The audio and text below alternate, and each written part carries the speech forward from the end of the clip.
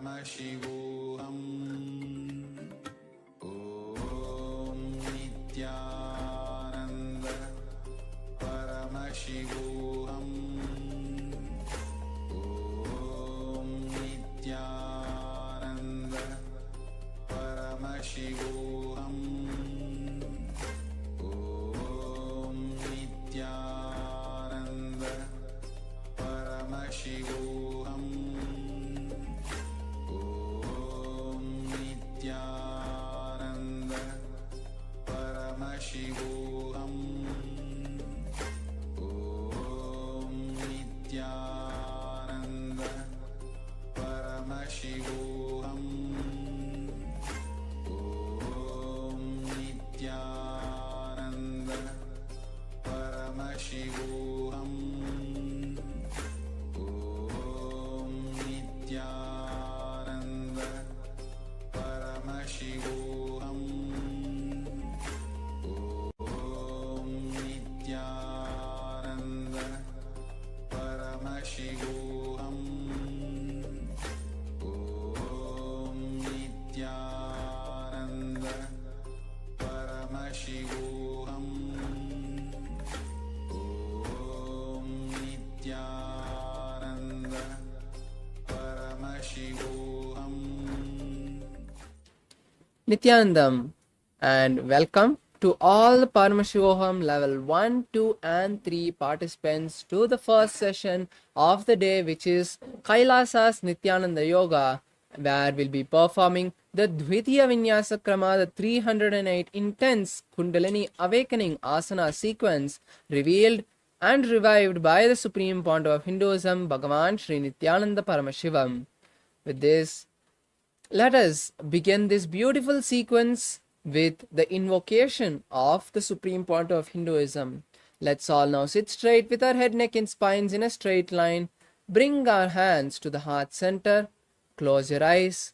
Take a deep breath and visualize Swamiji. Let's chant the Sadguru Vandanam. Nithyanandam Paramasukadam Kevalam Jnanamurtim Dvandvatitam Gagana Sadrisham Tattvamasya Ekam Nityam Vimalamachalam Sarvadi Sakshibhutam Bhavatitam Trigunarahitam Sadgurum Tam Namami.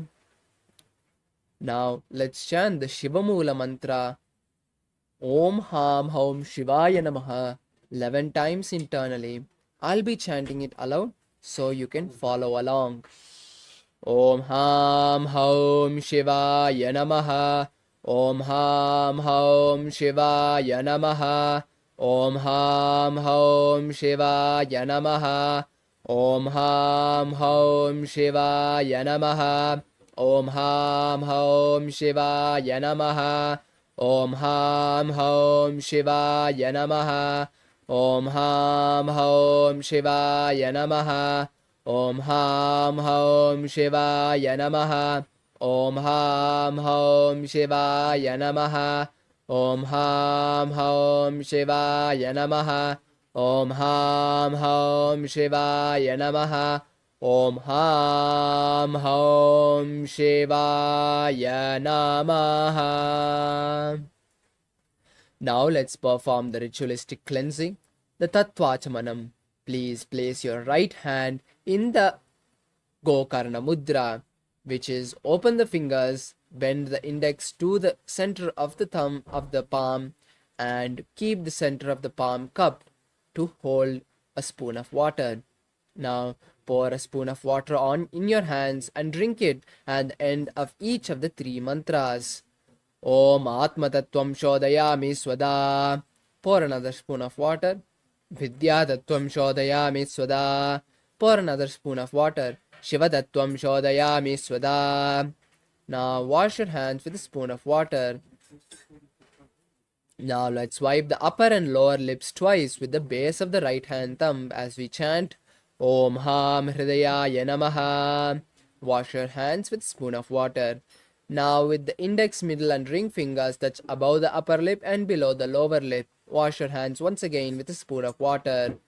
Now, with the index finger and thumb, touch the right nostril and the left nostril, and with the ring finger and thumb, touch the right eye, right ear, left ear. Once again, let's wash our hands with a spoon of water.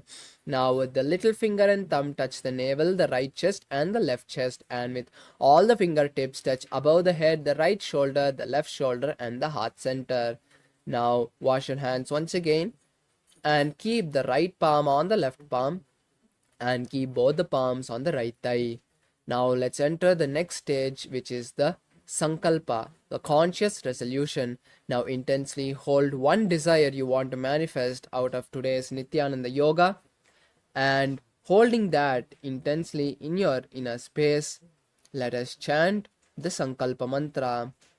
ओम ममो पार्थ समस्त दुरितक्षय द्वारा भगवत श्री नित्यानंद परमशिव प्रीत्यर्थम श्री नित्यानंदेश्वरी परमशिव शक्ति समेत श्री नित्यानंदेश्वर परमशिव प्रीत्यर्थम च अद्य पूर्वोक्त एवं गुण विशेषेण विशिष्टायामस्यां शुभदितो पूर्णारोग्ययुक्त दृढगात्र यौगिक शरीर सिद्ध्यर्थम परमशिव शक्ति आविष्करणार्थम नित्यानंद योगाभ्यासं करिष्ये. Om Apaupasprisya. Wash your hands with a spoon of water and keep the Panchapatram and Udharni aside out of the way so that it's not a hindrance during the yoga. With this being said, let's now enter in a quick recap of the 12 components of the Dvitiya Vinyasa Krama, with the first one being the asana.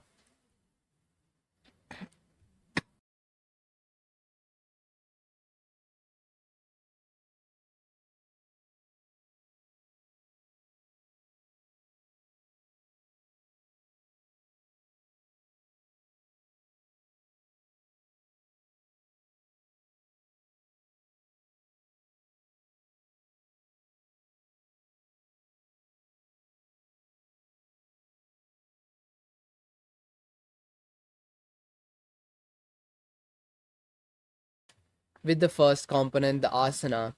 Now, the asana, as we know, are the various yogic postures that we'll be performing throughout this sequence. And just once again, a reminder of caution to all the participants who are pregnant, who have any disease like low blood pressure, high blood pressure, heart-related diseases, or any major injuries like major fractures, to not perform any of the inverted asanas or the balancing asanas or any asana which is difficult. Do what you can and enjoy the whole sequence. Now, with that being said, let's enter the next component, which is the pranayama, the various breathing techniques that we'll be performing.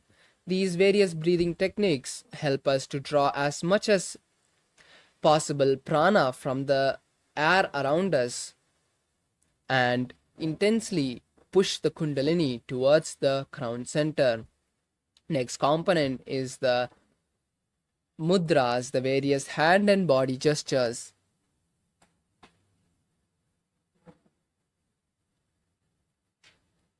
Now, these gestures are like switches to turn on specific energy channels to help awaken the Kundalini energy.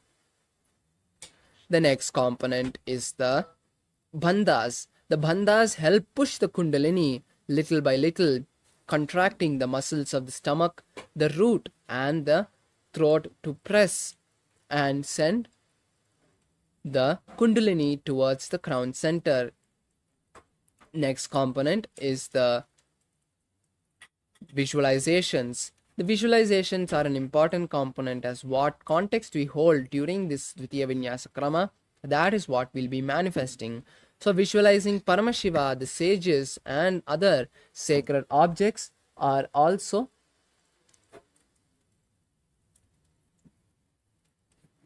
important to keep us in the highest space of visualizing the right context.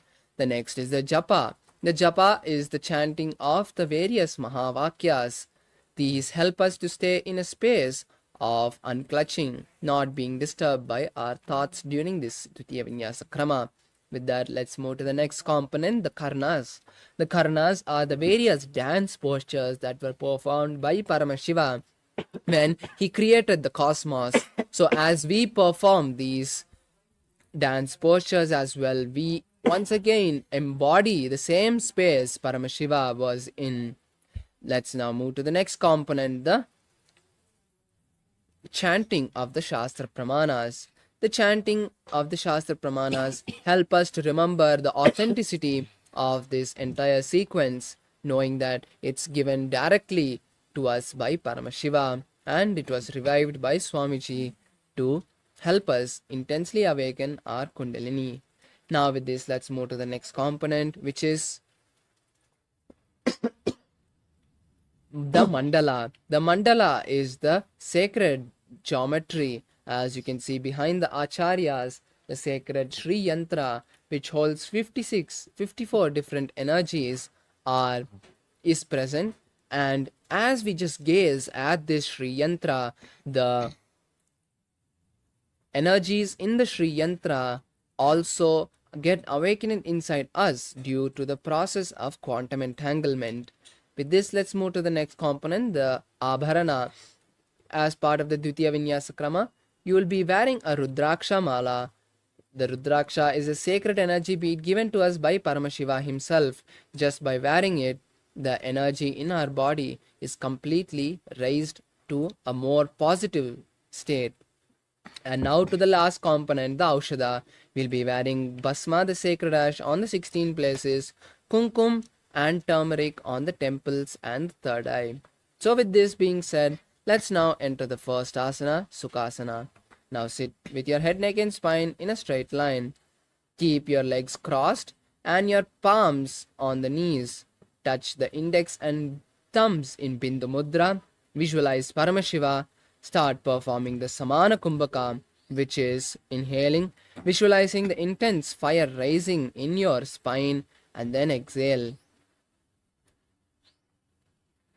तत्सुखासनमित्युक्तमशक्तस्तत्समाचरेत् आसनं विजितं येन जितं तेन जगत्त्रयम्.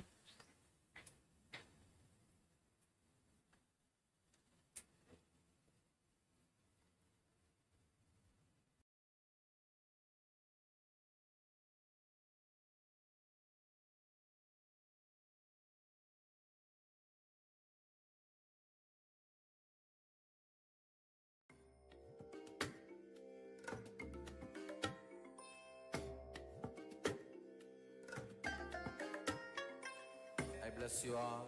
Let you all open all your three eyes and manifest the powers of Mahasadashiva. Om Nithyananda Paramashivoham. Om Nithyananda Paramashivoham. Om Nithyananda Paramashivoham. Om Nithyananda Paramashivoham. Om Nithyananda Paramashivoham. Om Nithyananda Paramashivoham.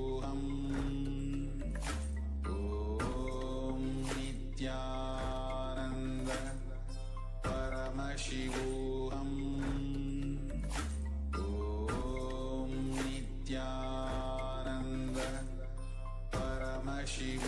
Paramashivoham.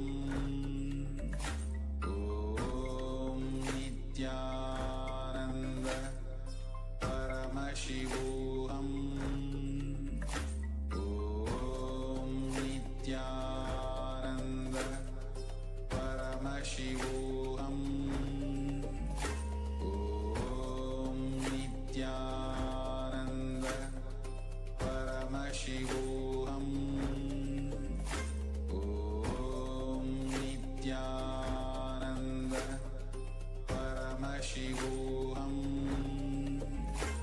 Om Nithyananda Paramashivoham.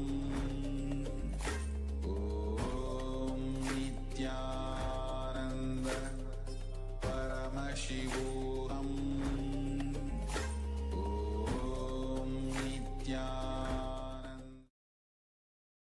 Sorry for the technical glitch. Let's now continue with the next asana, Parvatasana. Now sit in the same Sukhasana or place your legs in Padmasana. Then raise the hands above the head and keep the palms together. Visualize Mount Kailas. Perform the Mahamudra Bandha and hold the japa Soham in your inner space. अथ वक्षे महादेव पर्वतासनमङ्गलं यत्कृत्वा स्थिररूपी स्यात् षट्चक्रादिविलोपनम्. Now we move to the next asana, which is Halipavasana. Bring the soles of the feet together, interlace the fingers behind the back, lean down and place the forehead on the heels. Visualize Swamiji, gaze to the nose and perform the Mahamudra Bandha. पूरवविधियाहु मे जानो उभयपगतली सम्पुटठानो पिष्टपछेदो वो करल्यावो दक्षिणकरसो वामगहावो. The next asana is Nagi Pavasana. Now raise up, bring the forearms to the shins and the palms to the soles of the feet. Then place the forehead on the heels again. Visualize a snake, gaze at the nose and perform the Mahamudra Bandha. पूरवविधिपर्यागाने नीचौहो वीकहु निफनास्यो लगाजी हाथ आगाने धरती लगावे पसारी दो वो हाथ की अंजूली करे. The next asana is Kokilasana. Rise up, hold the big toes with the respective hands, raise the feet straight and then cross them into Padmasana. Visualize a bird and perform the Mahamudra Bandha. अथान्यदासनं वक्ष्ये येन सिद्धो भवेन्नरः अकस्माद्वायुसञ्चारं कोकिलाख्यासनेन च. The next asana is Nithyananda. Rise up and place one foot above the other and hold on to opposite elbows. Rotate the hands in one direction and then the other. Visualize Swamiji, gaze at the nose and perform Mahamudra Bandha. गोड़ा बामा पाद की आशमा हिली सोज दक्ष चरण को बार लौता परि Gulf समोज वाम पाद को महिलो बहुरौ गुल्फ जान तापरि गोड़ा दक्ष की आश बारली ठान. The next asana is Gajasana. Now place the hands and feet on the mat, coming into a plank position with the hips raised. Now alternate scooping the entire body down again and again. Visualize an elephant and perform the Udyana Bandha. निब्जं पादाग्रे भूमौ कृत्वा लम्बी भूयामस्तकाग्रे निधाय नितम्बं मूर्ध्वमुन्नमय्य नाभिलक्ष्यं भूमौ नासिका मानीज. Now we move to the next asana, Rikshasana. Alternate raising one heel at a time. Visualize a bear and perform Udyana Bandha. एकैकं पादमाकुज्य गजासनं कुर्यात् रक्षासनं भवति. Now we move to the next asana, Vaishasana. Now stand on the tip of your big toe. Bring the index, middle and ring fingers to the heart center in Hridaya Mudra. Visualize Swamiji and perform the Udyana Bandha. केशेन पादयुगलं बद्ध्वा तिष्ठेत् अधोमुखः अथ वैश्यावक्षे यत्कृत्वा सत्यवान् भवेत्. Now we move to the first karna of the sequence, Urdhvajhanu Karna. Now come to a half squatted position, keeping the heels touching, knees bent and toes pointed out. Raise your hands to the heart center and rotate them from the inside simultaneously, the right side and then the left side. Repeat it again and again on both sides.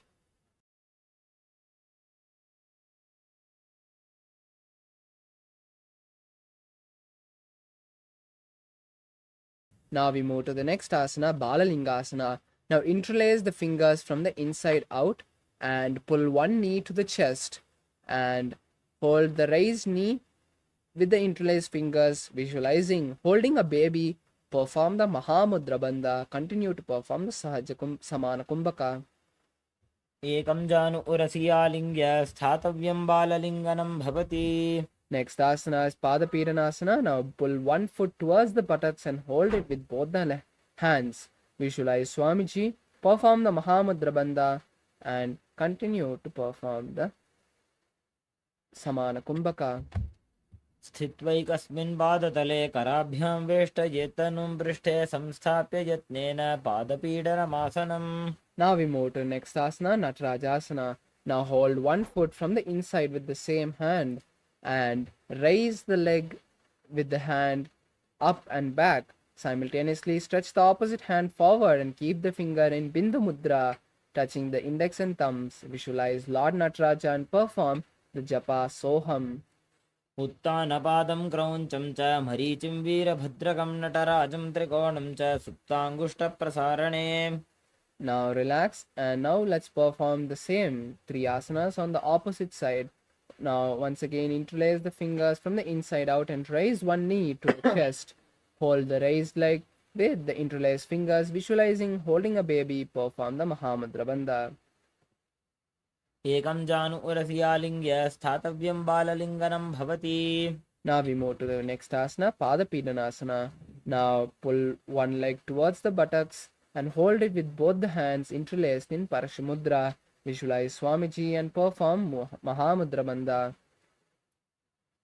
सित्वैकस्मिन् पादतले कराभ्यां वेष्टयेत्तनुं पृष्ठे संस्थाप्य यत्नेन पादपीडनमासनम्. Next is Natarajasana. Now hold one foot from the inside and stretch it backwards and up, simultaneously stretching the opposite hand, keeping the finger in Bindu Mudra. Visualize Lord Nataraja and perform Moola Bandha. उत्तानपादं क्रौञ्चं च मरीचिं वीरभद्रकं नटराजं त्रिकोणं च सुप्ताङ्गुष्ठप्रसारणे. Next we come to the second karana of the sequence, Ardharechita Karana. Now come to a half squatted position, and this time keep the hands in the same position in front of the heart center. Now cross one foot behind the other with the toes down and the heels raised. With the respective hand, make a pendulum motion, swinging the hand back and forth. Then place the hand on the nose after a few times. Repeat on the opposite side.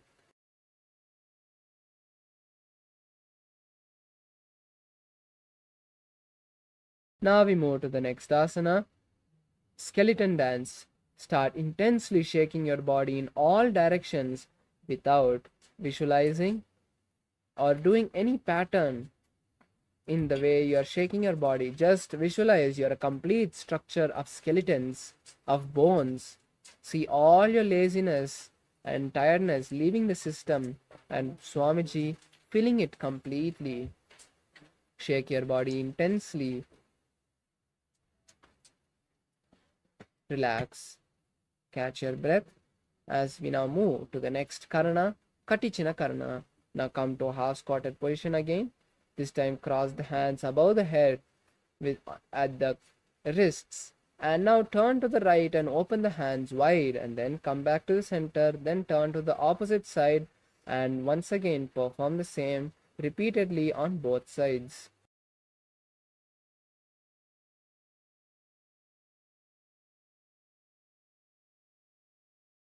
Relax as we now move to the next asana, Tadasana. Stand tall on the tip of your toes, raise the hands and keep them parallel to each other.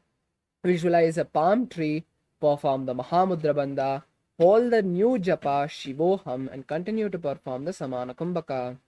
महामुद्राबद्धकोनो ताडासनविभेदकान् विनोत्तानं सदा कुर्यादन्तर्वत्नीपतिप्रिया. Now we move to Uttanasana. Lean down and forward, keeping the hands by each foot. Visualize Swamiji in your inner space and perform the Mahamudra Bandha. महामुद्राबद्धकोनो ताडासनविभेदकान् विनोत्तानं सदा कुर्यादन्तर्वत्नीपतिप्रिया. Now we move to the next asana, Tarakshvasana. Keep your hands in a plank position,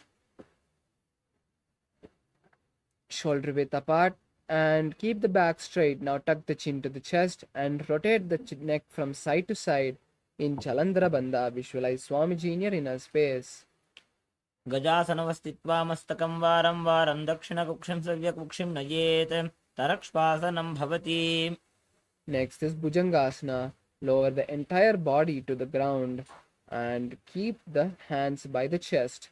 Now with the strength of the lower back, raise the upper body and balance, visualizing a cobra. Open your mouth and inhale through the back of the throat in Bhujangani Mudra. अङ्गुष्ठनाभिपर्यन्तम् अधोभूमो विनिन्यसेत् कराभ्यां च धरां धृत्वा ऊर्ध्वशीर्षफणीवहि. The next asana is Shashasana. Now rise up and alternate bring one knee to the chest. Visualize Swamiji in your inner space start performing the Sahaja Kumbhaka for the following asanas, which is inhaling, holding the breath, and exhaling comfortably. गजासन संस्थितो जानुद्वयमाकुञ्च्य वारं वारं कर्तव्यं शशासनं भवति. Now we move to the next asana, Ratasana. Alternate placing one foot between the palms, visualizing a chariot. गजासन संस्थितो एकैकं पादं पुरोमार्गेण भ्रामयित्वा कर्तव्यं रथासनं भवति.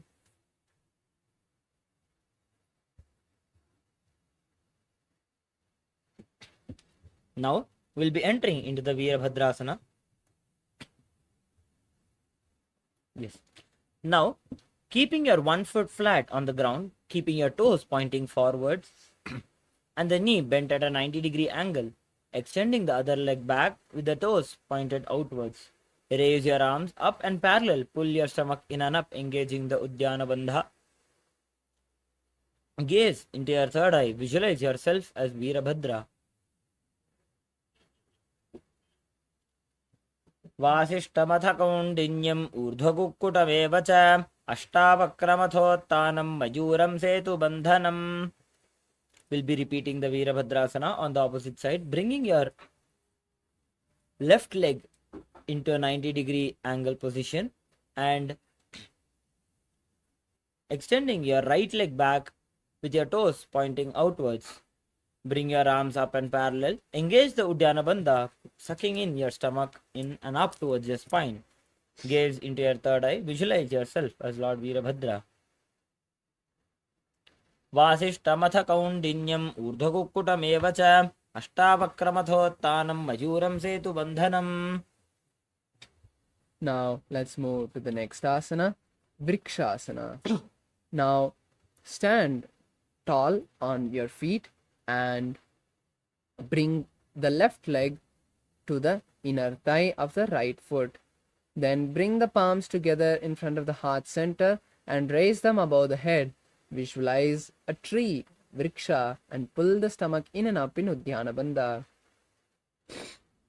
वामोरुमूलदेशे च याम्यं पादं निधायतु तिष्ठेत्तु वृक्षवद् भूमौ वृक्षासनमिदं विदुः. Now we'll perform Garudasana on the as you place the raised leg in front of the opposite thigh. Stand with the hands in front of the heart center. Visualize Lord Garuda in your inner space. गरुडासनमावक्ष्ये येन ध्यानं स्थिरं भवेत् सर्वदोषाद् विनिर्मुक्तो भवतीह महाबली. Now we perform Vrikshasana on the opposite side. This time place the right foot in the inner thigh of the left leg and bring the hands together in front of the heart center and raise them above the head. Visualize a tree and perform Uddiyana Bandha. वामोरुमूलदेशे च याम्यं पादं निधायतु तिष्ठेत्तु वृक्षवद् भूमौ वृक्षासनमिदं विदुः. Now we move to the next asana, Garudasana. On the opposite side, now place the raised foot in front of the opposite leg and visualize Lord Garuda. Keep your hands in front of your heart center. गरुडासनमावक्ष्ये येन ध्यानं स्थिरं भवेत् सर्वदोषाद् विनिर्मुक्तो भवतीह महाबली. Now we move to the next asana, Trikonasana. Now bring the feet apart, keeping one foot forward and the other foot back. Now raise the hands parallel to the ground. If the right foot is in front, place the right hand by the right foot and gaze to the sky as you keep the left hand also stretched upwards. Visualize a triangle. उत्तानपादं क्रौञ्चं च मरीचिं वीरभद्रकं नटराजं त्रिकोणं च सुप्ताङ्गुष्ठप्रसारणे. Now we move to the next asana, Trikonasana on the opposite side. Now switching the position of the legs, this time if your left foot is forward, place the left hand by the left foot and gaze at the sky, keeping the right hand stretched up as well. Visualize a triangle. उत्तानपादं क्रौञ्चं च मरीचिं वीरभद्रकं नटराजं त्रिकोणं च सुप्ताङ्गुष्ठप्रसारणे. Now we come to the next karna of the sequence, Nikutaka karna. Now place your feet in the Arai Mandi and your palms parallel to each other. Now raise one heel and alternate switching the palms and raising one heel off the mat. Visualize Paramashiva.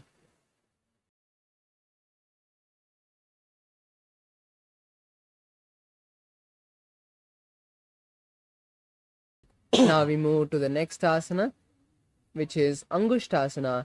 Now come to a seated position and on your heels and place the back of your palms on the respective knee. Then raise the hands in front of the heart center together and visualize Swamiji in your inner space. Start performing the Brahmari Kumbhaka, which is inhaling and exhaling, making a buzzing sound. Hold the new japa Sadashivoham in your inner space. कबन्धासनमित्याहुः गोरक्षासनमेव च अङ्गुष्ठमुष्टिकं ज्ञेयं ब्रह्मप्रासादितं तथा. The next asana is Saurasana. Now stretch one foot forward, sitting on the opposite foot, and keep the hands by the side with the palms faced forward. Visualize Swamiji in your inner space. प्रसार्यैकं पादतलं संस्थाप्य त्वेकपादकम्. Now we move to Vidunanasana. Now if your right leg is stretched, hold the right leg with the right hand and the heel of the left leg with the left hand. Try to place the forehead on the right knee. Visualize Swamiji in your inner space.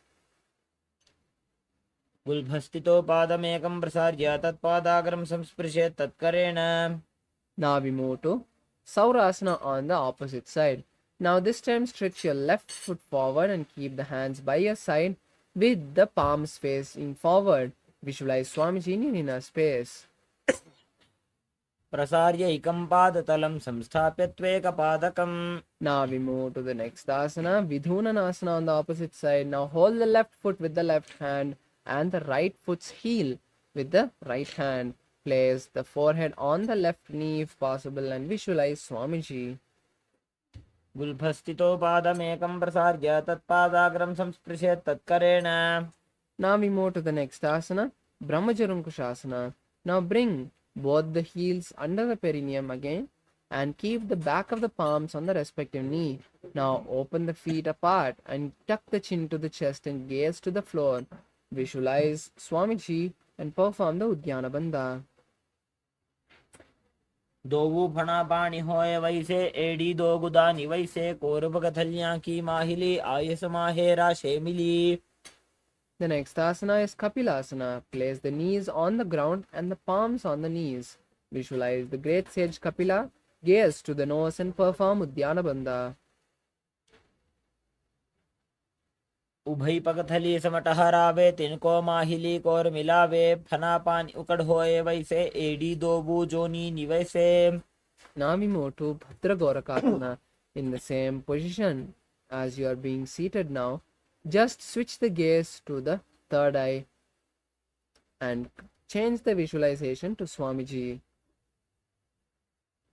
दोवू पकदली संपुट करे कोरवारली भूपर इधरे कोरवारली राखे ऐसे तापरी मूल द्वार टिकी बैसे. Next we move to Suryasana. Now bring the knees off the mat and the soles of the feet together. Then bring the base of the palms and the little finger and the thumb together, opening the fingers wide apart like a lotus, and raise the hands above the head and gaze through the gap of the palms. Visualize Lord Surya and perform the Uddiyana Bandha. एडी दो गुदा तरियाणे फना पानी बैठक पुनिठाने गोडा जंगा अधर करे रहे आड़े वाम इसी विधि गहे. Now we move to Mandukasana. Now sit on the heels with the toes flat. Place the hands on the respective knee. Visualize a frog, gaze to the third eye and perform the Manduki Mudra, rolling the tongue and touching the back of the throat. Change the pranayama to Samana Kumbhaka. पादतलौ पृष्ठदेशे अङ्गुष्ठे द्वे च संस्पृशे जानुयुग्मं पुरस्कृत्य साधयेन्मण्डुकासनम्. Now we move to the next asana, Uttana Mandukasana. Raise the hands, cross them behind the back and touch opposite shoulders. Continue to perform the Manduki Mudra, gaze at the third eye and the visualization of a frog as you perform the Uddiyana Bandha. मण्डुकासन मध्यस्थं कूर्पराभ्यां धृतं शिरः एतद्भेकवदुत्तानमेतदुत्तानमण्डुकम्. Now we move to Simhasana. Now cross the ankles and keep the hands on the knees. Be seated on the ankles. Now lean forward, stick the tongue out and exhale forcefully as you gaze at the nose and visualize a lion. दक्षिणं सव्यगुल्फेन दक्षिणेन तथेतरं हस्तौश्च जान्वो संस्थाप्य स्वाङ्गुलिश्च प्रसार्य च. Now we move to Bhadrasana. Now uncross the ankles and cross the hands behind the back. Tuck the chin to the chest and visualize Swamiji. Gaze at the nose and with the hands crossed behind the back, hold the opposite big toes in Prana Mudra. Continue to perform now the Brahmari Kumbhaka. गुल्फौ च वृषणस्याधो विक्रमेण समाहितः पादाङ्गुष्टौ कराभ्यां च धृत्वा च पृष्ठदेशतः. Now we move to Kakabusandhyasana. Now bring the soles of the feet flat on the mat and the feet together. Then from the inside around, wrap the hands and try to interlace them behind the back. Visualize a crow and gaze to the nose.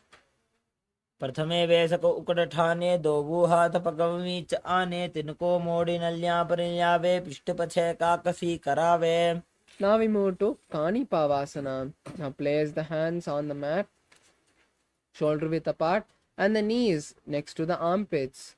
Then lean onto the hands and slowly raise the feet off the mat, bringing the legs to the buttocks. Visualize Swamiji in your inner space.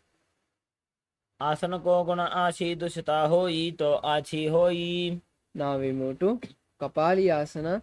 As you place the crown on the ground and the palms wide apart, keep the knees on the hands. Slowly raise the feet and straighten the knees into a headstand. Visualize Swamiji and gaze at the nose. शीश शीशा धरती टेकी पकदो वो मिलिवा ऊंचा को करे. Now relax as we move to the next asana, Parshamayurasana. From this asana, we'll be performing the Murcha Kumbhaka, the Rechaka Kumbhaka, which is exhaling completely, holding the lungs empty and then inhaling. Visualize a peacock as you perform Parshamayurasana. Now sit in a squatting position, align the elbows to the knees and hips, lean onto the elbows and straighten the legs to the side. Visualize a peacock and gaze to the third eye. मयूरं दण्डवत् कुर्यान् मायूरं दण्डनामकम्. Now we move to Parshamayurasana on the opposite side. Once again, come to the squatting position and keeping the hands on the other side of the body, align the elbows to the knees and hips, lean onto the elbows and straighten the feet to the side, visualizing a peacock and gazing at the third eye. मयूरं दण्डवत् कुर्यान् मायूरं दण्डनामकम्. Now we move to Bhairaganathasana. Now come to a plank position and keep one foot in between of the palms. Visualize a Kala Bhairava and gaze to the third eye. आसन को गुण पीति जाई. Now perform Bhairaganathasana with the opposite leg between the palms and visualize Lord Kala Bhairava gazing at the third eye. आसन को गुण पीति जाई. Now we move to Unmukha Pitasana. Now come to a plank position and keep the forearms on the mat. Visualize Swamiji and gaze at the third eye. भून्यस्तौ जानुनी हस्तौ चतुष्पदमवाङ्मुखम् उत्थापिताङ्घ्रियुगलकटिस्थलमभिरुका. Now we move to Vashishtasana. Now raise up to the plank position, roll onto one hand and keep the other hand straight towards the sky. Gaze at the sky as well and visualize great sage Vashishta in your inner space. ऊर्ध्वकुक्कुटवासिष्ठमरीचिहलमत्स्यकं परिवृत्तिं चोदरस्य विविधं धनुरासनम्. Now we move to Vashishtasana on the opposite side. As you roll onto the other hand and stretch the opposite hand towards the sky, gaze at the sky as well and visualize great sage Vashishta. ऊर्ध्वकुक्कुटवासिष्ठमरीचिहलमत्स्यकं परिवृत्तिं चोदरस्य विविधं धनुरासनम्. Now we go to a seated asana, Anjani Asana. Now sit on the ground with the feet stretched forward. Place the hands under the buttocks and visualize Lord Hanuman. Tuck the chin to the chest in Jalandhara Bandha and gaze to the nose. दोवु करकी उभय हथेली कोरबारेली मैले भेली सो आगाने भूपरिदाशे महाने अंगुली मिलिराशे. Now we move to Paschimottanasana. Lean forward and down, holding the big toe of each foot. Visualize Swamiji and try placing the forehead on the knees. Perform Mahamudra Bandha.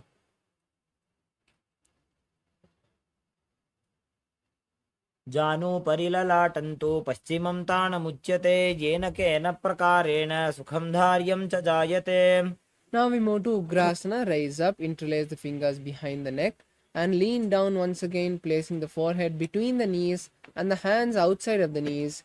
Visualize Goddess Kali and perform the Mahamudra Bandha.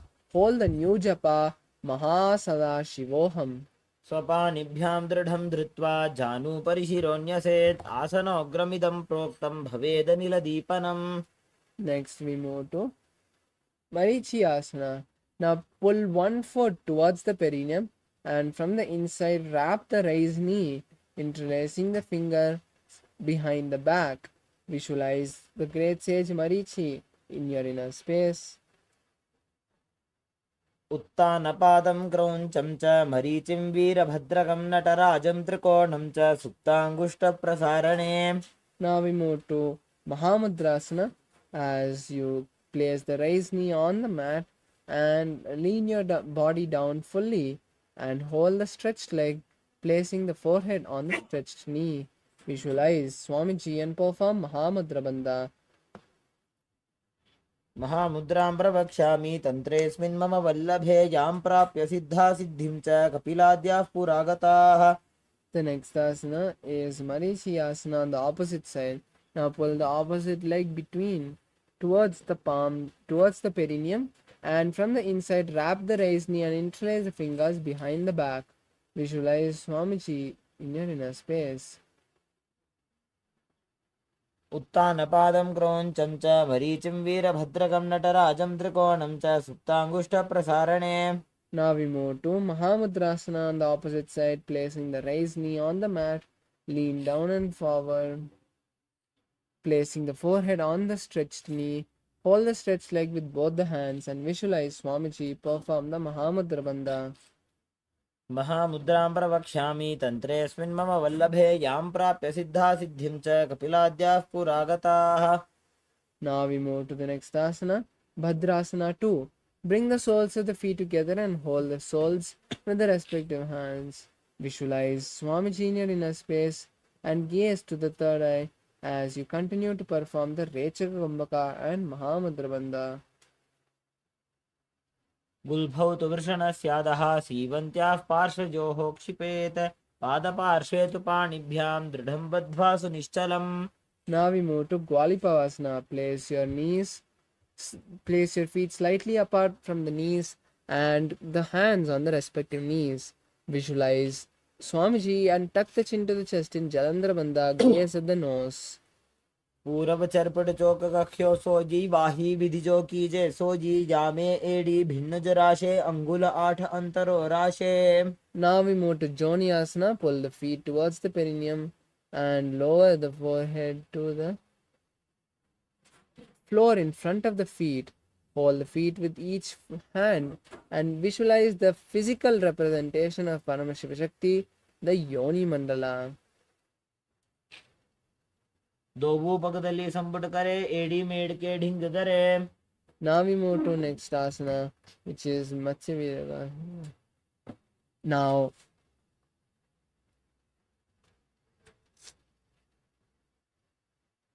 as we move to Midaki Pavasana, stretch the hands parallel to the shoulders and stretch the feet slightly apart from the perineum. Lower the forehead onto the heels and visualize Swamiji, gaze to the nose.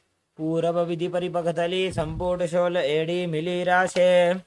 The next asana is Siddha Samadhi Asana. Now bring the soles of the feet to the perineum, insert the hands underneath the shins and keep the palms facing up. Visualize Lord Surya and gaze at the nose. दोवू पगदली संपुट करे सोले मेढ आगा मेधरे. Now we move to Chinaki Pavasana. As you rise up, bring the soles towards the perineum and open the feet like the book with each hand. Keep the elbows on the knees and visualize Swamiji as you gaze at the nose. दोवू पगा किएडी धरती मगिबा मेढ़ लगावे. Now we move to next asana, Charapata Chokasana. Now place the hands on each knee and gently press them down and keep the feet as close to the perineum as possible. Gaze at the third eye, visualize Swamiji and perform Uddiyana Bandha. दोवू पगदली संपुड़ धारे आगाने करे जारे पसारे गोड़ा भूसो लगता राशे हाथ दोवू गोड़ा परिदाशे. Now we move to next asana, Bhairavasana. Now pull the heels up and the toes to the perineum. Keep the knees on the mat as much as you can. Use your hand support to get into this asana. Then keep the hands on the knees, keeping them in Bindu Mudra. Visualize Lord Kalabhairava and gaze at the third eye. Perform the Uddiyana Bandha. गुल्फौ सम्पीड्य चान्योन्यं व्युत्क्रमेणोत्थितं शनैः जान्वोः पार्श्वगतौ हस्तौ दण्डवद्भैरवासनम्. Now we move to the next asana, Samanasana. Now keep one foot by the perineum and the other foot to the chest. Then visualize Swamiji in your inner space and gaze at the third eye. समानासनमावक्षे सिद्धमन्त्रादिसाधनात् एकपादमुरौ दत्त्वा गुक्षोऽन्यलिङ्गवक्त्रके. Now we move to the next asana, Apanasana. Now place the raised foot and place it on the respective shoulder and stretch the other foot straight and up, keeping the hands by the side of the body. Visualize Swamiji and gaze at the third eye. केवलं पादमेकं च स्कन्धे चारोप्य यत्ततः एकपादेन गगने तिष्ठेत्तदण्डवत् प्रभो. The next asana is Samanasana on the opposite side. Now once again keep the opposite leg at the perineum and raise the other leg to the chest and visualize Swamiji and gaze at the third eye.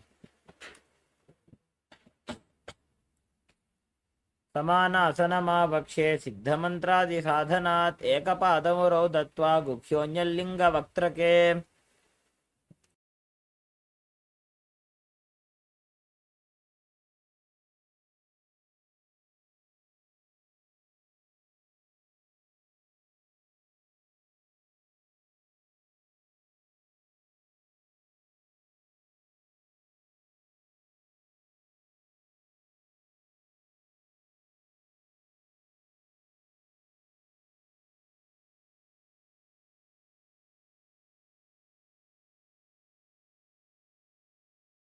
Now we move to the next asana, Apanasana on the opposite side.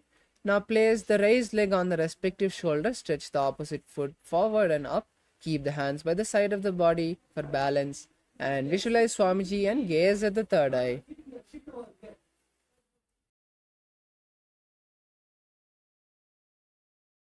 केवलं पादमेकं च स्कन्धे चारोप्य यत्ततः एकपादेन गगने तिष्ठेत्तदण्डवत् प्रभो. Now we move to the next asana, Gomukasana. Now cross the feet and stack the knees. Visualize a cow and keep the hands interlaced in Parashamudra on the top knee. Start performing the Sitkari Kumbhaka, inhaling through clenched teeth and then gaze at the nose. Hold the japa Om Nithyanandoham in your inner space. व्ये दक्षिणगुल्फं तु पृष्ठपार्श्वे नियोजयेत् दक्षिणेऽपि तथा सव्यं गोमुखं गोमुखं यथा. Now we move to the next asana, Anusuyasana. Now keeping the legs in the same position, hold the big toes of the feet and visualize Rishika Anusuya. Pull the stomach in and up in Uddiyana Bandha. Start performing the Sitkari Kumbhaka, which is inhaling through clenched teeth and exhaling through the nose. दक्षिण गोडो नीचो ठाने बावों ताके ऊपर आने गोड़ा संधि मिलावे भारी आड़ा पदपुनिदे संधि पसारी. Now we move to the next asana, Anusuyasana 2. Interlace the fingers behind the back and lean forward and down. Place the nose on the ground and visualize Rishika Anusuya, gaze at the nose. जीमणा गोदा की संधि उपरिड़ा वा गोड़ा की संधि मिलाई राशे गोड़ा सिवले पगथल्यालो आडवाई सुधा राशे. The next is Garudasana 2. Now rise up and place one foot by the perineum, the other foot flat with the knee by the chest. Visualize Lord Garuda and keep the hands on respective knees. Gaze to the nose. डावोपगमोडी एडी माहिलौ गुल्फमूलद्वारनी चैदे बैसेजी मणिपगतली धरती टेकी गोडो ऊचो उभौ राशे. Now we move to the next asana, Naradasana. Now sit on the heel which is touching the perineum and interlace the fingers behind the neck. Turn outside of the raised knee. Visualize the great sage Narada and gaze at the third eye. इष्टिजवाम पगतली केरी भूपरिता ही लगा वे फेरी गोड़ा सुधो पणो है जो ये दछी पाशती राशे sooji. The next asana is Matsyapitakasana.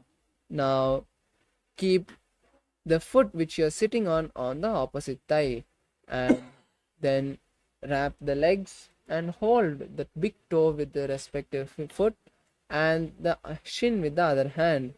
Gaze at the nose and visualize Matsya, the fish avatar of Lord Vishnu. वामेन वामाङ्गुष्टन्तु गृहीतं मत्स्यपीठकं योनि वामेन सम्पीड्य मेढ्रादुपरि दक्षिणम्. The next asana is Gomukasana on the opposite side. Now once again cross the knees and keep the feet by opposite hips. Keep the fingers interlaced on the top knee. Visualize a cow. सव्ये दक्षिणगुल्फं तु पृष्ठपार्श्वे नियोजयेत् दक्षिणेऽपि तथा सव्यं गोमुखं तथा. Now we move to Anusuyasana. Now keep the feet in the same position and hold the big toes with the fingers, index and middle fingers. Visualizing Rishika Anasuya, gaze at the nose and perform Udyana Bandha. दक्षिण गोड़ो नीचो ठाने वावोता के ऊपर आने गोड़ा संधि मिलावे भारी आड़ा पदपनी दे संधि पसारी. Now we move to Anusuyasana 2 as you interlace the fingers behind the back, lean down and place the nose on the ground. Visualize Rishika Anasuya and gaze at the nose. जीमणा गोदा की संधि उपरिड़ा वा गोड़ा की संधि मिलाई राशे गोड़ा सिवले पगथल्यालो आडवाई सुधा राशे. Now we move to Garudasana 2. Rise up, keep one foot by the perineum, the other foot flat with the knee by the chest. Keep the hands on respective knees. Visualize Lord Garuda and gaze at the nose. डावोपगमोडी एडी माहिलौ गुल्फमूलद्वारनी चैदे बैसेजी मणिपगतली धरती टेकी गोडो ऊचो उभौ राशे. Now we move to Naradasana. Keep the heel which is touching the perineum and sit on it and keep the hands interlaced behind the neck and turn outside of the raised knee.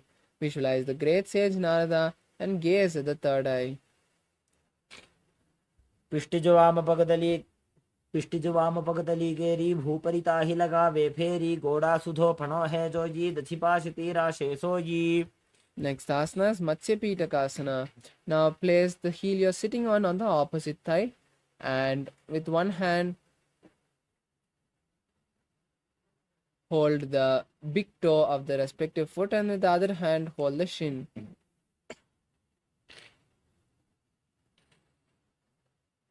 With the other hand hold the shin. Visualize Matsya, the fish avatar of Lord Vishnu and gaze at the nose. वामेन वामाङ्गुष्टन्तु गृहीतं मत्स्यपीठकं योनि वामेन सम्पीड्य मेढ्रादुपरि दक्षिणम्. Next is Matsyendrasana. Now keep the feet stretched. Now place the left leg on the right thigh and bend the right knee. Turn outside of the right knee, keeping the left elbow on the right knee. Keep the right hand on the mat behind. Turn back and gaze at the third eye, visualizing the great sage Matsyendranatha. उदरं पश्चिमाभासं कृत्वा तिष्ठति यत्ततः नम्राङ्गं वामपादं हि दक्षजानुपरिन्यसेत्. Now we move to the next asana, Kubhasana. Now place one hand, the left hand on the foot of the right foot, and raise the right hand and place it on the right ear. Visualize a camel and continue to gaze at the third eye. आसन को गुण झोलो जाए. The next asana is Matsyendrasana 2. Now place the right hand back on the mat and visualize the great sage Matsyendranatha as you continue to gaze at the third eye. मत्स्येन्द्रपीठं जठर प्रदीप्तिं प्रचण्डरुक्मण्डलखण्डनास्त्रम् अभ्यासतः kundalini प्रबोधं दण्डस्थिरत्वं हि ददाति पुंसाम्. The next asana is Matsyendrasana on the opposite side. This time place the right foot on the left thigh and bend the left knee. Turn outside of the left knee with the right hand on the left knee. Keep the left hand on the mat and visualize the great sage Matsyendranatha. Continue to gaze at the third eye. उदरं पश्चिमाभासं कृत्वा तिष्ठति यत्ततः नम्राङ्गं वामपादं हि दक्षजानुपरिन्यसेत्. Now we move to Matsyendrasana, Kubhasana. Keep the right hand on the left foot and place the left foot on the left ear. Visualize a camel and gaze at the nose. आसन को गुण झोलो जाए. Now we move to Matsyendrasana 2 as you keep the left hand on the mat again. Visualize the great sage Matsyendranatha and gaze at the third eye. मत्स्येन्द्रपीठं जठर प्रदीप्तिं प्रचण्डरुक्मण्डलखण्डनास्त्रम् अभ्यासतः kundalini प्रबोधं दण्डस्थिरत्वं हि ददाति पुंसाम्. The next asana is Padmasana. Now cross the feet and place them on opposite thighs as you keep the palms on the respective knee. Visualize Paramashiva, gaze at the nose and perform Mahamudra Bandha. आसनं द्विविधं प्रोक्तं पद्मं वज्रासनं तथा ऊर्ध्वोरुपरि चेद्धत्ते उभे पादतले यथा. Next is Padmasana 2. Now cross the hands and hold opposite feet. Visualize Paramashiva Shakti, Devi Parvati and gaze at the nose. उत्तानौ चरणौ कृत्वा ऊरु संस्थौ प्रयत्ततः ऊरु मध्ये तथोत्तानो पाणी कृत्वा तु तादृशौ. Now we move to the next asana, Kukutasana. Now insert your hands through the gap of the thighs and calves, and then keeping the palms flat with the fingers pointed forward, raise the entire body off the mat and visualize a rooster. Start performing the Saja Kumbhaka. पद्मासनं सुसंस्थाप्य नान्वोरोरन्तरेकरौ. Now relax and we move to Baddhakeki Asana. Now keep the palms on the mat as you raise onto the knees with the feet in Padmasana. Now keep the palms flat with the fingers facing backward. Slowly lean the navel onto the elbows and then leaning forward, gently raise the feet off the mat and balance on the hands. Visualize Swamiji. धरामोष्टभ्यकरद्वयेन तत्कोर्परि स्थापिता नाभिपार्श्वः. Now we move to the next asana, Mayurasana. Now keep the hands in the same position and remove the legs from Padmasana, coming to a kneeling position. Then once again lean the navel onto the elbows, and then this time before raising push your body forward and then try raising the feet, raising them off the mat, balance on the hand and visualize a peacock. अथ वक्षे Mahadev मयूरासनमुत्तमम्. Now relax as we now move to the next asana, Makarasana. Now lie on your stomach with your fingers interlaced behind your head. Visualizing a crocodile, continue to perform the Saja Kumbhaka. Hold the new japa Om Nithyananda Mahasadaशिवोहम in your throat center.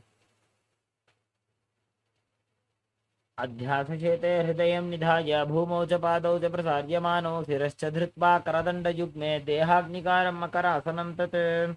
Now we move to the next asana, which is Shalabhasana. Place your hands by the chest. Raise your head up And with the strength of the lower back, lift the legs off the mat, visualizing a locust. Continue to perform the Mula Bandha.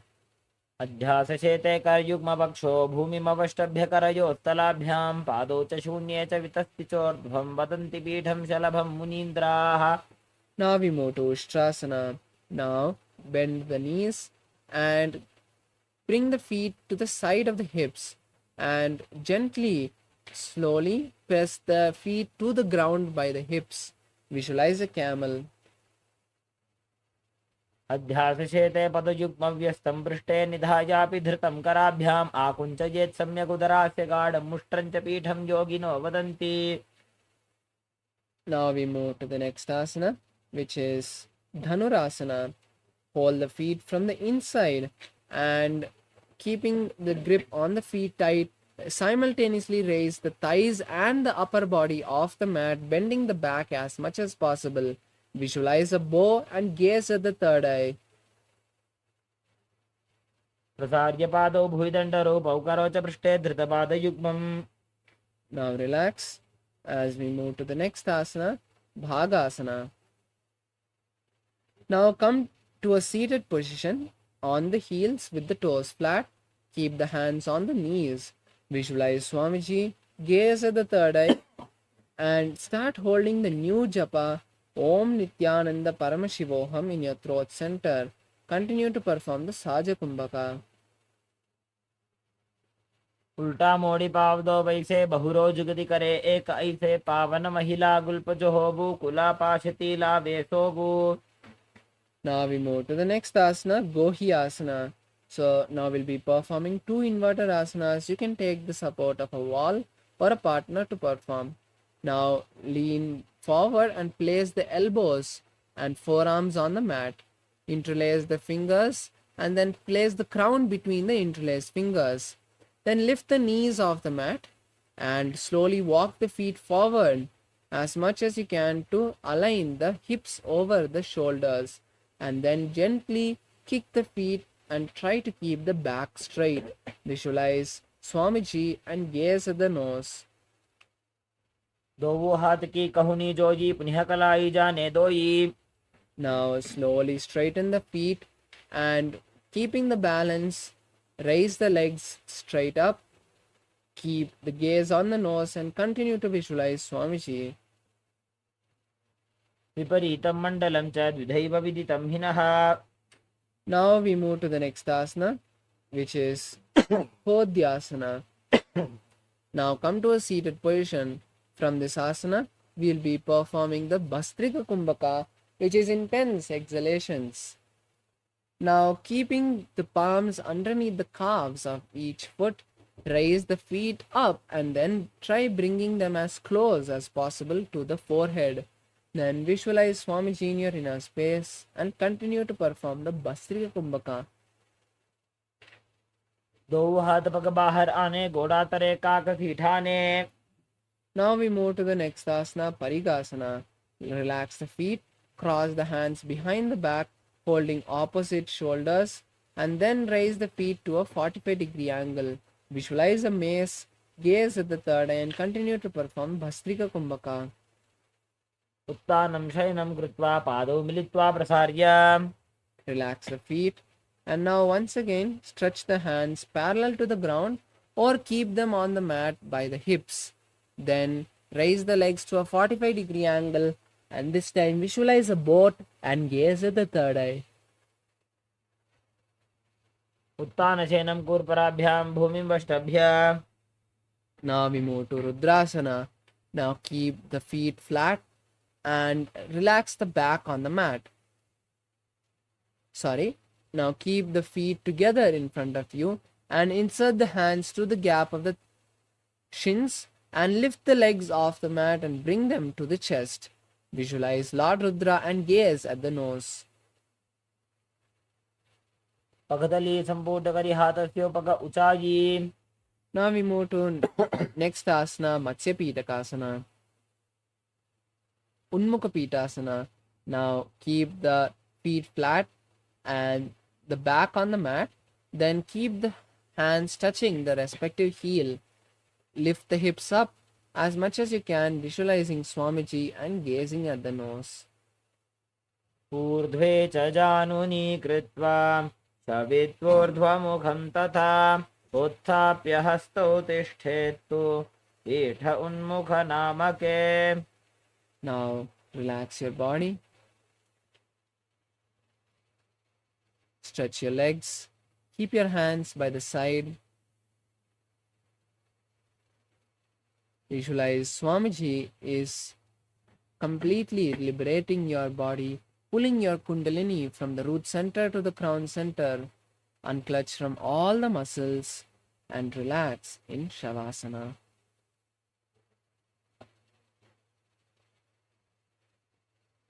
उत्तानं शववद्भूमौ शयनं तु शवासनं शवासनं श्रान्तिहरं चित्तविश्रान्तिकारणम्.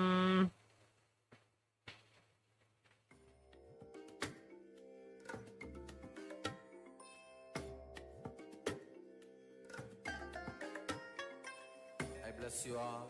Let you all open all your three eyes and manifest the powers of Mahasadashiva. Om Nithyananda Paramashivoham. Om Nithyananda Paramashivoham. Om Nithyananda Paramashivoham. Om Nithyananda Paramashivoham. Om Nithyananda Paramashivoham. Om Nithyananda Paramashivoham. Nithyananda Paramashivoham. Om Nithyananda Paramashivoham. Om Nithyananda Paramashivoham. Om Nithyananda Paramashivoham. Om Nithyananda Paramashivoham. Om Nithyananda Paramashivoham. Om Nithyananda Paramashivoham. Om Nithyananda Paramashivoham. Om Nithyananda Paramashivoham.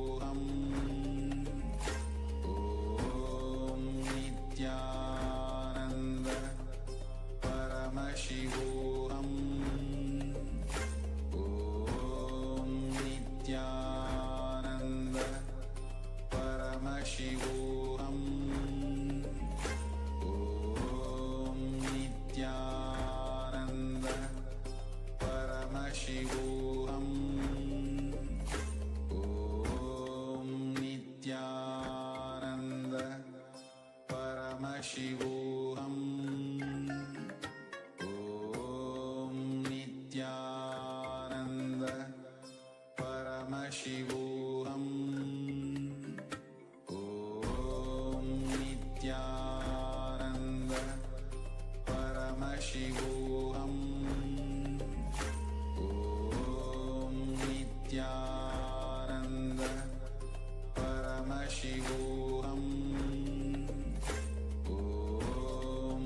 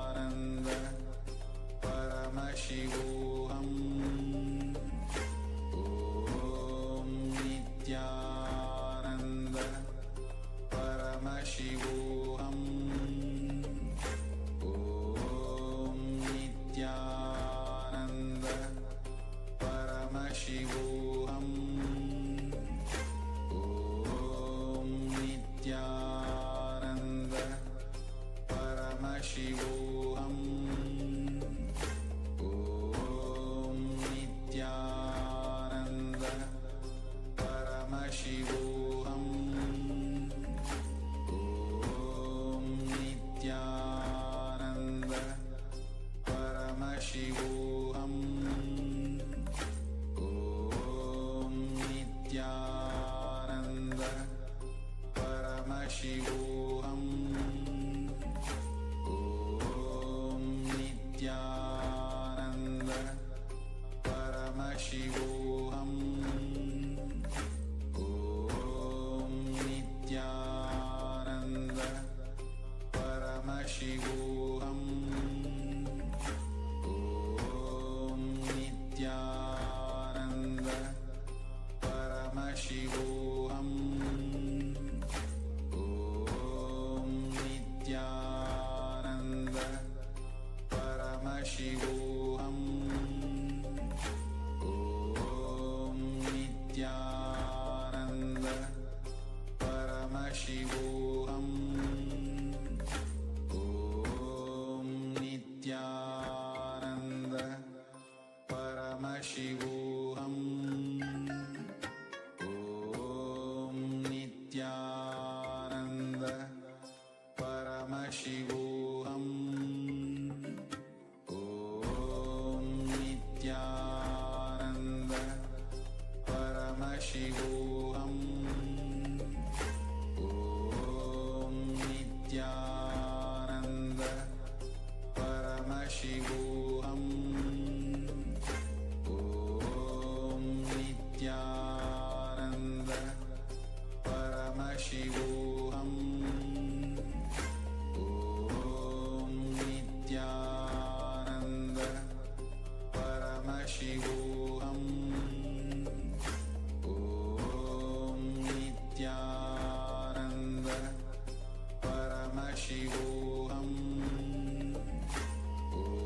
Om Nithyananda Paramashivoham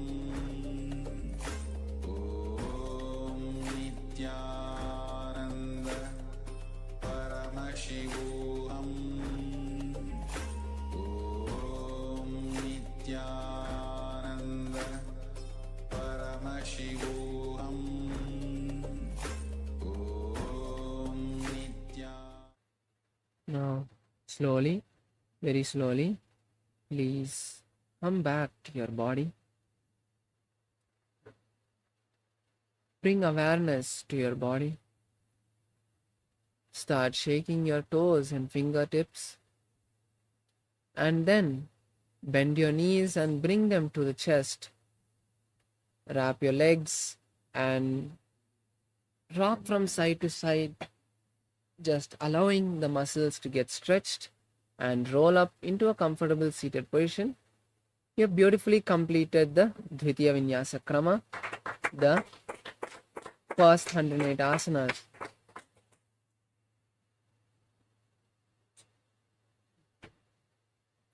Now we'll be moving to the next set of the asanas with the next asana, Yathashanishtasana.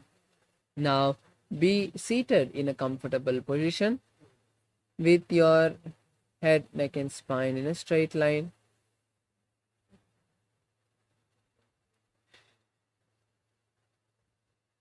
And keep your legs in a cross-leg position and your hands in Bindu Mudra.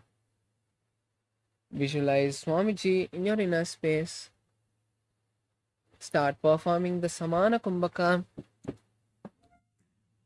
Hold the Mula Bandha and the Japa Om Nithyananda Paramashivoham.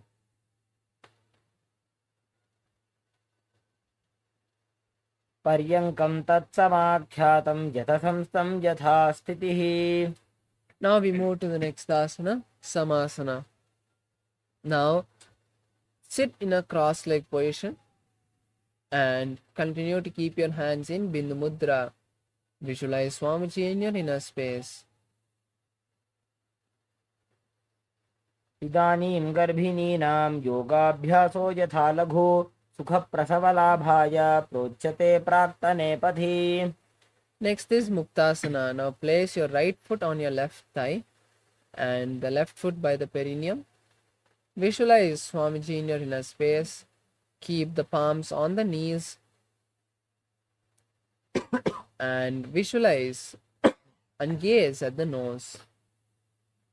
निपीड्यसि विनीं सूक्ष्मां दक्षिणेतरगुल्फतः वामं याम्येन गुल्फेन मुक्तासनमिदं भवेत्. Now we move to Siddhasana. Now continue to be seated in the same position with the hands and legs still. Gaze at the third eye and visualize Swamiji. स्थानसंयमितेन्द्रियोचलदृशा पश्यन् भ्रुवोरन्तरं चैतन्मोक्षकपातभेदजनकं सिद्धासनं प्रोच्यते. Now we move to Siddhyasana. As you continue to be seated in the same position, just switch the gaze to the ground in front of you.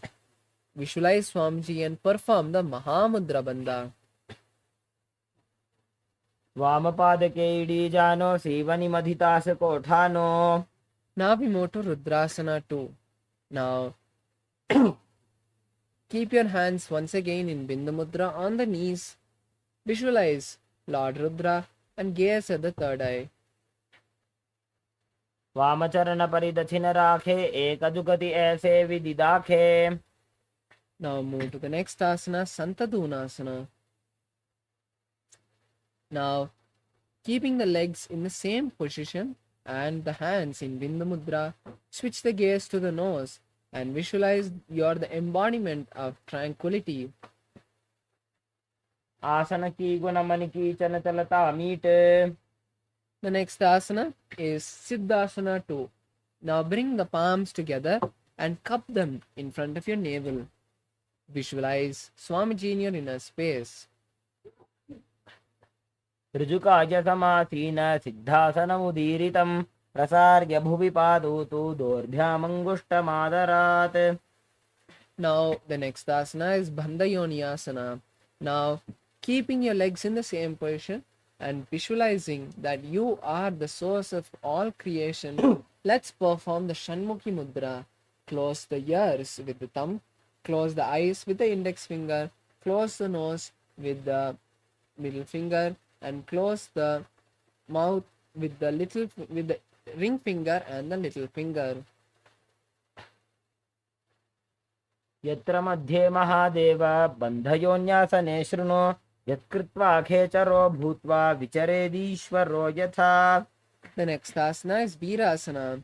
Now keeping the feet in the same position, this time keep the fingers in Bindu Mudra once again and visualize the space of bravery.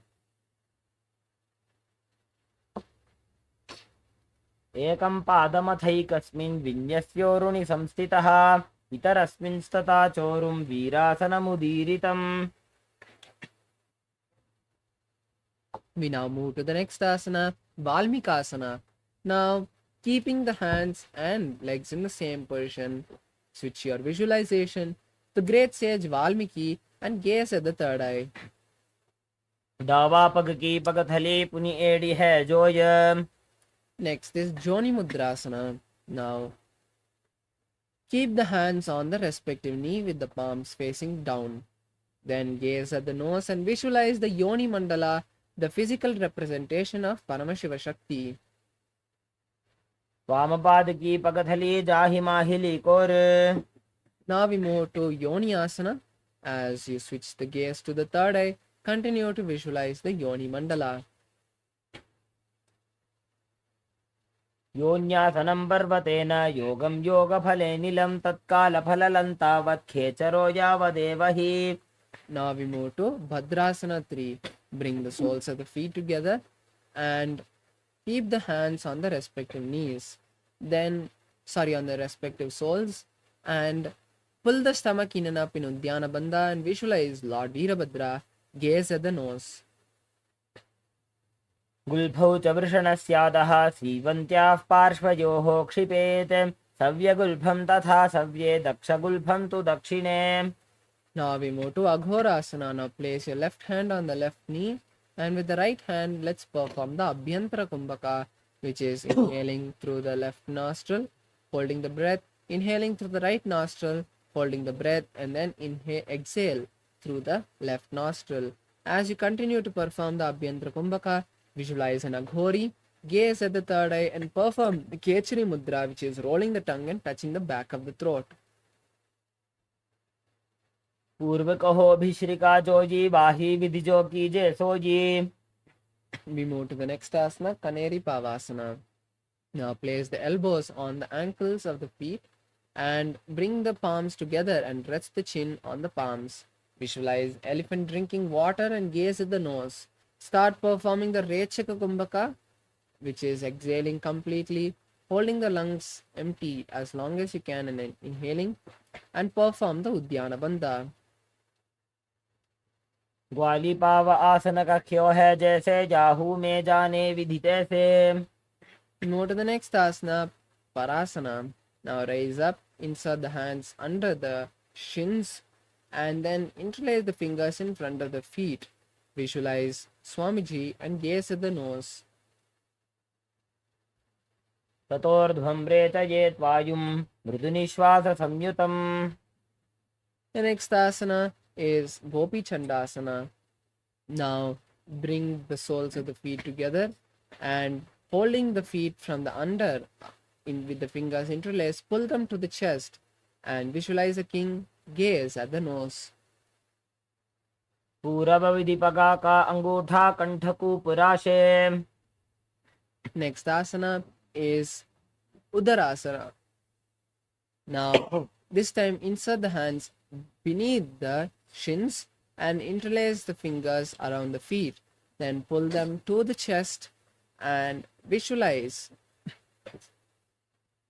your body is being healed by Swamiji and gaze at the nose. दोवो पगथली संपुट ठाने उबे हस्त करी उर्द हितान.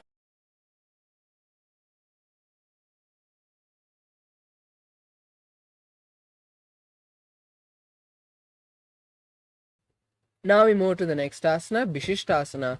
From the same position, raise the feet and keep them in front of the third eye. Visualize yourself excelling in everything. दोवो पगथली जोड़ी संपुट करे. Now we move to the next asana, Bhujasana. Now place each of your feet on the respective shoulders and wrap the feet and interlace the fingers behind the head. Visualize a cobra. शिरासनं तु विज्ञेयं कक्षासनमतः परं ग्रीवासनं च परमं भुजासनमिहोच्यते. Next asana is Kalyanasana. Now keeping the legs on the respective shoulder, this time interlace the fingers underneath the back. Visualize a beautiful goddess and gaze at the nose. दोवो हाथ पगम नीच आने तिनको घोड़ा नीचे ठाने. The next asana is Sankatasana.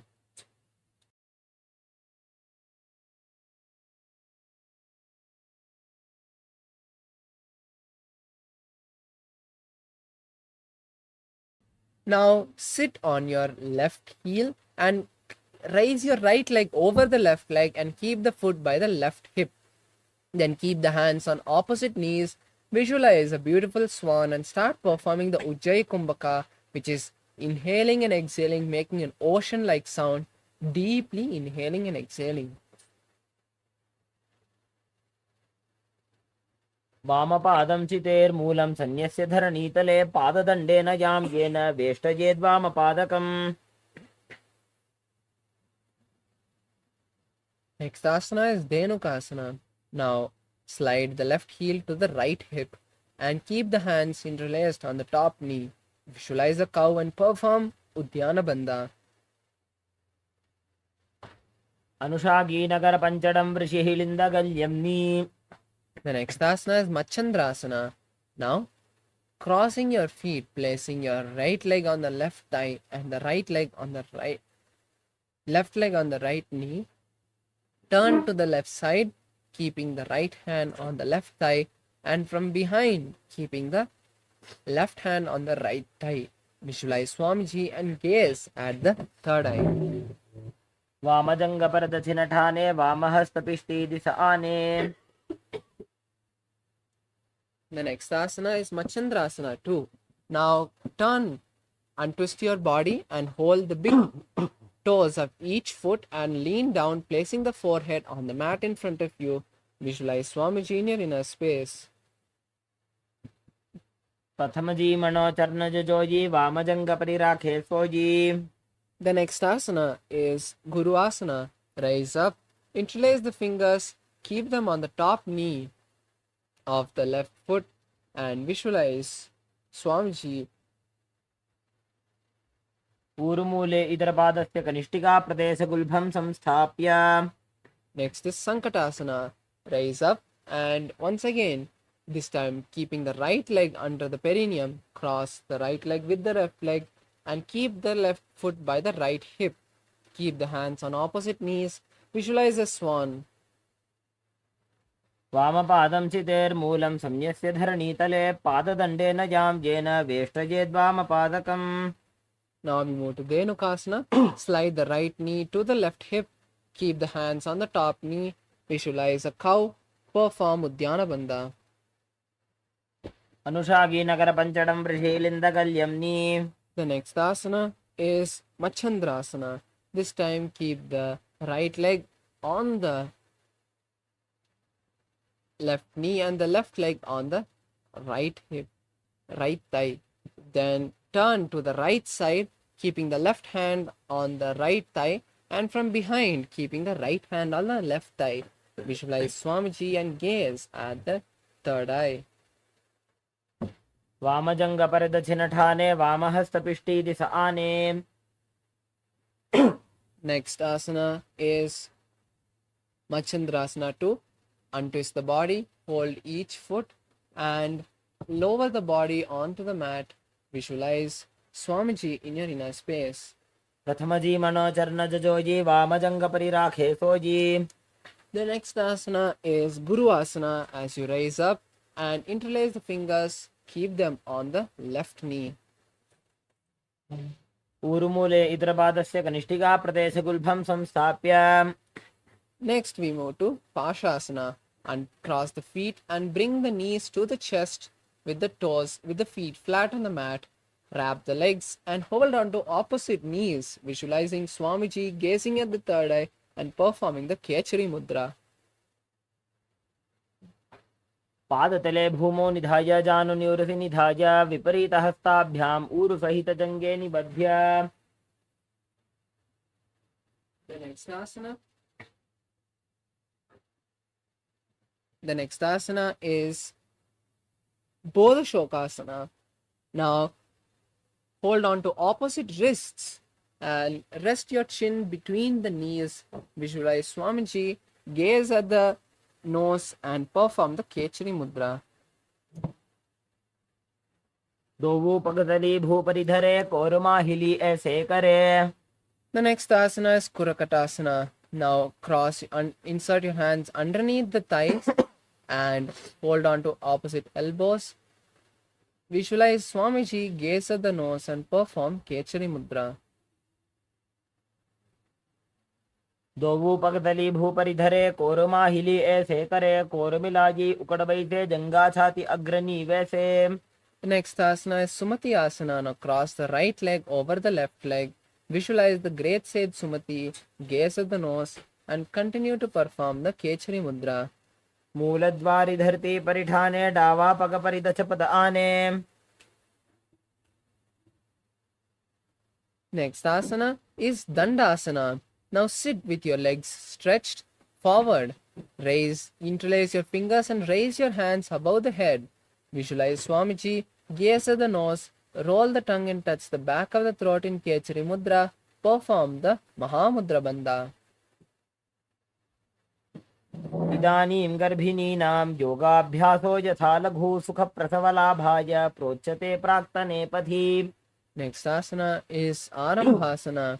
Now lower the body onto the feet as you hold the feet with both the hands.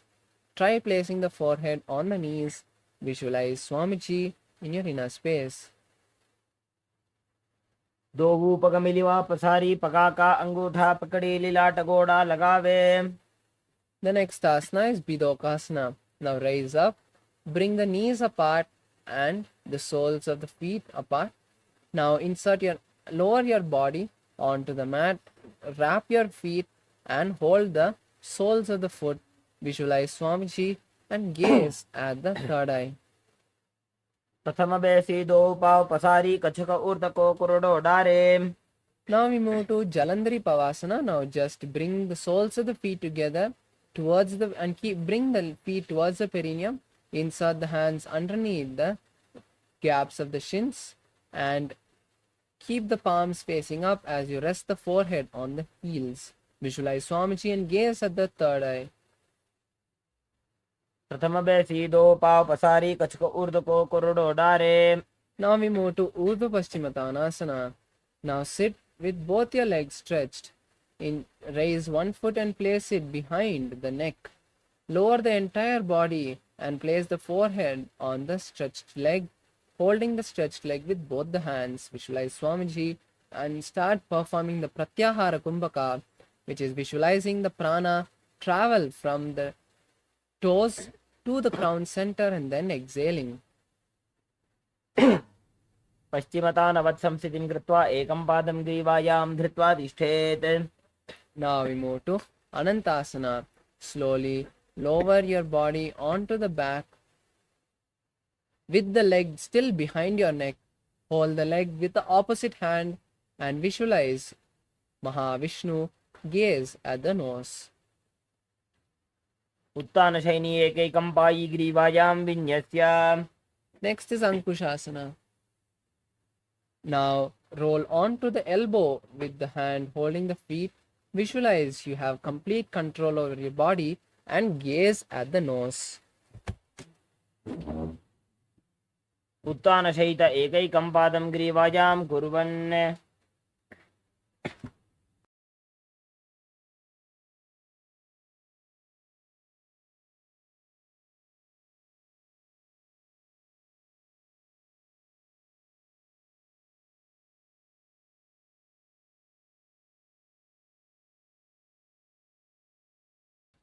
The next asana of the sequence is Drishasana.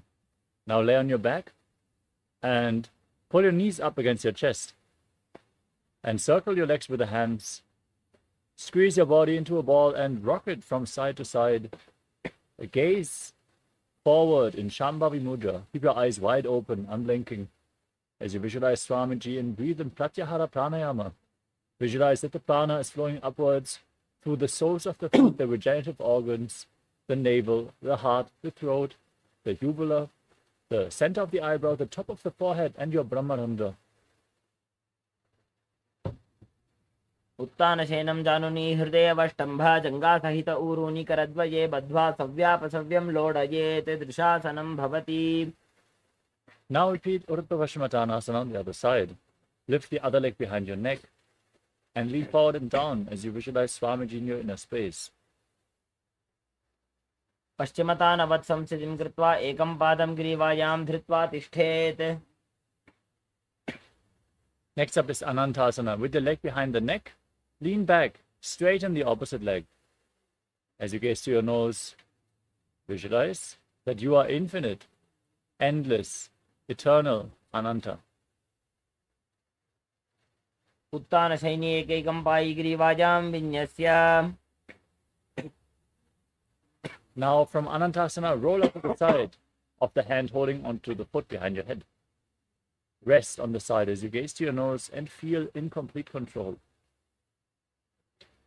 उत्तानशयित एकैकं पादं ग्रीवायां कुर्वन्. The next asana is Yoga Nidrasana. As you lay on your back, now one by one lift your feet behind your head. If you can't bring the legs behind your neck, you can bring them over top of your shoulders. Then interlock your fingers behind your back as you bend your elbows down. Gaze to your nose and visualize Swamiji in your inner space. पादाभ्यां वेष्टयेत् कंठं हस्ताभ्यां पृष्ठबन्धनं तन्मध्ये शयनं कुर्यात् योगनिद्रा सुखप्रदा. Next up is Atma-Ramasana. As you lay on your back, with your legs over top of your shoulders, bend your arms upwards and interlock them behind your neck. As you gaze to your nose, visualize Lord Vishnu in your inner space. Atma Rama Asana Pratama Sudhoso Ve. We move on to Kochikasana. As you lay on your back, pull your knees up against your chest. The soles of the feet facing upwards as you extend your arms at the side at shoulder level. Gaze upwards and visualize Swamiji in your inner space. दोवो हाथ सीधा सा करे तिनसो ube Sapa करे.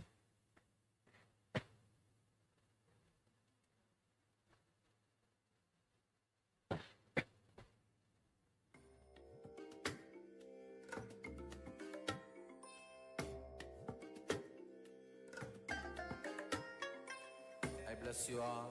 Let you all open all your three eyes and manifest the powers of Mahasudashiva. Om Nithyananda Paramashivoham. Om Nithyananda Paramashivoham. Om Nithyananda Paramashivoham.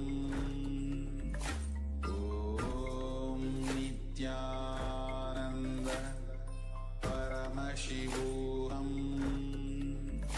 Om Nithyananda. Yes, sorry for the technical glitch. Let us now continue with the next asana of the sequence, which is Jatara Parivritti. This asana consists of 3 steps. We're going to perform all 3 steps and then repeat them on the other side. First, enter the neutral position, which is pulling your knees up towards your chest and extending your arms out to the side. Then, extend one leg down and drop the other knee to the side. Step 1. Now bend both knees to your side. Step 2. Extend both your legs to the side and hold onto the feet and gaze in the opposite direction. Step 3. Now return to the center.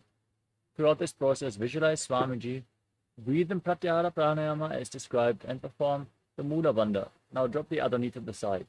Repeat the first step. Now perform the second step.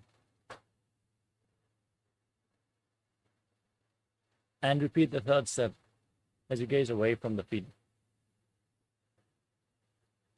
परिवृत्ति कुक्षि भागे त्रिदाहि परिकीर्तितः बद्धकोणं सुप्तकोणं ऊर्ध्वकोणमथापि च.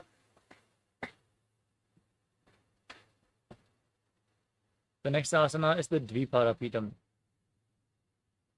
As you lay on your back, place your feet flat and keep the knees raised. Now gaze to your nose, hold on to your ankles, and push your hips off the mat. Lock your throat in Jalandhara Bandha as you breathe in Mocha Kumbhaka and visualize yourself as sturdy as a bridge. प्रतिक्रियायुतं द्वन्द्वपीठः सर्वबलप्रदं गर्भिणीनां दुर्बलानाम् इति Gargi जगादनु. Next up is Paryankasana. As you lay on your back with your feet flat, bring the hands over top of the shoulders, fingers pointing towards your feet, and then lift your entire body off the ground. Now, keep your hips as high as you can. Breathe through your nose in Sahaja Kumbhaka as you visualize yourself as sturdy as stone furniture. उत्तानशयनं हस्ततलाभ्यां भूमिं वष्टभ्य पादतलाभ्यां भूमिं धृत्वा.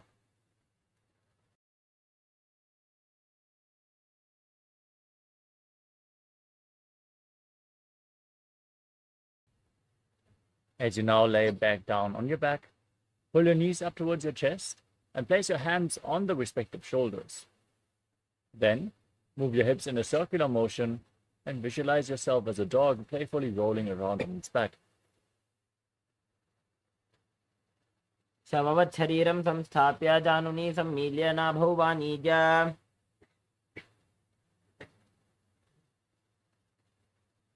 The next asana is the Viparita Karani.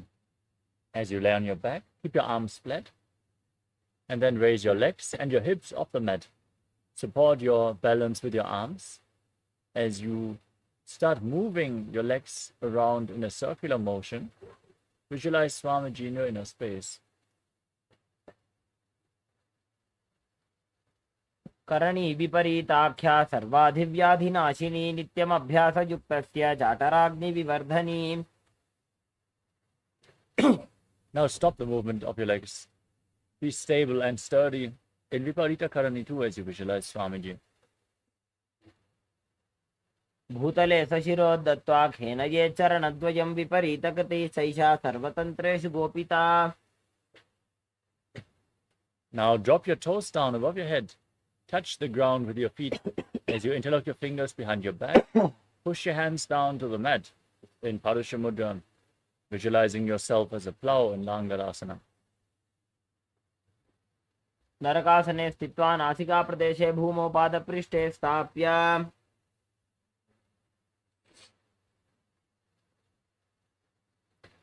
Next up is Shaita Paschimottanasana. From the same posture, now hold onto your feet with your hands. Keep the toes on the ground. Engage Chalandara Bandha. Internally chant Om Nithyananda Paramashivoham and visualize Paramashiva as this is one of the 84 asanas revealed directly by Lord Paramashiva himself.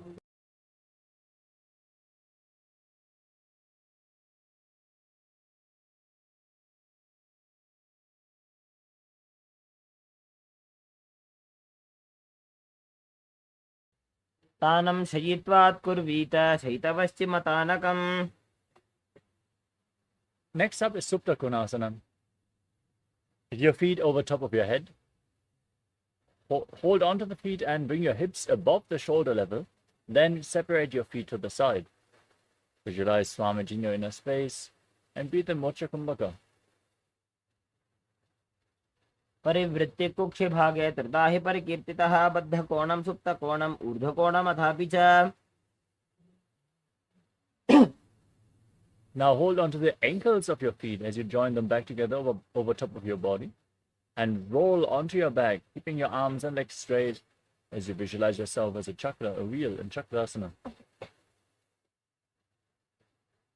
सवासनस्तद्वौ पादौ कुर्यान्मस्तकतः परो व्युत्क्रमेण ततः शीघ्रमेतत् सर्वस्य साधनम्.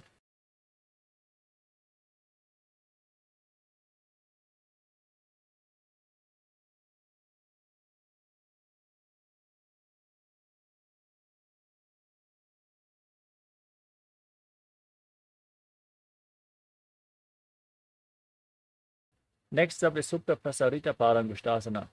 As you lay on your back with your legs extended upwards vertically, hold onto the big toes in Prana Mudra, and then separate your legs wide to the side.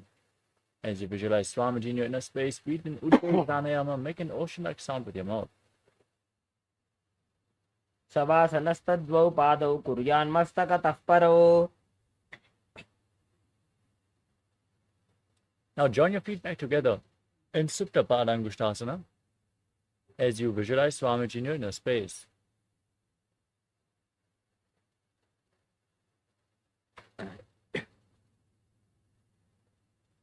उत्तानपादं क्रौञ्चं च मरीचिं वीरभद्रकं नटराजं त्रिकोणं च सुप्ताङ्गुष्ठप्रसारणे. Next up is Matsyasana. From Supta Padangushtasana, cross your legs into Padmasana and lay flat on your back.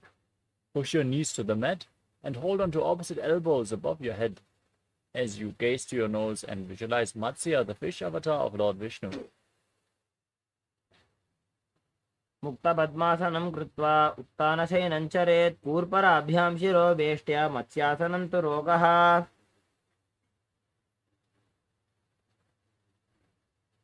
Next up is Parasharamasana. As you lay on your back with your legs in Padmasana, place the backside of the right hand onto the left palm over top of your head. Maintain this position, gaze to your nose and visualize Lord Rama in your inner space.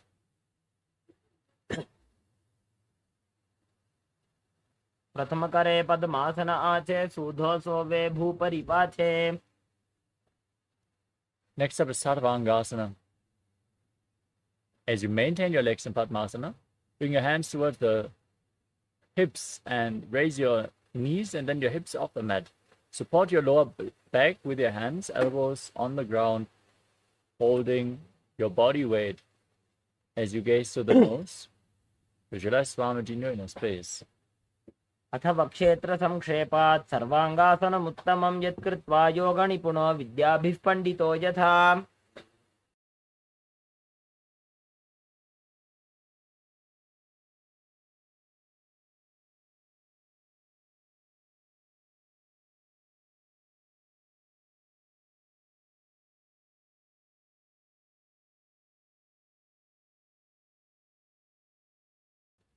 Next up is Vrishchikasana. Now lower your body down and place one foot on top of the opposite thigh. Hold the opposite knee against your chest as you extend your arms up above your body. Poke your fingers forward, tuck your chin to the chest, and gaze to your third eye as you visualize yourself as a scorpion in Vrishchikasana. प्रथमशयन सूधो शीर्षके शिखी सन्धि सुदाखे. Now repeat Vrishchikasana on the other side. Place the other foot onto the opposite thigh, extend your arms up. Visualize yourself as a scorpion as you gaze to your third eye. प्रथमशयन सूधो शीर्षके शिखी सन्धि सुदाखे.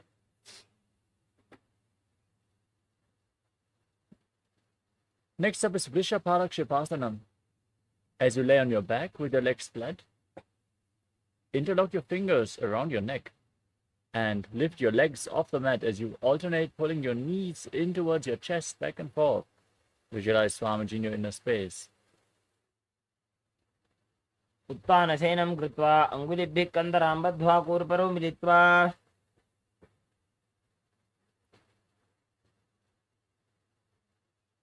Next up is Marottanasana. Laying on your back with your arms flat next to your hips. Pull your knees up and touch your ears with the knees, alternatingly, as you visualize Swamiji. श्वोत्तानवत् संस्थिति कृत्वा जानुद्वयं पर्यायेन कर्णयोः संस्पृशेत्. Next up is Vrishasana. Vrikasana. As you lay on your back, place your feet flat and stand up and lay back down, visualizing yourself as a wolf. उत्तानशयनं कृत्वा पादतलाभ्यां भूमिं धृत्वा. We move on to Lutasana. Now lay down on your back and kick your legs up over top of your head. Then roll over completely, again and again, visualizing Swamiji in your inner space, finally ending in a prone position on your stomach. उत्तानशयनं पादौ शिर उल्लङ्घ्य.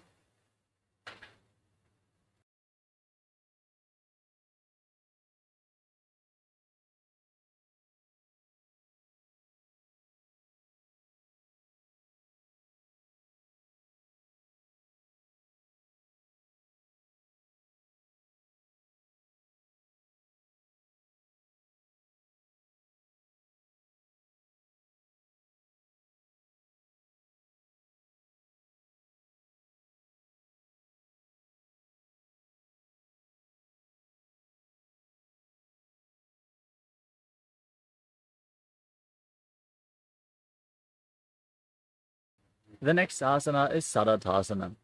As you lay on your stomach with your hands next to your shoulders, contract your lips and make a whistling sound like a flute as you inhale. Visualize yourself as a chariot, carrying warriors into a battle for Dharma on your chariot back in Sadatasana. उत्तानशयनं पादौ शिर उल्लङ्घ्य भूमौ स्थापयित्वा. Next up is Dehalyulanganasana. As you lay on your stomach with your hands next to the shoulders, jump your feet in between the hands back and forth. Visualize yourself transcend body and mind as you breathe calmly through your nose in Sahaja Kumbhaka. उत्तानशयनं पादौ शिर उल्लङ्घ्य भूमौ स्थापयित्वा. Next up is Jatyasana. From a standing position, lean forward and down, place your hands on the mat and walk around on the mat, visualizing yourself as a wise 60-year-old elephant. अथ जात्यासनं वक्षे येन जाति स्मरो भवेत्. हस्तान्त्रिभूमौ च गमनम् आगमनं ततः.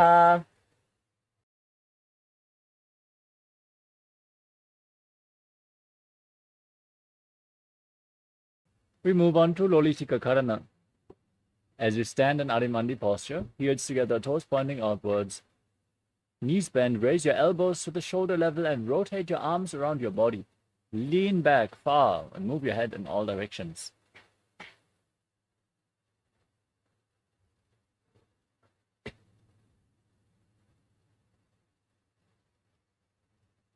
Next up is Sarapasana. As you tie your feet with a rope if you have a rope available. Keep your arms close to your body, hands flat on your thighs. And breathe in Sahadra Kumbhaka. Lead the prana along your spine as you visualize your Kundalini Devi rising and curling upwards around your body. अथ सर्पासनं वक्षे वायुपानाय केवलं शरीरं दण्डवत् तिष्ठेत् रज्जुबन्धस्तु पादयोः.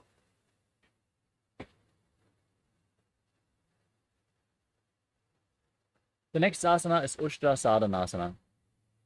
As you stand on the mat, lean forward and down. And step your toes onto your fingers as you clench your hands into fists.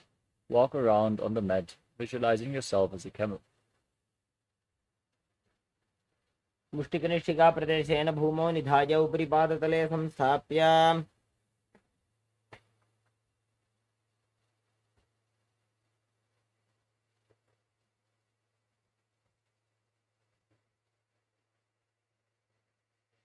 Next up is Ashvasana. Now, from the same position, hold the toes from the outside and walk around on the mat as you visualize yourself as a horse, Ashva, in Ashvasana. मुष्टिकनिष्ठिका प्रदेशेन भूमौ निधाय उपरि पादतले संस्थाप्य. Next up is Kapota Nithyananda. As you stand on your mat, interlock your fingers behind your back. Pull your hands down towards your calves as you tilt your head back and lean back as far as you can. Open up your chest. Breathe calmly through your nose in Sahadra Kumbhaka. Lead the prana along your spine. Bit by bit, relax your spine and lean further back as you visualize yourself as a soaring bird diving in rapid speed. पादतले भूमौ निधाय पृष्ठभागेन हस्तौ जङ्घापर्यन्तं नीत्वा कपोतनिटकं भवति. Next up is Talapushpaputam Karana.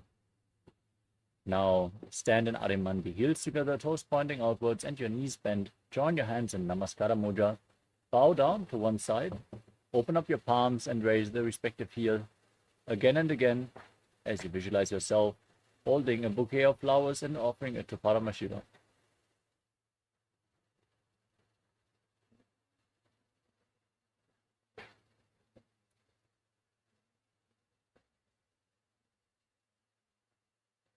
Next up is Khadgasana. As you stand on the mat, join your hands in Namaskara Mudra. Then gaze to your nose and visualize yourself as a rhinoceros. Lay down on your stomach. Jump your feet back up towards your hands and stand again with the hands in Namaskara Mudra extended away from the body, resembling the horn of the rhinoceros. आसनं कृत्वा पादतलाभ्यां भूमिं वष्टभ्य उत्तिष्ठेत्.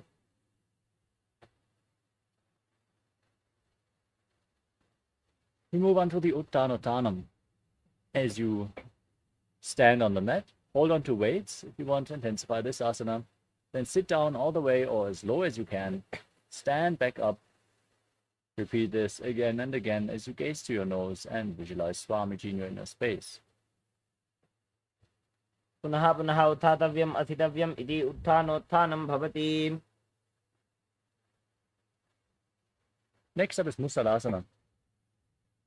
As you stand straight, raise your arms up above your head and jump repeatedly, visualizing yourself as a mace. सरलं स्थित्वा ऊर्ध्वं बाहु नजेत् वारं वारम् उड्डानं कृत्वा.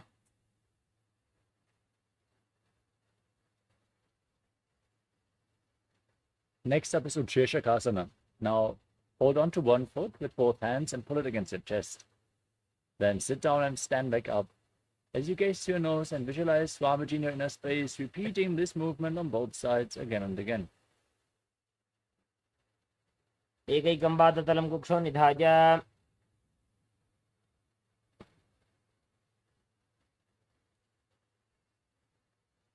Next up is Parshvajanukarana. Now stand with the toes of one foot pointing outwards and raise the knee of the other leg towards your chest. Keep the respective hand in a fist as you hold on to your knee and place the other hand on the respective inner thigh, fingers pointing inwards.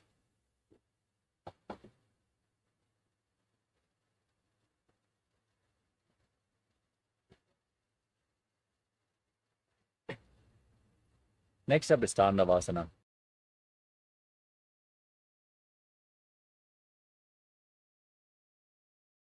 As you hold on to weights, extend your arms out in front and one leg as well. As you sit down and stand back up, visualize yourself fiercely dancing as Lord Shiva. एकेन पादेन स्थातव्यं ताण्डवासनं भवति. Next up is Brahmanasana. Now raise the left foot to the inner right thigh. Keep the heel at the perineum. Rest your hands at the side. And stand erect on the mat like a rod. Breathe calmly and visualize Lord Brahma is blessing you from within. ब्राह्मणासनमावक्षे यत्कृत्वा ब्राह्मणो भवेत्. Next up is Garudasana 3. Now raise the left leg over and around the right knee. Tuck the left toes behind the right calf. And bring the left arm below the right, joining the hands in Namaskara Mudra. As you visualize yourself as Lord Garuda with big wings on your back. उत्तानकूर्मपीठं च संहद्गारुडमेव च वातायनं गोमुखं च भारद्वाजं त्रिविक्रमम्. Next up is Ekapadasana. Raise the left foot onto the right thigh. Keep your hands by the knees and visualize Swamiji in your inner space. दक्षाङ्घ्रिं वामपादस्य जङ्घोपरि निधाय च. Next up is Dhruvasana. Hold onto the big toe of the left foot as you extend it out to the side and rotate quickly on the standing leg, visualizing yourself as a North Pole star. एकेन हस्तेन दण्डरूपस्य एकस्य पादस्य अग्रं धृत्वा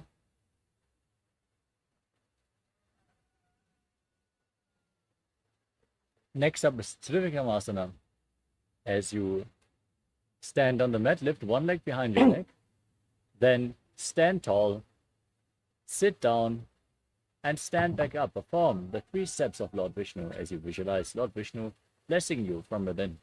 ग्रीवायां पादं संस्थाप्य स्थातव्यम् उत्थातव्यं त्रिविक्रमासनं भवति.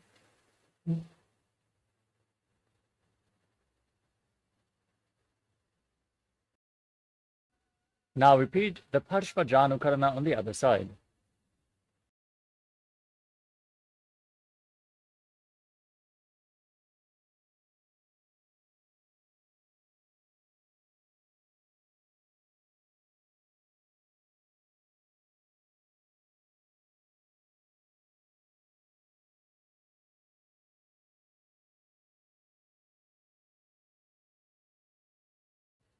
Now visualize yourself fiercely dancing as Lord Shiva as you repeat Tandavasana on the other side. Sit down and stand back up. एकेन पादेन स्थातव्यं ताण्डवासनं भवति. Now repeat Brahmanasana. Lift the right foot towards the inner left thigh. Stand with your hands at the side. Visualize Lord Brahma blessing you from within. ब्राह्मणासनमावक्षे यत्कृत्वा ब्राह्मणो भवेत्. Next up is Garudasana 3. Now bring the right foot over and around the left calf. Bring the right arm below the left. Join your hands in Namaskara Mudra and visualize yourself as Lord Garuda. उत्तानकूर्मपीठं च संहद्गारुडमेव च वातायनं गोमुखं च भारद्वाजं त्रिविक्रमम्. Now repeat Ekapadasana. Place the right foot on top of the left thigh. Keep your hands by the side as you visualize Swamiji in this one-legged posture. दक्षाङ्घ्रिं वामपादस्य जङ्घोपरि निधाय च. Now repeat Dhruvasana, the pole star posture. Hold onto the big toes, the big toe of the right foot, and rotate quickly on the standing leg as you visualize yourself as the North Pole star. एकेन हस्तेन दण्डरूपस्य एकस्य पादस्य अग्रं धृत्वा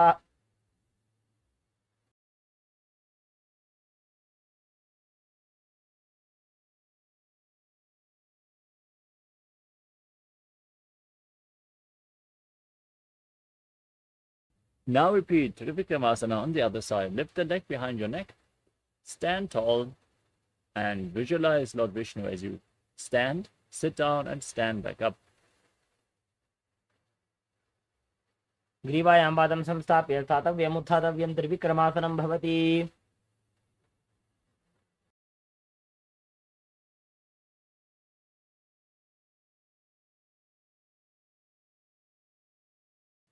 Now stand relaxed in Samanaka Karana. Keep your heels together, toes pointing outwards, hands slightly extended away from the body, fingers pointing one by one. In this neutral posture, breathe deeply and prepare yourself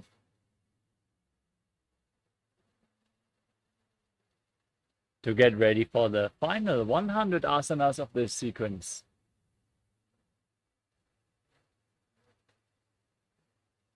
Starting off with Godak Anjali Asana. Now squat down and bring your arms in between the legs from the outside in. Interlock your fingers in front of your navel as you visualize the great sage Goraknath, the founder of the Natha Yoga Hindu Sampradaya. Breathe in Jivachala Kumbhaka. Inhale deeply, hold your breath, and along with your mind, along with your thoughts, lead the prana throughout your body. You can move it upwards, downwards, through your limbs. Play around, moving the prana freely within your system. प्रतमहि उभोः ये बाहुरी नीचो पुनिहोवे. Next up is Kanji Asana.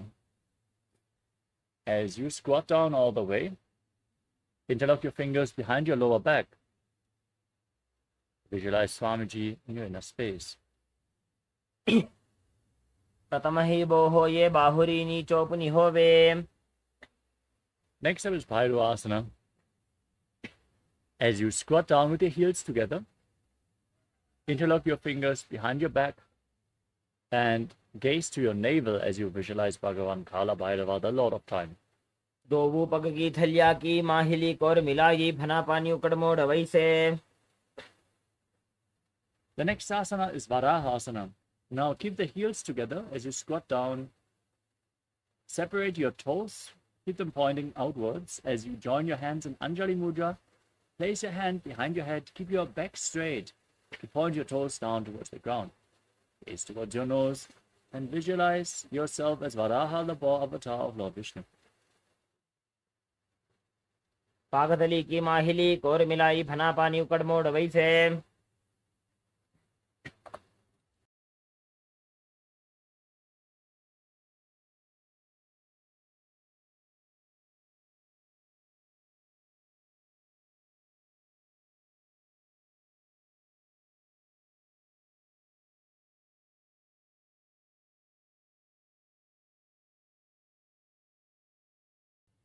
Next up is Prutpitasana. Hold on to the big toes in Prana Mudra. And then raise your hips to the same level as your knees. Visualize Swamiji in your inner space. Keep breathing in Jivachala Kumbhaka. Move the prana freely throughout your body. पार्श्वद्वय सम्मील्य स्थित्वा नितम्बं दानप्रदेशः आनीय. Next up is Bakasana. Now place your hands on the mat and bring your knees onto your arms towards your armpits. Lean forward, find balance, lift your feet off the mat as you visualize yourself as a crow. हस्ताभ्याम् अवनिमवष्टभ्य. The next asana is Sushtanga Kapali Asana. Lay standing on your toes, place your hands on the mat, bring your head on the mat as well. Then bring your knees onto your elbows, align your hips with your shoulders and straighten your legs up as you cross them into Padmasana. Gaze to the tip of your nose, visualize Swamiji and perform the Mula Bandha. आसन को गुण कपाल आछो होई. Next up is Guptasana. Now sit in a kneeling position and keep your heels outside the hips, the toes touching behind your back. Place your hands on the knees and gaze to your nose as you are sitting in the secret seat with Paramashiva and Guru. जानुर्वोरन्तरे पादौ कृत्वा पादौ च गोपयेत् पादोपरि च संस्थाप्य गुदं गुप्तासनं विदुः. Next up is Vrikshasana 2. As you place your hands on the ground, raise your legs up above your body into a handstand. You can lean against the wall or ask a partner to assist you. Everyone should perform this asana to purify all the 7 chakras. Now visualize yourself as a tree with deep roots growing into the ground. सप्तचक्रक्षालनाय वृक्षासनविशेषकान्. Next up is Shivu Asana. From the same posture, now keep your hands and feet closer together. Gaze up towards your third eye and visualize tejas flowing upwards within your body towards your third eye, rejuvenating your body and bringing divine radiance to your being. दोवू पग जोड़ी माही Gulf मिलाए.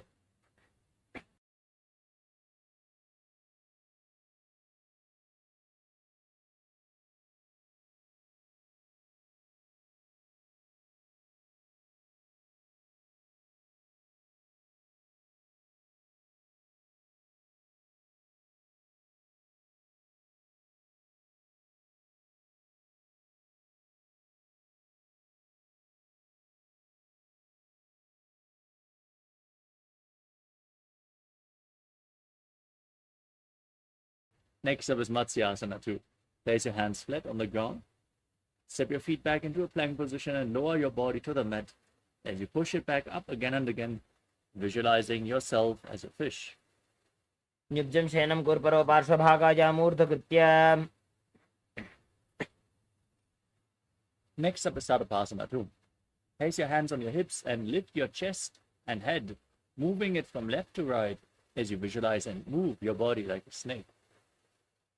निब्जं शयनं कृत्वा हस्तौ नितम्बं संस्थाप्य. Next up is Niralambanasana. As you lay flat on your stomach with the elbows down in front of you, join your hands in Padma Mudra, the lotus mudra, and rest your chin on your hands. Feel self-supported and completely independent. कराभ्यां पङ्कजं कृत्वा तिष्ठेत् कूर्परजासुधीः. मुखमुन्नमनुच्चायी निरालम्बनमासनम्. Next up is Chakras. Now, bend your knees and place your hands flat. Push your upper back towards your feet as you tilt your head back. Visualize yourself as an umbrella protecting your guru from the sun rays. अर्ध्यासनमस्थित्वा हस्ततलाभ्यां भूमिं वष्टभ्य. Next up is Vajrasana.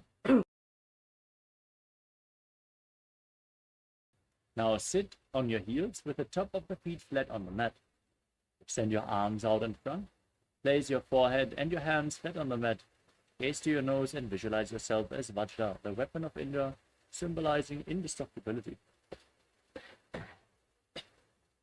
इदानीं गर्भिणीनां योगाभ्यासो यथा लघु सुखप्रसवलाभाय प्रोच्यते प्राक्तने पथि.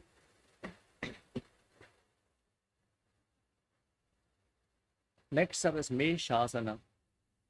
As you place your hands on the mat, raise your hips up high into Gajasana, then alternate striking the ground with your hands. Visualize yourself as powerful as a ram. गजासनसंस्थितो एकैकं बाहुं भूमौ ताडयेत् मेषासनं भवति. The next asana is Ajasana. As you keep your hands on the mat, raise your legs up and slowly lower your forehead down towards the mat as you visualize yourself as unborn, existing for all eternity. गजासनसंस्थितो पादद्वयम् अन्तराले कृत्य.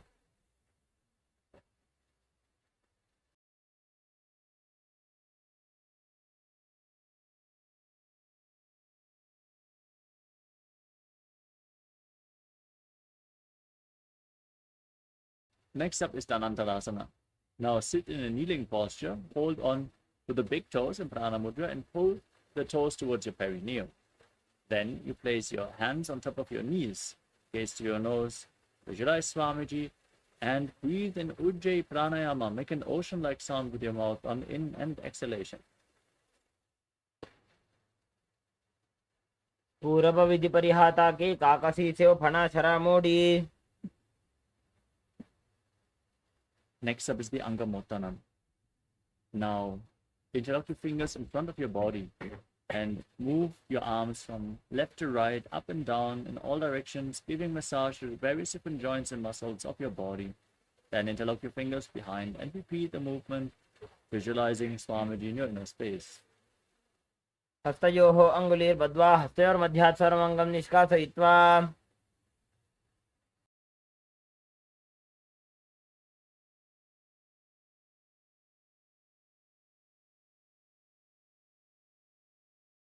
Next up is Garudasana form.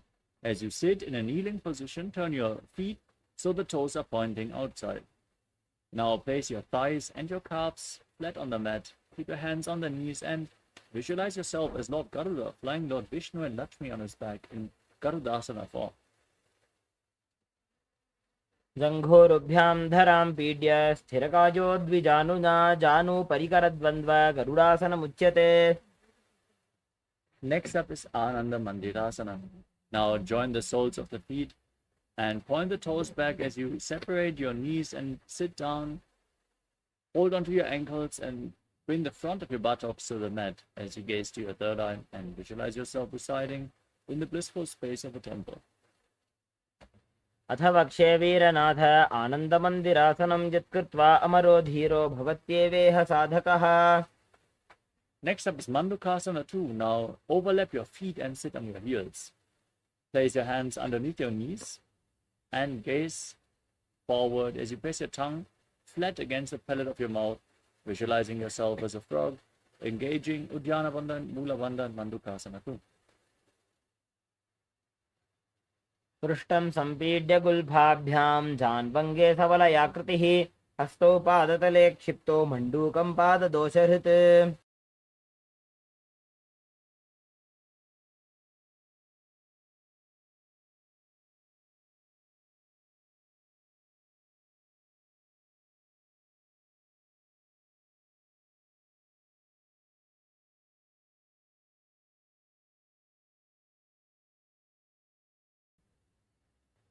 The next asana is Narasimhasana.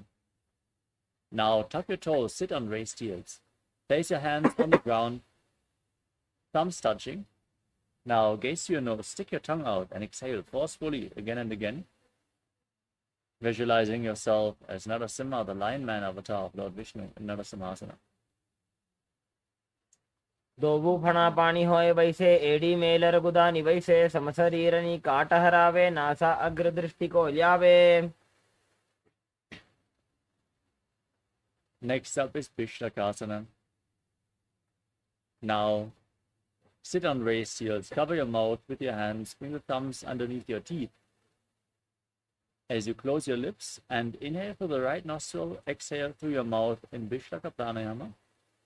Gaze to the tip of your nose and visualize yourself as Devi, victorious over all your fears. दो पकाकी AD Joji गोड़ा फनोवान पनी होजी. Next up is Makadasana. As you place your feet flat, soles of the feet together, and sit on your heels. Raise your elbows and bend them to bring your fingers towards your armpits as you gaze to your third eye and visualize yourself as a playful monkey in Makadasana. दोवु पकदली संपुट आने तिनकी पिष्टि भूमि परिठाने मूलद्वार एड्यां परिण्यावे मूढ़ा हाथ ऊंचा टहरावे. Next up is Vajrasangarasana. Bring the soles of the feet together and raise your knees off the mat. Interlock your fingers behind. Hold on to opposite elbows behind your back as you gaze at the nose and embody diamond-like strength for you and your Sangha, your spiritual community. प्रथम बना पानी होए वैसे दोवु AD गुदानी वैसे गोड़ा ऊभा राखे धीर आड़े वाय पसारे धीर.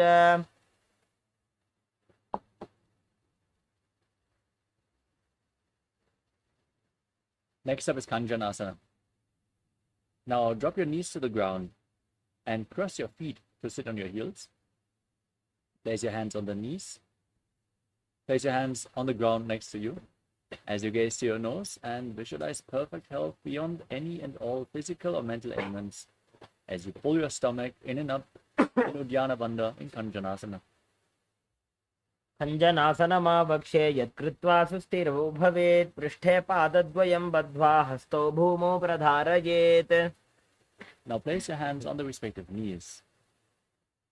Sit in the same posture. Make your upper back and neck stiff like the shell of a turtle as you gaze to your nose and visualize yourself with a turtle body living for hundreds of years in Purnasana.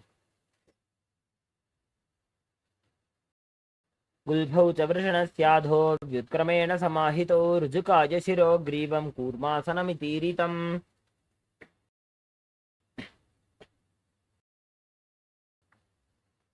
Next up is Yogasana. From the same posture, now relax your upper body and neck. Keep your hands on the knees, gaze to your nose, and visualize Swamiji as you breathe in Ujjayi Pranayama. गुदं नियम्य गुल्भाभ्यां व्युत्क्रमेण समाहितः योगासनं भवेदेतदिति योगविदो विदुः. Next up is Vijyogasana. Now stand on your knees and cross the feet behind. Bring the feet to the opposite knees as you hold your calves with the fingers inside and the thumbs outside. Push your hips forward. Gaze to your nose. Gaze to your third eye and visualize a space of eternal oneness Advaita with your Guru. गोड़ा वामो उबो होजी गोड़ा आड़ा राखे doji दछिपाकड़ी पानी रहावे फणो वाम गोड़ा ढिलियावे. Next up is Ushtrasana 2. Now place the top of the feet flat on the ground and hold on to your heels. Push your hips forward. Tilt your head back. Lean back as far as you can as you visualize yourself as a camel. मेरुदण्डग्रन्थिदाढ्य सम्पिपादयिषु पुमान्. Next up is Jatyasana. From the same position, now lean back, hold onto your feet, place your elbows and then the back of your head on the ground, gazing to the nose, visualizing yourself as a lotus blooming. दोवु एडी संपुट करे सोले मूलद्वारि तरिधरे. Next up is Viratasana. As you hold on to the soles of the feet, lay back, place your back on the mat, and then rise back up again and again. You can use the support of your hands if needed, as you gaze to your nose and visualize the healing and liberation of all causal subtle forms of your body. जंगा पृष्ठभूमो निधाय जंगोदरयोः ऊरुणी संस्थाप्य. Next up is Kapotasana. From the kneeling position, bring your hands over top of your shoulders as you lean back, and then hold onto the feet as you bring your head in between the feet, visualizing yourself as a beautiful dove. मेरुदण्डग्रन्थिदाढ्य सम्पिपादयिषु पुमान्.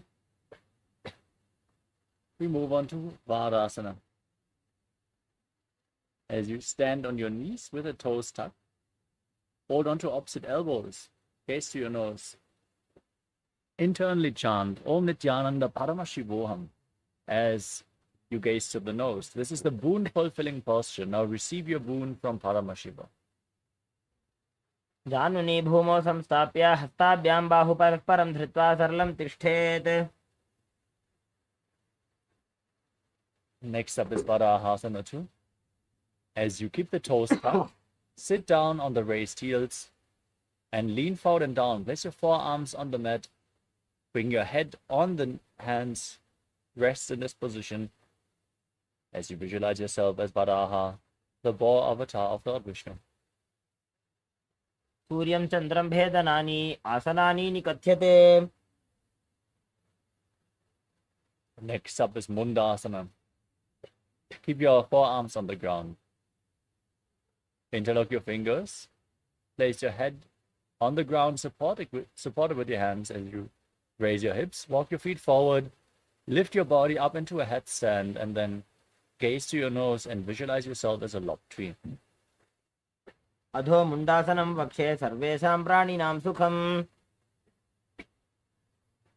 Next up is Andhasana. Now sit on top of your heels and lean forward and down, placing your head in between the knees. Hold onto your head with your hands, elbows outside the knees as you gaze to your nose and visualize Swamiji in your inner space. Inhale through the nose, exhale through your mouth in this asana. प्रथम पगदली समट हरावे कोरमाहिली उभे मिलावे.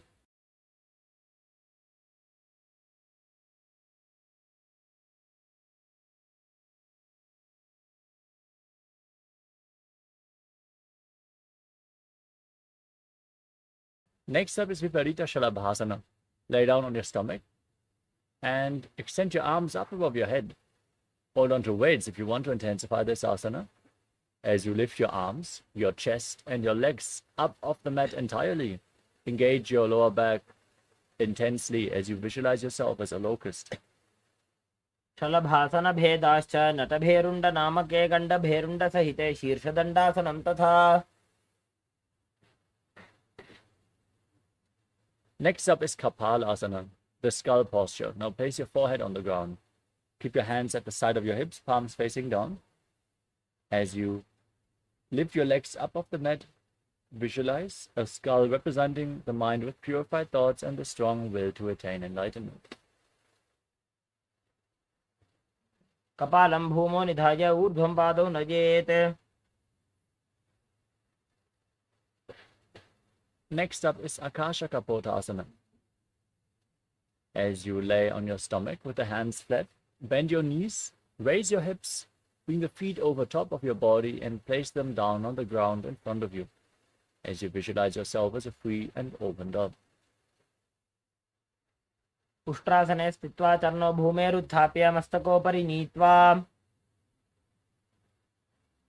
Next up is Chatakasana. Now sit in a kneeling posture and place your forearms on the mat in front of you. Bring your navel towards the knees. Keep your spine straight as you visualize yourself as a sparrow. कूर्परपर्यन्तौ हस्तौ धरामोष्टभ्य जानुनी नाभौ संकुञ्च्य. Next up is Vrishikasana too. Now, from the kneeling position, place your forearms on the ground, raise your hips, and then lift your legs up over top of your body. Bend the knees and try to touch your feet towards the back of your head as you visualize yourself as a scorpion. विच्छीव पुच्छ प्रतिमाङ्घ्रिपार्ष्णि धृत्वा स्वशीर्षे चिबुकं विधार्यकौ.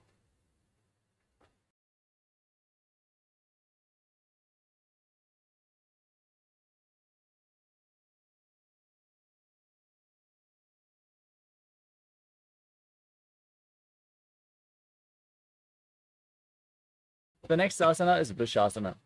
Now sit down on the right heel, keep the left foot outside the hip, hands on the ground. Now point the toes of the left foot to the side and inhale forcefully through your nose. Hold your breath for a short while and then again exhale slowly through your nose as you visualize yourself as a bull in Vrishasana, the bull posture. याम्यगुल्फे पादमूले वामभागे पदेतरं विपरीतं स्पृशेत् भूमिं वृषासनमिदं भवेत्. Now push your hands into the mat. Lift your knees up and cross the toes of the left foot over the right as you visualize Swamiji in Lolasana. लोलासनं सदा कुर्यात् वायुलोलापघातनात्.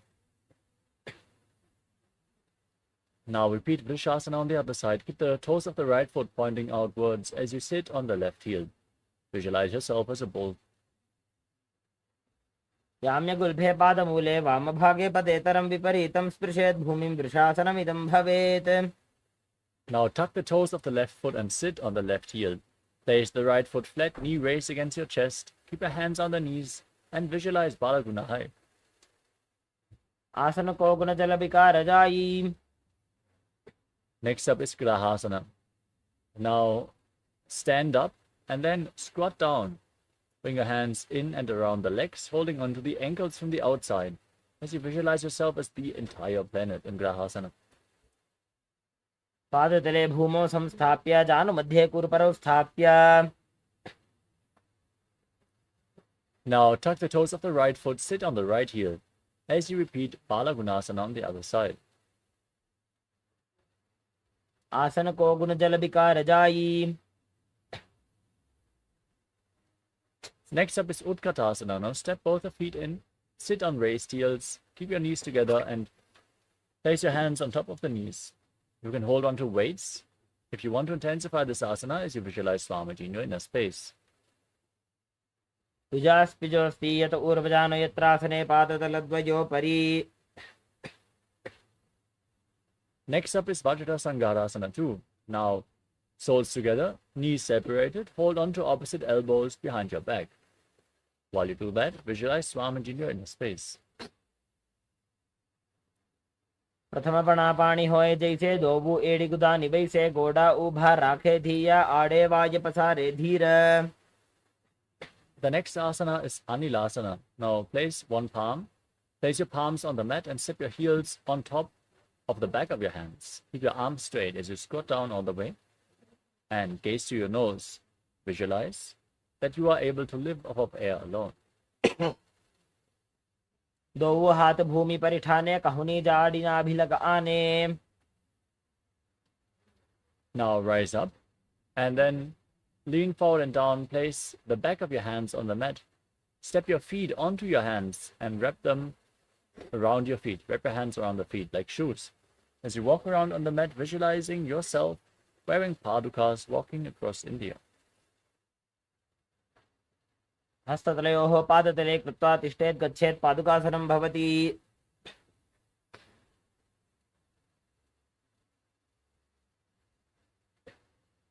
Next up is Kukutodhanasana. Now place your hands flat, kick your legs up and let them fall back down again and again as you forcefully inhale, hold your breath and exhale again shortly, visualizing yourself as a rooster. हस्ततले भूमौ कृत्वा पादतले च ऊर्ध्वमुड्डानं कृत्वा.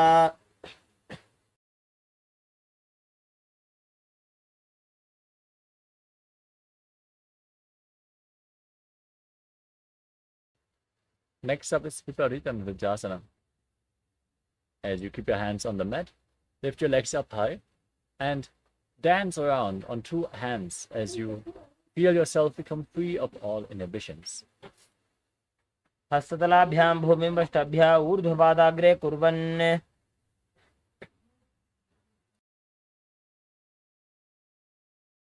Next up is Kunjarasana. Now separate your feet and place one hand flat on the mat, placing the other hand on your respective ear. Now visualize Swamiji in your inner space and breathe calmly through your nose in Sahajra Kumbhaka.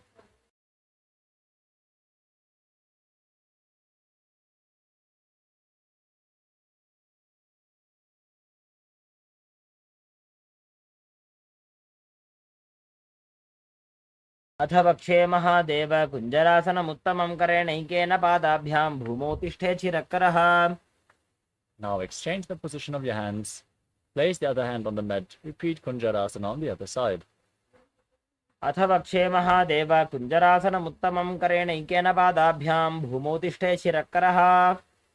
Next up is Kadambasana. Now squat down. Keep the heels close to your body. Hold on to your ankles and lift your feet off the ground. Visualize yourself as a Kadamba tree, a pious tree that promotes a long life in Kadambasana. पार्श्वेभ्यां भूमिं पृष्ठभ्यः हस्तद्वयेन गुल्फौ धृत्वा तिष्ठेत् कदम्ब भवति. Next up is Pavana Muktasana. Now place your feet flat on the ground and sit down, raising the knees against your chest, pulling them close with opposite hands as you visualize any excess vata being released or balanced within your system. द्वयोस्तु पादयोः पाणिं लात्वा स्वस्वनितम्बके जानुनि वक्षसि साधुर्बभ्रति करबन्धनैः. The next asana is Chakorasana.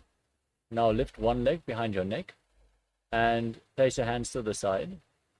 On the ground, extend the opposite leg forward as you lift your entire body off the ground. Balance, gaze to your third eye and visualize yourself as a powerful source of energy.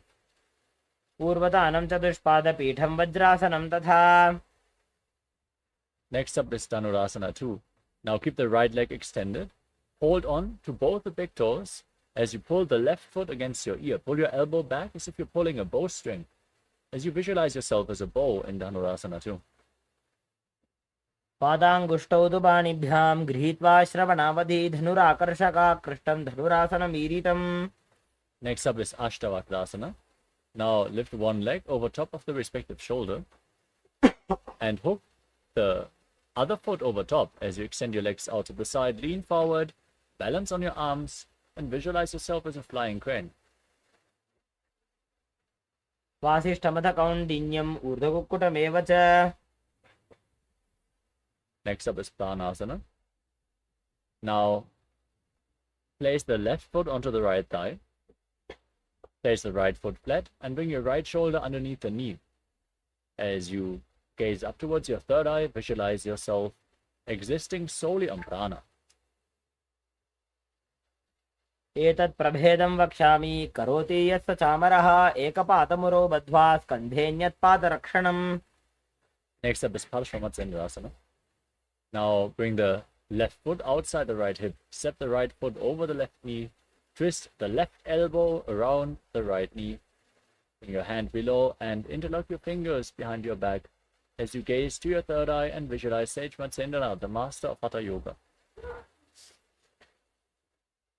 वामोरुमूलार्पितदक्षपादो जान्वो बहिर्वेष्टितदक्षदोष्णा. Now repeat Chakrasana on the other side.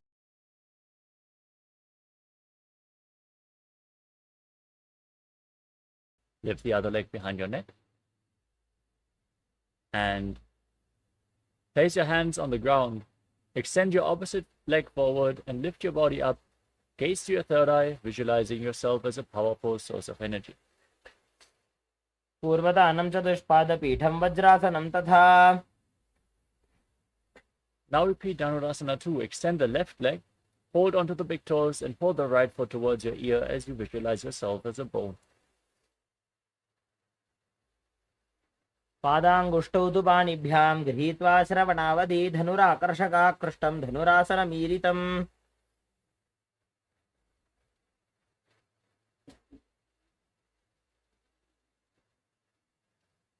Now repeat Ashtavakrasana on the other side. Lift your knee over the shoulder, hook the other foot over top, and extend your legs out to the side as you balance on your arms. Visualize yourself as a flying crane. पादाङ्गुष्टौ तु पाणिभ्यां गृहीत्वा श्रवणावधि. Next up is Pranasana. Now place the right foot onto the left thigh, the left foot flat, left knee raised. Bring the left shoulder underneath the knee and push the right knee to the mat as you gaze up and visualize you are immortal and able to exist solely from prana. एतत् प्रभेदं वक्ष्यामि करोति यस्य चामरः एकपादमुरो बद्ध्वा स्कन्धेऽन्यत्पादरक्षणम्. Next up is Parshvamatsendrasana. Now bring the right foot outside the left hip. Bring the left foot over top. Twist your body around the raised knee and interlock your fingers behind your back as you gaze to your third eye and visualize Sage Matsyendra. पार्श्वाभ्यां धृत्यते यास्तु पार्श्वमत्स्येन्द्रमुत्तमम्. Next up is Ardha Paschimottanasana. As you keep one leg extended, bring the other heel against your perineum, lean forward and down, hold on to the front foot with both hands as in Paschimottanasana, and visualize Swamiji in your inner space. एकं पादं प्रसार्य एकं पादस्य पार्श्वना Seoni सम्पीड्य. Next up is Kranchasana. As you keep the right foot outside the hip, top of the foot flat, hold onto the left foot and extend it up in front of your face. Visualize yourself as a crane as you do so. उत्तानपादं क्रौञ्चं च मरीचिं वीरभद्रकं नटराजं त्रिकोणं च सुप्ताङ्गुष्ठप्रसारणे. Now repeat Ardha Paschimottanasana on the other side. Bring the left foot against your perineum and lean forward and down. Hold on to the right foot and visualize Swamiji. एकं पादं प्रसार्य एकं पादस्य पार्श्वना Seoni सम्पीड्य. Now bring the left foot outside the hip. Hold on to the right foot, extend it up in front of your face. In Crown Shasana, the crane posture on the other side. उत्तानपादं क्रौञ्चं च मरीचिं वीरभद्रकं नटराजं त्रिकोणं च सुप्ताङ्गुष्ठप्रसारणे. Next up is Swastikasana.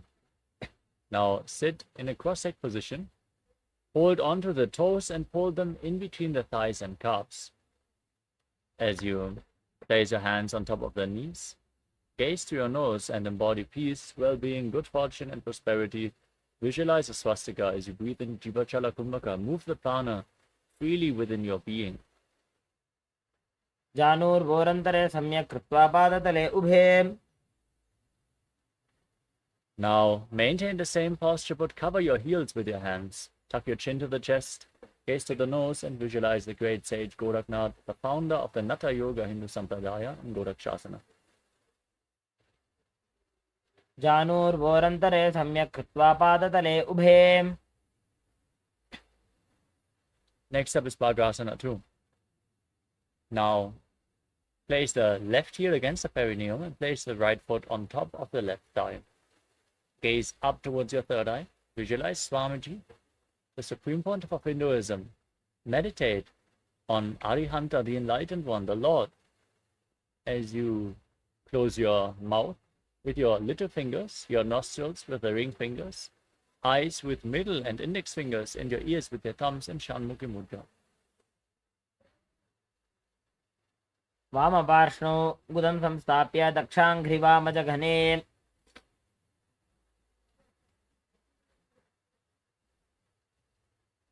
Next up is Yogasana 2.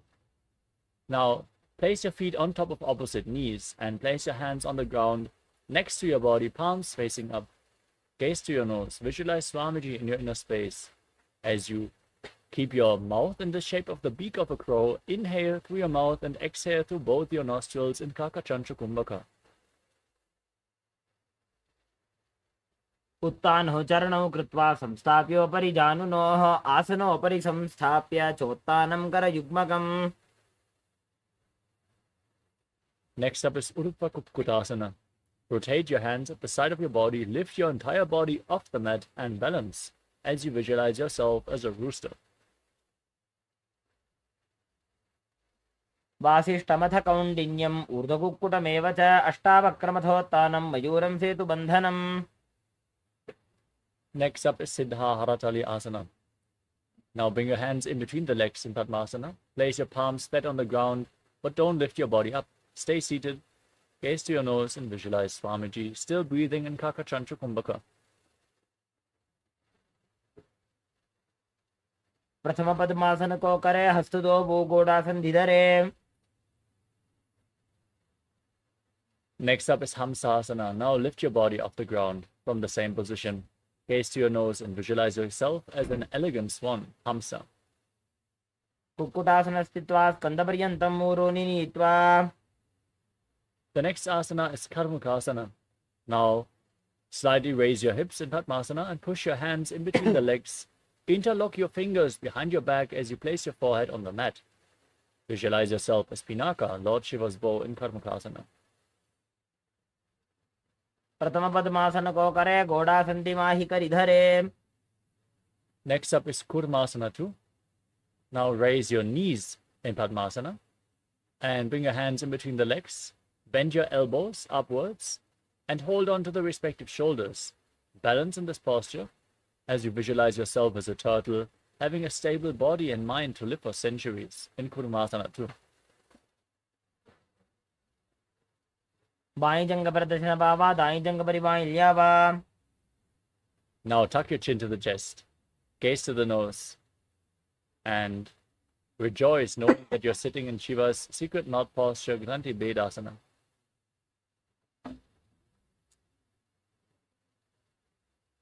अथ वक्षे नीलकण्ठ ग्रन्थिभेदासनं शुभं ज्ञात्वा रुद्रो भवे क्षिप्रं सूक्ष्मवायुनिषेवना.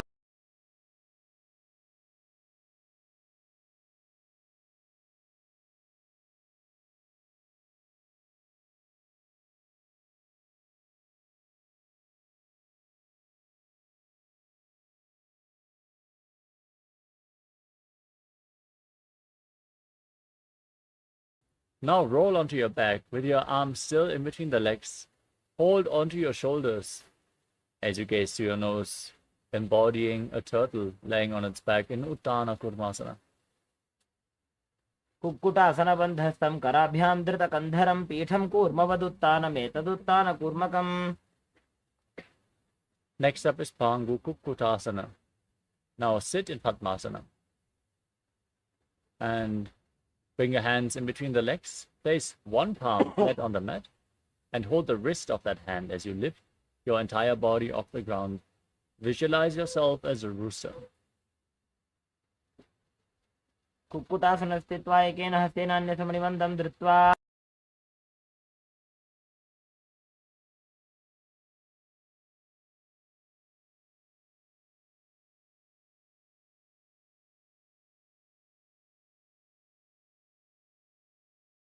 Now place the other hand on the ground. Hold its wrist. Lift your body up. Gaze forward with your eyes open wide. As you visualize yourself as a rooster, breathe in Kakachantra Kumbhaka and Pangu Kukkutasana on the other side.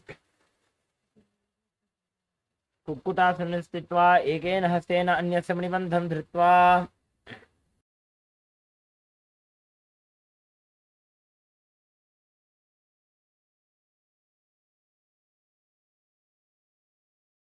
The next asana is Vruttasana. As you sit in Padmasana, your feet on top of opposite thighs. Place your elbows down on your toes as you lean forward. Interlock your fingers in Parashamudra. Press your thumbs against your throat and rest your chin on your hands. As you visualize, you have gone beyond all greed and covetous.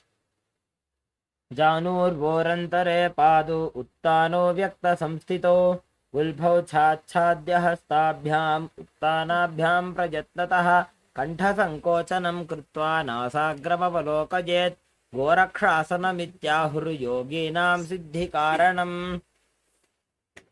The next asana is Padmasana 3. Now, sit in Padmasana. Place one hand over the other, palms facing up in your lap.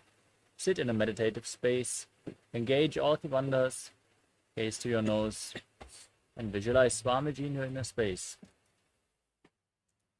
उत्तानो चरणो विधाय विधिवत् शक्तिस्थितो योगिरात्. Next up is Padmasana 4. Place your hands on top of the respective knees. Gaze to your nose. Perform the Mula Bandha. And visualize Paramashiva in your inner space as you internally chant Om Nithyananda Paramashivoham in Padmasana 4. एतत् पद्मासनं कुर्यात् प्राणवायुप्रसिद्धये शुभासनं सदा ध्यायेत् पूरयित्वा पुनः पुनः ऊरुमूले वामपादं पुनस्तद्दक्षिणं पदं वामोरिस्थापयित्वा च पद्मासनमिति स्मृतम्. Next up is Karmakasana 2. Now, maintain the left hand on the left knee and hook the index and middle fingers around the right big toe. As you pull the right elbow back as if you're pulling a bowstring, move the big toe round and round. Then pull the other big toe as you visualize yourself as Pinaka, Lord Shiva's bow in Karmakasana 2. अथान्यासनमावक्ष्य योगपूरकरक्षणात् कृत्वा पद्मासनं पाद अङ्गुष्ठजङ्घयोस्थितं हस्तमेकं तु जङ्घाय कार्मुकं कूर्परोर्धकं पद्मासने समाधाय अङ्गुष्ठं परिधावयेत्. Next up is Karmakasana 3. Now sit in Padmasana and cross your arms behind your back. Hold on to the big toes in Prana Mudra. As you engage all Tribandhas, gaze to your nose and visualize yourself as Pinaka, Lord Shiva's bow. Breathe in Kakachantra Kumbhaka with a mouth in the shape of the beak of a crow. कार्मुकासनमाक्षित्य उदरे पूरयेत् सुखं तदवायुर्वसो जाति कालेन सूक्ष्मवायुना कृत्वा पद्मासनं मन्त्री वेष्टयित्वा प्रधारयेत् करेण दक्षिणो नैव वामपादान्तिकं ततम्. Next up is Riddhasana. Maintain this posture and raise your chest up. Gaze upwards. Visualize yourself as the action of Paramashiva's third eye destroying anything you come across. ऊरुभ्यामुपरि स्थाप्य पादयुग्मं प्रयत्नतः दक्षिणं सव्यदेशे च सव्यं दक्षिणदेशके करद्वयं पृष्ठदेशे परिवर्त्य प्रयत्नतः पादाङ्गुष्ठयुगं सम्यक् कराभ्यां सन्निगृह्य च किञ्चिदुत्थानहृदयं योन्यासिकम् अवलोकयेत् दृढासनमिदं प्रोक्तं सद्यो रोगविनाशनम्.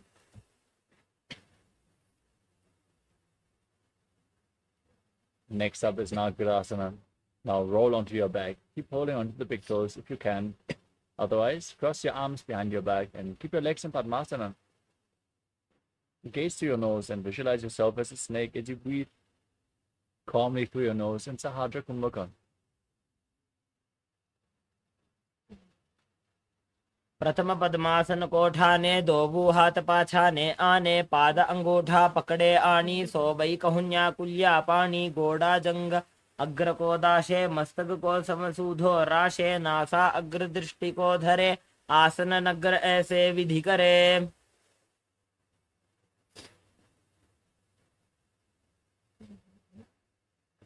We move on to Kandukasana. Now free your arms and legs. Pull your knees up. And circle your hands around the knees and bring your chin to the knees as you squeeze your body into the ball in Kandukasana, calmly breathing through your nose. वेत्रासने स्थित्वा हस्तपादान् निष्कुष्य ऊर्ध्वं नयेत्. Next up is Urdhva As you interlock your fingers around your neck, place your feet flat and gaze to your nose as you visualize Swamiji in your inner space. प्रथमे सूधो San करावे गोड़ा उभा राशि मिलावे गुल्फमाहिला अंगुष्ठदोजी करे एक समेल रसोजी. The next asana is Marakata Pitasana. Now bring your hands underneath the heels with the palms facing up. Now push your hips up, contract the perineal floor and tuck your chin to the chest. Breathe in Murcha Kumbhaka, push the air upwards but lock your throat as you visualize yourself as a powerful alpha ape. उत्तानशयनं पादतले उत्तानहस्तयोः स्थापयेत् पृष्ठभागमुत्रमयेत् मरकटपीठं भवति. Next up is Uttana Shikipitakasana. Now raise your hips and support your lower back with your hands.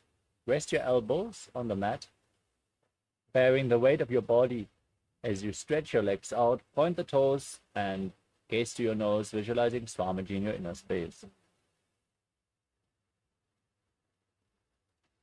जङ्घूरुबलहीनश्चेत् उत्तानशिखिपीठकम् अप्रमत्तः प्रकुर्वीत भुक्तेः प्राग्विजितेन्द्रियः. Now raise your legs, point your toes upwards as you then place your arms flat on the mat for balance. Engage Jalandhara Bandha. Visualize yourself blissfully traversing through Narakaloka unharmed in Narakasana. ग्रीवाकण्ठेन भूमिं विष्टम्भ पादाग्रद्वयमूर्धमुत्रजेत्. Next up is Tirya Naukasana. Support your lower back with your hands as you rest your elbows on the ground, lower your legs, and engage your core intensely as you visualize yourself as a boat crossing the ocean of samsara. नौकावत् स्थित्वात् ऊर्ध्वं पादाग्रद्वयं नयेत्. Now place your hands back on the ground. Point your toes upwards, be straight and sturdy like a flagpole as you visualize yourself as the Kailasa flag respected across all nations in Dvajasana. तिर्यन्नौकावते ग्रीवापृष्ठकोर्परैः भूमिं वष्टभ्य. Now lower your body down to the mat. Lay on your back. Keep your hands next to the hips, palms facing up in Vritasana. Once more, forcefully pull your Kundalini Shakti up along your spine from Muladhara to Sahasrara Chakra, piercing the Brahmarandha, the crown of your head. Ascend beyond your body as you visualize that your body is dead and Swamiji is liberating you. Leave your body behind.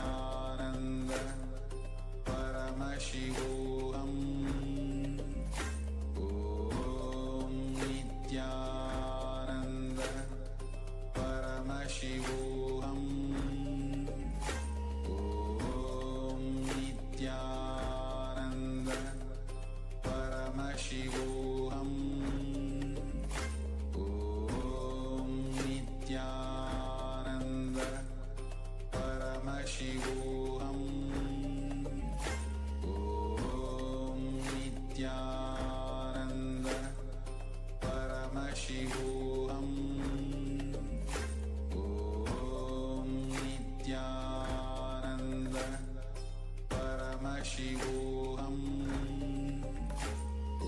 Om Nithyananda Paramashivoham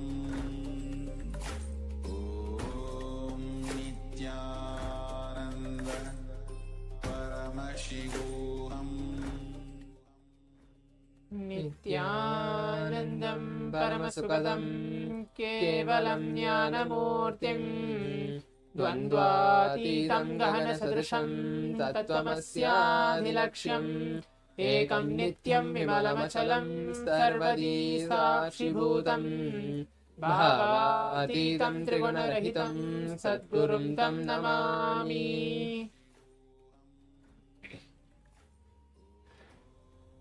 Nithyanandam, we welcome back all the participants for today's, as we're entering to the day 19 of the Paramashivoham. We had a wonderful day where we practiced the Dvitiya Vinyasa Krama, the complete 308 asana sequence, directly blessed by Swamiji himself. Let us all now move on to the next session, the next intense 21 minutes power-packed power manifestation sessions which we're going to have.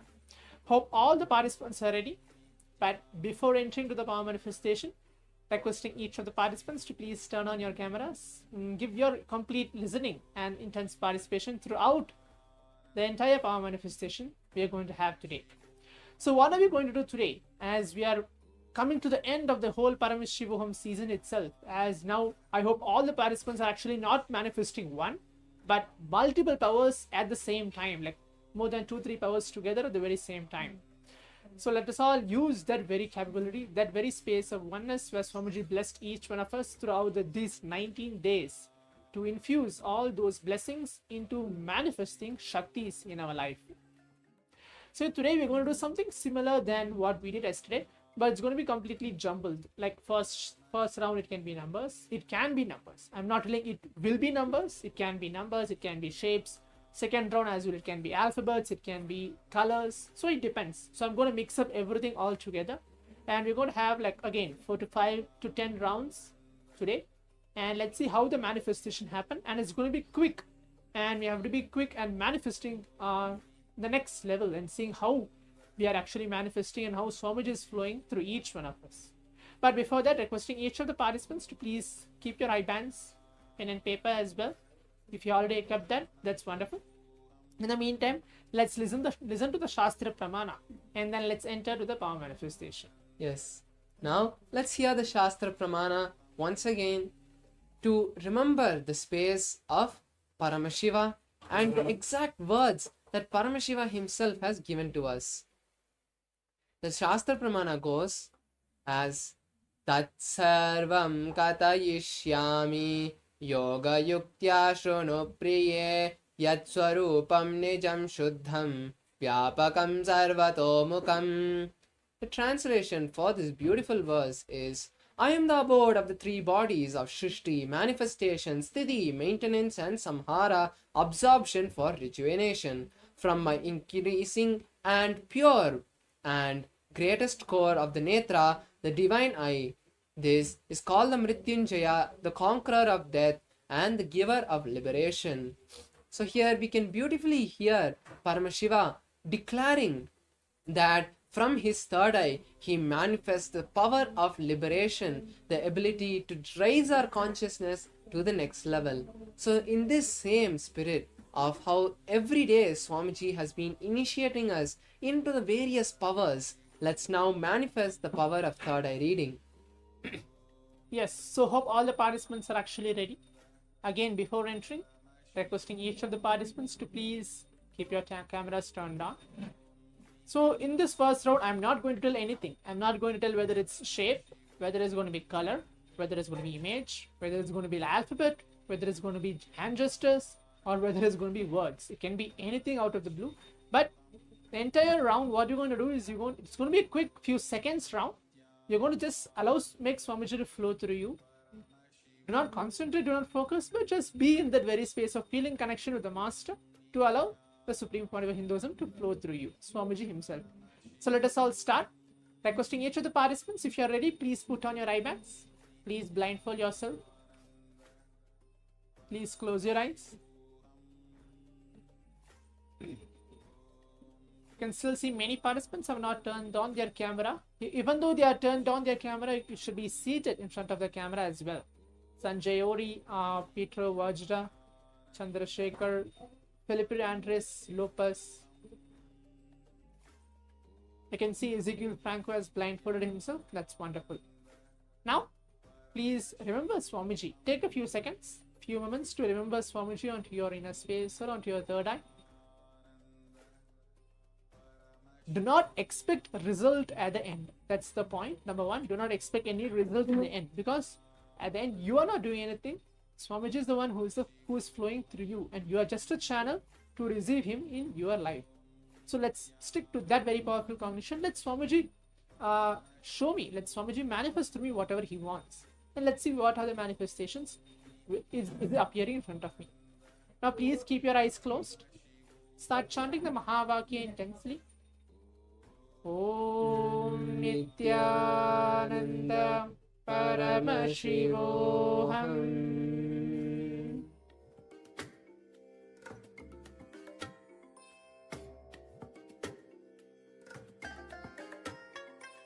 I bless you all. Let you all open all your three eyes and manifest the powers of Mahasadashiva. Om Nithyananda Paramashivoham. Om Nithyananda Paramashivoham.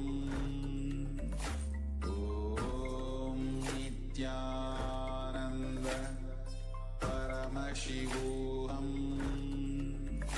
Om Nithyananda Paramashivoham.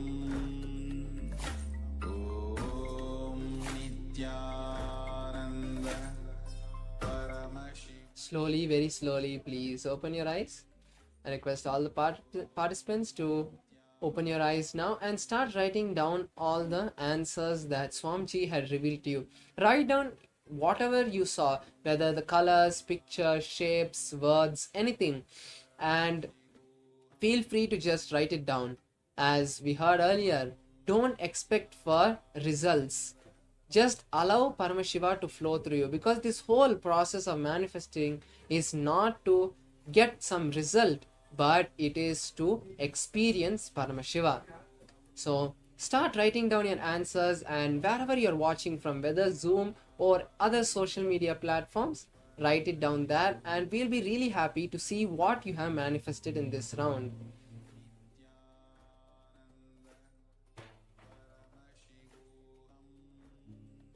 Yes, now let's all move on to see the image, which is that. Yes, good. As you can see, the image, it's as simple as a heart, the heart shape, which is there, which is in purple in color, kind of a pink and purple both mix, and this red background. So Ezekiel Franco is putting a message. I saw a baby with a white background and a tree with a sunset colored background as well. Okay, but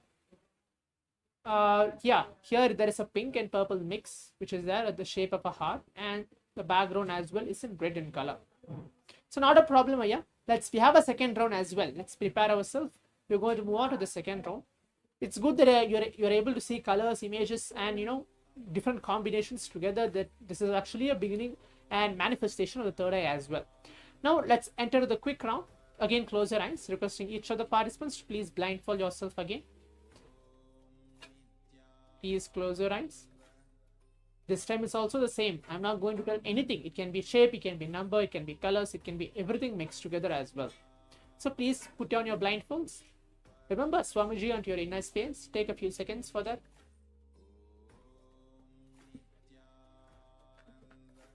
Start chanting the Mahavakya now. Om Nithyananda Paramashivoham.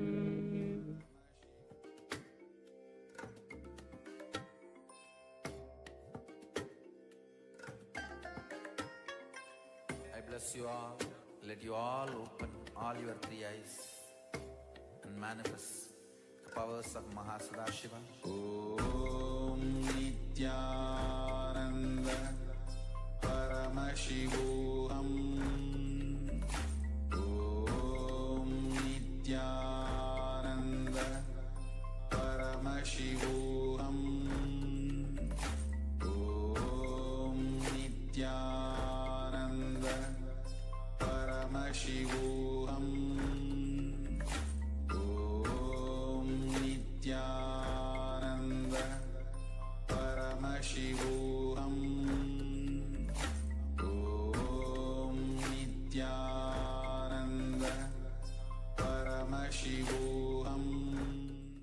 Slowly, very slowly, please open your eyes once again. And now start writing down in the chat of whichever platform you're seeing from, whether Zoom or social media platforms, what you saw in this round, what Swamiji revealed to you in this round. And once again, I would like to reiterate as we write down our understandings and revelations that we got from this round is, don't put your filters and stop yourself. Allow whatever you saw to be written directly, even if it doesn't make sense. Even if you saw a cow, that's fine. If you saw a circle, if you saw black, that's perfectly fine. Allowing yourself to trust your third eye and write down whatever you saw is the goal of the manifestation. So feel free to write down everything that you saw, and even if in the last round you're not manifested, it's Swamiji who's flowing through you. So just be happy, be cool, and be powerful to see what Swamiji is showing to you. So we have a participant, actually, Ezekiel Franco has put a message. He was able to see number 3, saw some clouds and a telephone post with the sky as a background. So let's move on to see now the image as well. Actually, you got one thing correct. It's a number, but it's not number 3, but you got actually number. I said that the previous round, I said I'm not going to tell anything. It can be colors, it can be shape, it can be number, it can be anything. But this round you got it perfectly correct. It's actually a number. That's the first thing what you saw. And yeah, the background is red in color and the font, which is golden color font as well. It's a number 10. That's wonderful. At least you saw the number which is there in this round of the power manifestation. It's good. Now let's prepare ourselves. We're going to move on to the next round. Please close your eyes. Again, put on your eye bands. It's going to be a quick, rapid, intense manifestation, and let's see how Swamiji is manifesting through each one of us. Please close your eyes. Put on your eye bands now.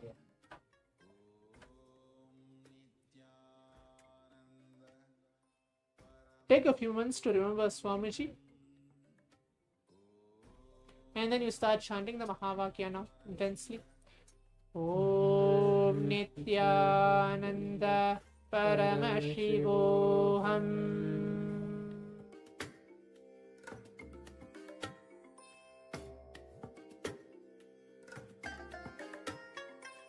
I bless you all. Let you all open all your 3 eyes and manifest the powers of Mahasadashiva. Om Nithyananda Paramashivoham. Om Nithyananda Paramashivoham. Om Nithyananda Paramashivoham. Om Nithyananda Paramashivoham. Om Nithyananda Paramashivoham. Om Nithyananda. Slowly, very slowly, please open your eyes and start writing down the answers that you have seen this time. Write down all the colors, shapes. If you have seen a whole picture, describe that in all the detail that you saw it in, and share it in the Zoom or social media platform you're watching this session from. And as we write down, let me share another powerful cognition that you should keep while manifesting. All the manifestation that happens, it's not us doing anything. Like when we sleep, we don't do anything. We just close our eyes. Our body just goes into that state of sleep. The same way, when you're manifesting, just visualize Swamiji. The answer will automatically just appear to you. The more and more you stay unclutched throughout this manifestation, chanting the Mahavakya and visualizing Swamiji, the more and more you will be able to manifest. So I hope all the participants, you have written down and shared what you saw in this round of the manifestation. Yes. Now let's move on to see the image, which is that. Yes. So in this image, it's basically a color. I can see the participant has put a number 1. We're able to see number 1 as well. But in this, there is basically a colors, various different colors, where it's like blue, kind of purple, kind of a pink mixed together. So the mixture of blue, purple, and pink is the essence of this picture, as you can see. So now let's all prepare ourselves. We're going to move on to the next round, entering to the 4th round of this entire round of the power manifestation. If you can keep your mark, if you're able to get 1 or 2 rounds correct, or even 3 rounds correct, that's wonderful. Anything. Now let's move on next. Again, to reiterate, it can be anything. It can be colors, alphabets, pictures, numbers, shapes. It can be anything, but I'll be choosing any one, and then we'll begin the power manifestation. Now please close your eyes, requesting each of the participants to blindfold yourself.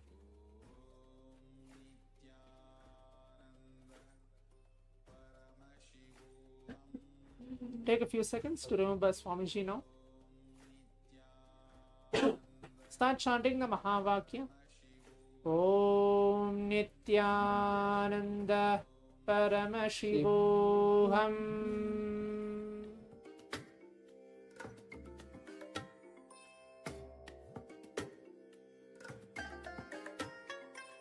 I bless you all.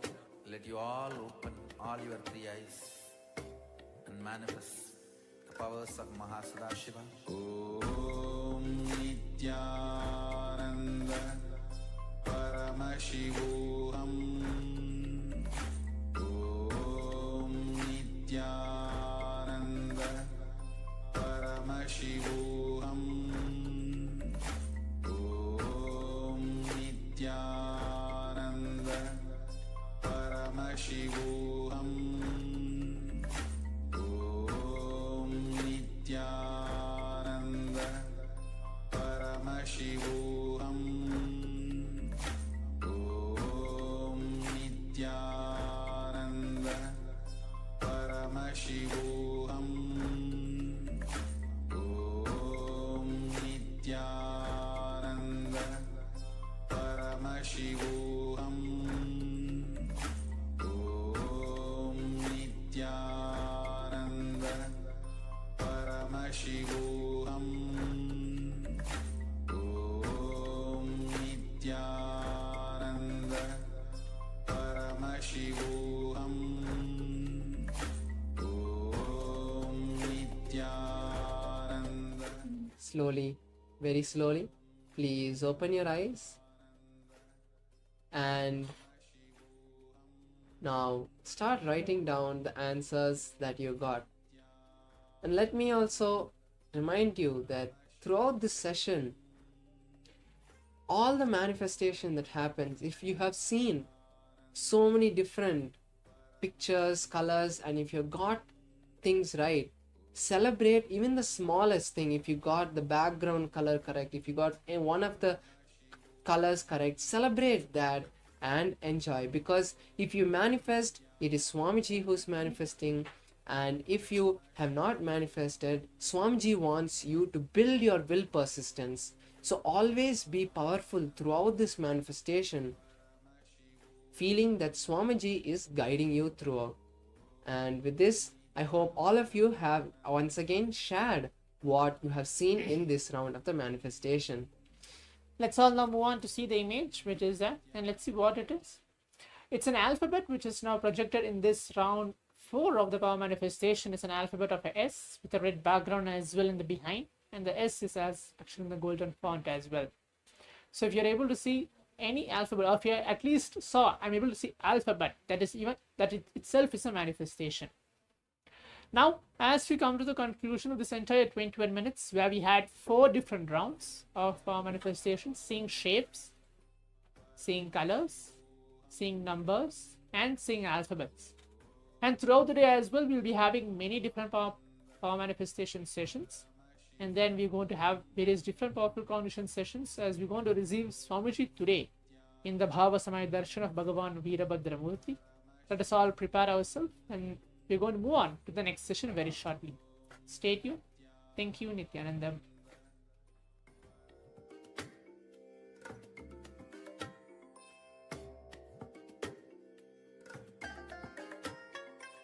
I bless you all.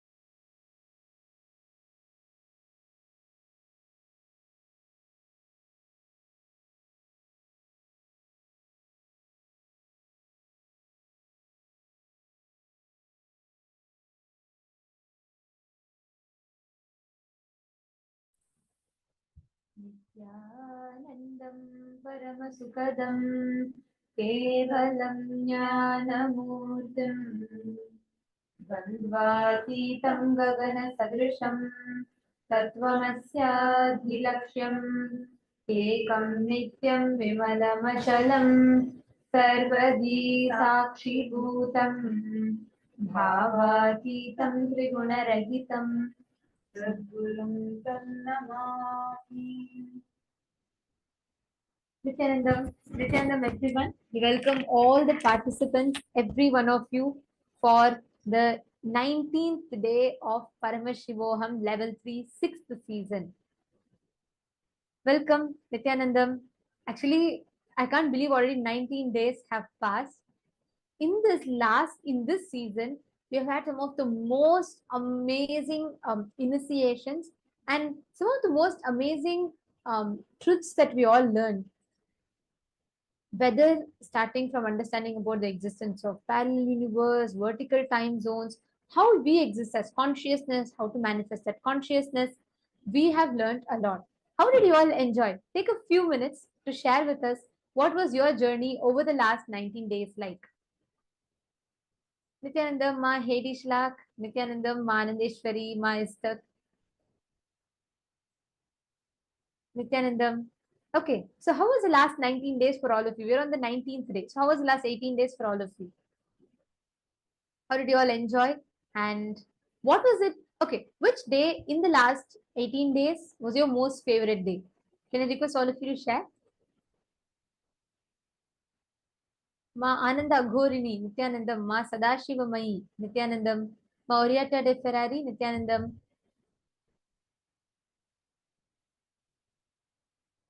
Can I request each of you to post which was your most favorite of days and what was the most favorite thing that you learned?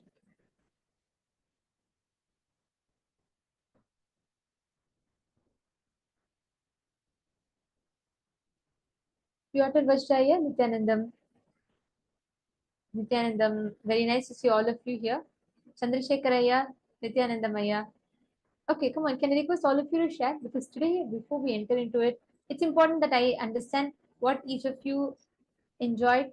What was the most what was your most favorite day in the last 18 days?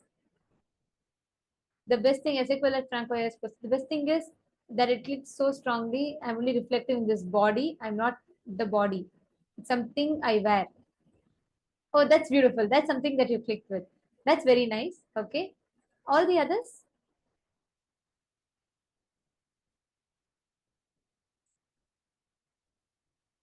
Jenny, Ma, Chandrasekhara Priya, Rahida. Can I request all of you to share?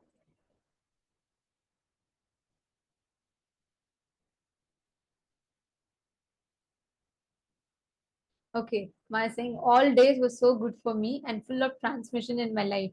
That's beautiful. Okay. Today we are going to be entering into a very beautiful session. Ma Rahida and Right. Which place are you joining us from? Ma Rashida, right? Rashida. Sorry, bear with me if I pronounce your names wrong. Sometimes I may get it wrong. Srinitya Guru Prasadini, Nithyanandam, Jenny.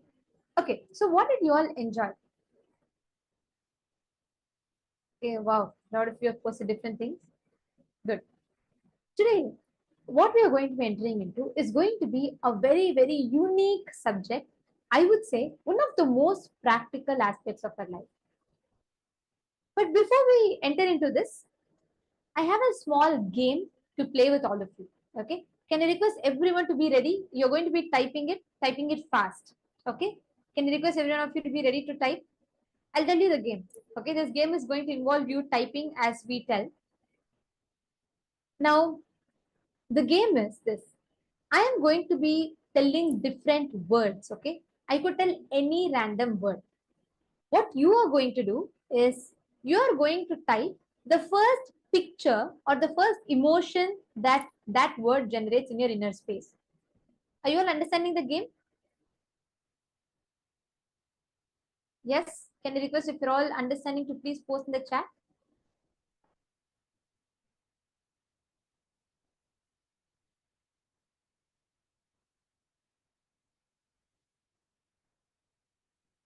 Okay, ready? Come on.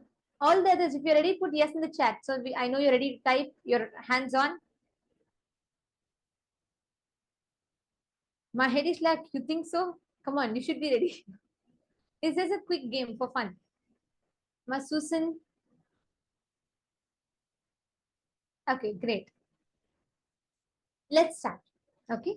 Now, in the count of 3, I am going to be telling different words. What is the first image, the first picture that comes to your mind, or the first emotion, the feeling that comes to you when you remember? Excuse me.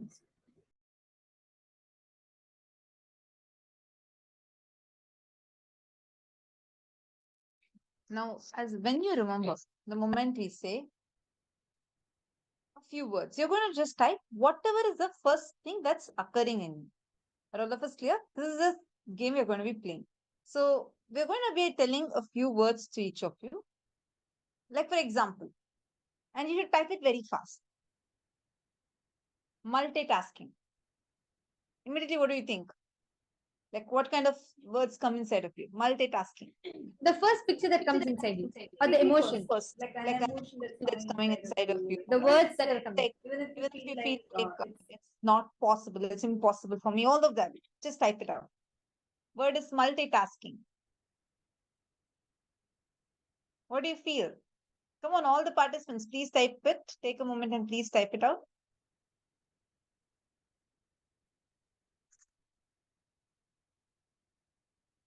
Type. Next. Time management.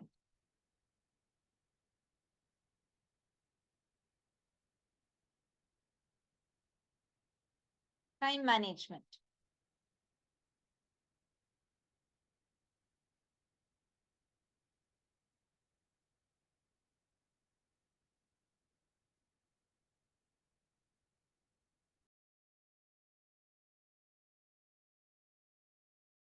Okay, next word. Time crunch. Whatever comes, you're going to just write it down. Don't bother, just keep posting whatever comes. Come on, can I request every one of you to post? Keep posting in the chat. Whatever comes, please keep posting in the chat. Time crunch is like you almost feeling like you don't have enough time to do what you want to do. So that's more like time crunch. So whenever you feel like you don't have enough time to do what you want to do, so that's time crunch. So what do you feel when we say the word time crunch? What do you feel about it? Next, deadline. Meeting deadlines. What is the first emotion, words, or the thoughts that you get? What are the pictures, emotions, or words that comes inside you when you think about deadlines?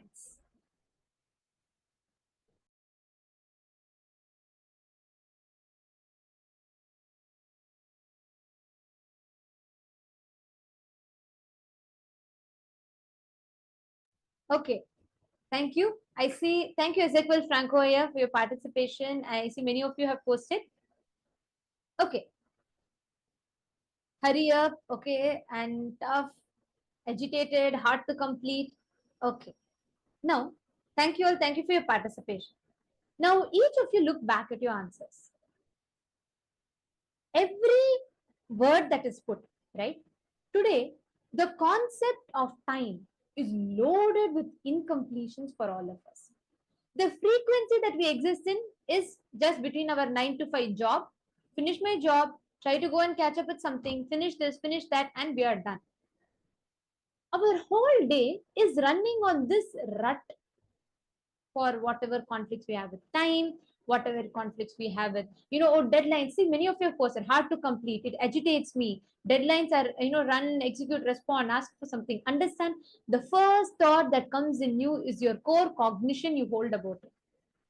All the thoughts, all our ideas about something comes from our cognition. But unfortunately, the word time is loaded with so many connotations in our life. Multitasking is hard, impossible, or sometimes, I want to achieve, and, it's challenging. Look at all of you, just scroll up and see the chat. Most of it is like that, right? Rapid, exciting, okay, possible, agitated, boxes. It boxes you, it limits you, it's challenging. It is, you need to be organized, and you need to have a lot of will persistence. It is coming with a lot of ideas or restrictions of time. Now, This is part of our life. Let's get it. It's part of our life, right? We are facing these as issues. How many times you feel I really would like to sit and do the program, but I do feel that I want to spend more time on that particular task. Oh my God, I really want to do yoga. I really want to get this done, but I still not able to manage this. We all face this in our day-to-day life. The concept of time is almost like restricting, suffocating, or something you need to compete with. But Swamiji says, time is a matter and it does not matter. How do we go to that powerfulness? And who's saying this? One of the most organized being. Swamiji is the most organized. At the time, Swamiji manages at least a few thousand. Actually, Swamiji has minimum 1,000 projects running. Right now, 1,000 projects are running, which Swamiji is personally micromanaging. How such, like, it requires so much of organizing, so much of time, and like time consciousness, being integrated time. And this is the very powerful statement Swamiji says. How do we get that? How to conquer time? How can we go beyond these powerlessness caused by time? How many of you want to achieve that? How many of you want to experience that space where you are able to go beyond the clutches of time? Where you understand time itself is only a clay in your hands. Great, then you're here at the right place, because today we are going to be learning about how to conquer time. Let's now enter into our very first session, where Swamiji is going to be revealing to us about conquering time.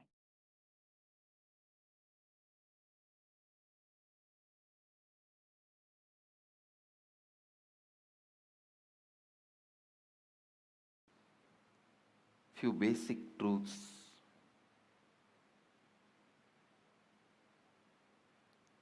Please understand,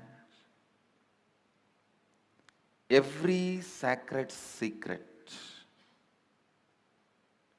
every sacred truth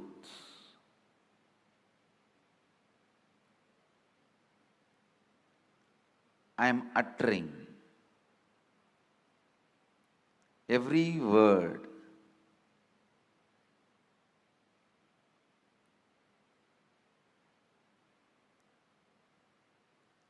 need to be internalized and internalized. Do not sit with the intellectual tiredness. Usually people have this pattern. Tell us finally what we should do. No, things don't work like that. Please understand.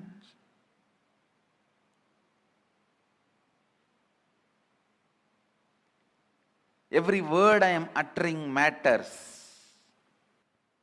The first truth, time is a matter.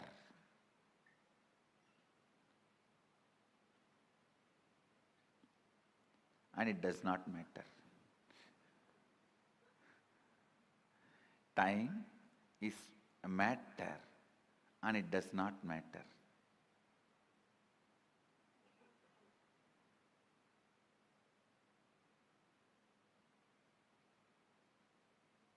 You can manipulate it as you can manipulate your body. Understand? You can make your body big or small with certain practices, diet control. You can manipulate it. You can play with it.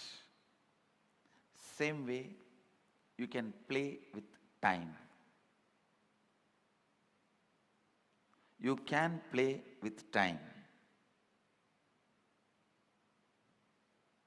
How? We will see next.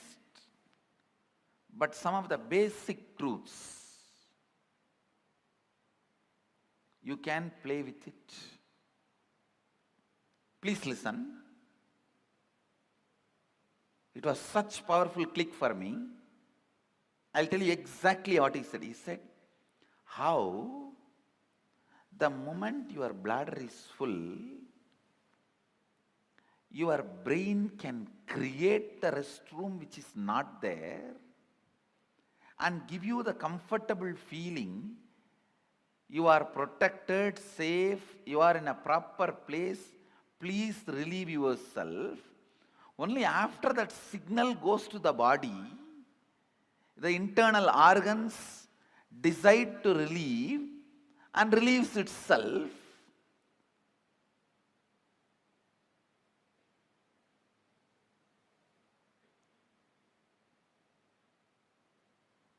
The pressure inside you to perceive something, to have some experience, creates the concept of time and gives you various experiences. Pressure inside you, that bladder is full, creates the restroom ambience in your brain, which is actually not there, but gives you a comfortable feeling, you can relieve yourself. Same way, desire to have certain experiences, that pressure inside you creates time which is not there and gives you various experiences. I'll try to convey much deeper the same truth further. Now you understand this much. The whole idea of time is your will and decision. I can give you 100 examples. When you are sitting with somebody whom you like or doing something which you like, your passion, you don't know how the time passes. Time gives you a different experience about you, about life, about world. But when you are sitting with somebody whom you don't like, or when you are doing something about which you are forced, time gives you different experience about yourself, world and life. This one small example I have seen in my own life. Morning 5 o'clock, early morning 5 o'clock to night 11 o'clock, I'll be sitting with Arunagiri Yogeshwara. I don't know how the sun rises and sun sets, but at night, few hours when I need to be in the house, away from him, I'll move the clock 10 times, thinking that it is not moving, it has stopped.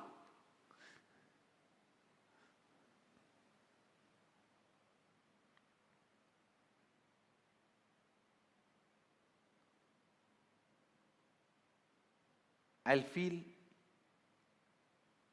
why the nights are so long. Time is slow when you wait. Time is fast when you are late. Time is deadly when you are sad. Time is short when you are happy. Time is endless when you are in pain. Time is long when you feel bored. Every time is determined by your feelings and psychological conditions, not by clocks. So learn to have nice time always.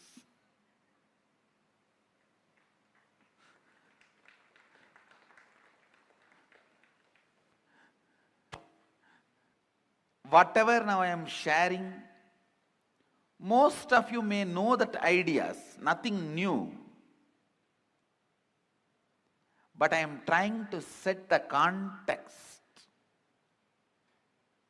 so that I can lead you into the deeper understanding, especially the experience to make these understandings permanent.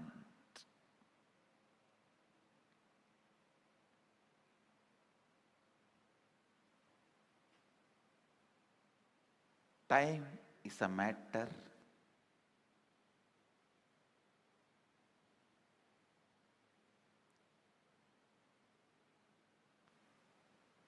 it does not matter.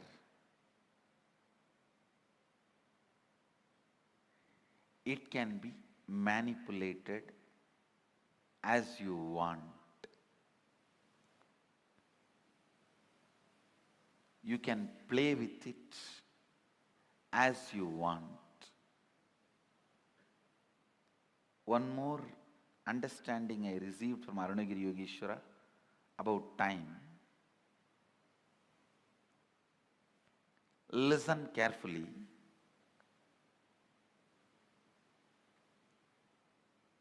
The whole life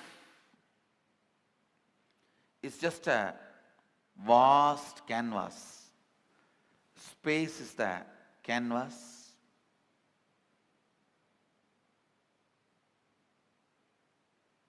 Imagine 200-mile length canvas on which lot of paintings are there. The paintings which you already perceived is called past. The painting you are perceiving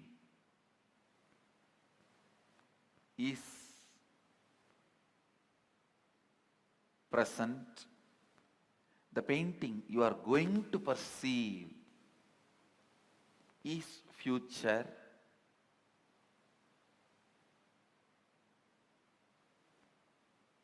But the truth is, all three exist. All three exist.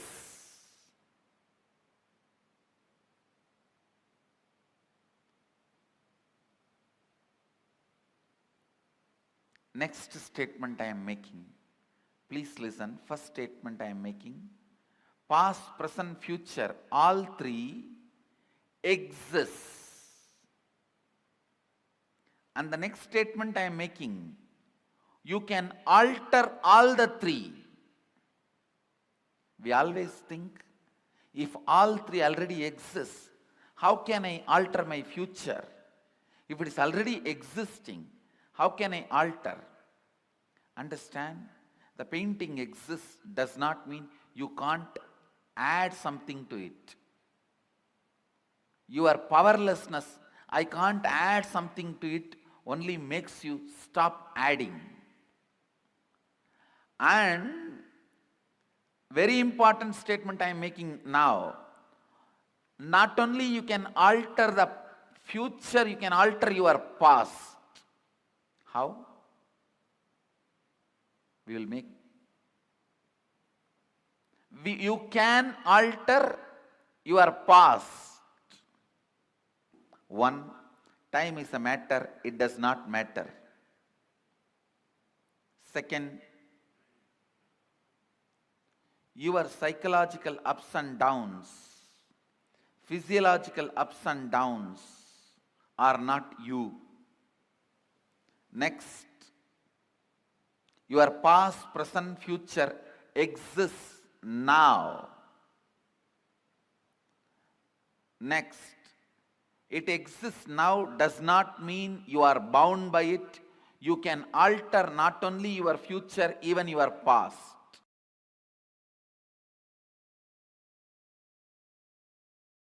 I had a fortune of meeting a great Paramahamsa. His name was Sundananda Swami. He was from Ramakrishna order in Mangalore. Now he is no more, he left the body. In his room he will have 25 clocks. One will show 8:30, one 9:10, another one 1:30, another one 2:40, like this 25 different times. I used to ask him, Maharaji, why this is an elderly person. Maharaji, why like this? So many clocks with so many time. What is actual time? He will say, hey, Koka. Koka means in Bengali, small boy. He will say, hey, Koka, whatever time I want, I will keep that clock as a real time. It was very shocking.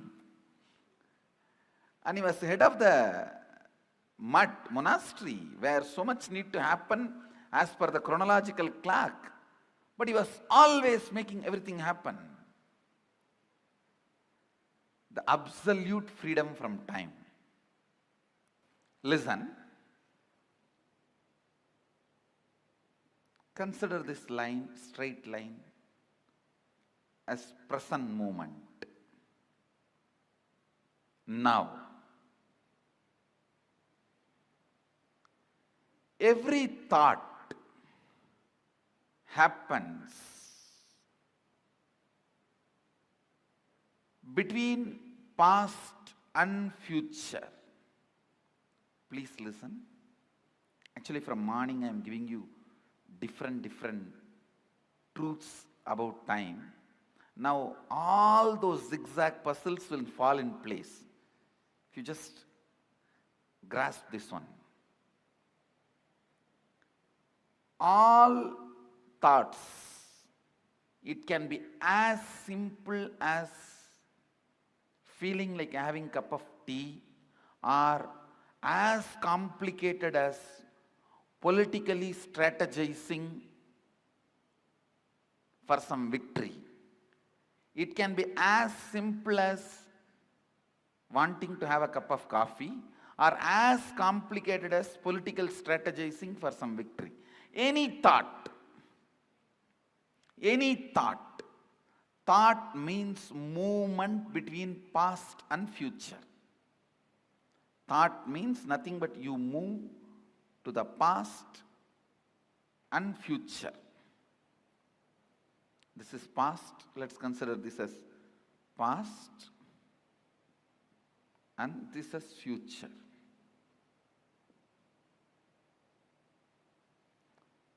The center moment, present. Where the present meets the past and future, that moment is now. This is that now. Present.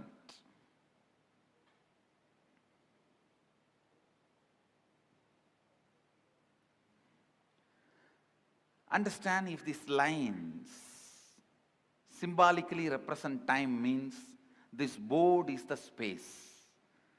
Symbolically, this board represents space.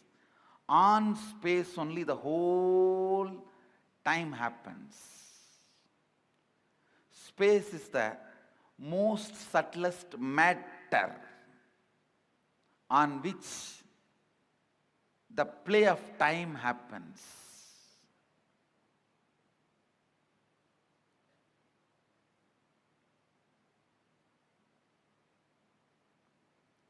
Just understand this example. Your movement between past and future is thought. Like you jump from here to there to here, here to there to here, here to there to here. That is what I call your perception about you, life, your existence. Your existence is nothing but the movements.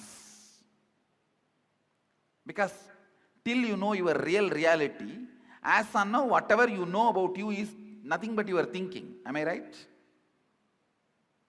Is there anything you know about you more than your thinking? Anybody? If you know something more about you, more than your thinking, this seat is for you. See, whatever you know about you is all based on your thinking. So, I can very comfortably assume your thinking is your reality, as on now. Am I right? So, it is all about you jumping into the past and future, past and future, past and future. That's all is your thinking. That's all is your, what you call as you. See, what I call as you is much beyond than what you call as you. So now I am talking about what you call as you. It's all about movements between the past and future. And I want you to know, it has a direct utility in your life's balance sheet. So please don't think it is some philosophy, it is some metaphysics, it is some intellectual stuff. Allow every word to enter into you. It can increase your everyday balance sheet. Double. It can increase your everyday balance sheet. So allow this understanding to set into your system. I can make you alive.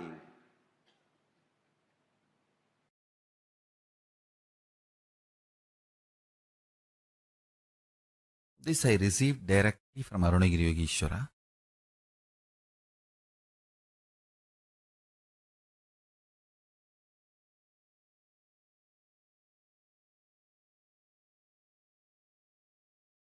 Listen carefully.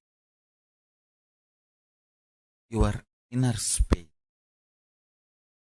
What do you call as you? Tahara Akasha. Tahara Akasha. It's a Sanskrit word. What do you feel as you? Inner space. Pratyakatma or Takarakasha. Takarakasha is a more precise word. Your inner space. If you hit your inner space with a powerful cognition, that powerful cognition explodes as power, awareness, pure consciousness, super consciousness, higher level of existence in you. The same Taharakasha, your inner space, if it is hit with the patterns, it gets reduced into something called time and boring lifestyle. Listen carefully. Every pattern gets settled in your inner space, makes you time bound, means you will feel days and months are passing, but you are not doing anything. You don't know how the time is passing. It is just going. Suddenly you remember next year is here. Suddenly you remember next year. Suddenly you remember, oh God, one more birthday. And you don't know what is going on, what you are doing. Understand? More patterns, more unconscious, more delusion, more you become time bound. That is why Kala Bhairava is described as ferociousness. This is exactly I learned from Arunagiri Yogeshwara. He says, whenever you are ferocious and break one pattern, you gain 1 hour extra in your life. Understand? I'm giving you a rough example. Sometimes when you break one pattern, you may get even 3-4 hours extra. Means that 24 hours chronological time is different. Consciously, how many hours you are living, that psychological time is different. Phenomenology of the time. Listen. In reality, chronological time does not matter for your existence because you are a conscious being. A being just takes birth, eats, reproduces, ages and dies. For that being, chronological time is enough. But you are not that kind of a being.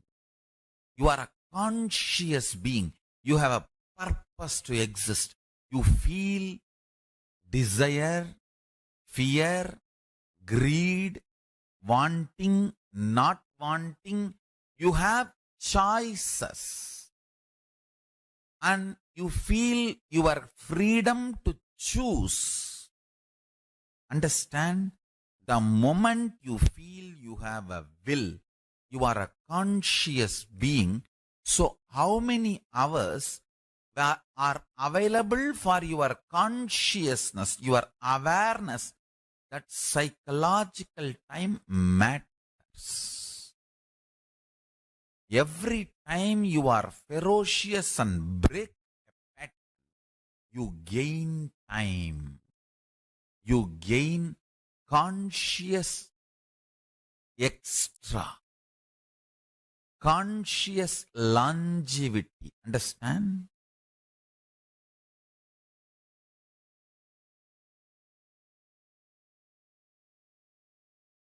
In Hindu tradition, we have two.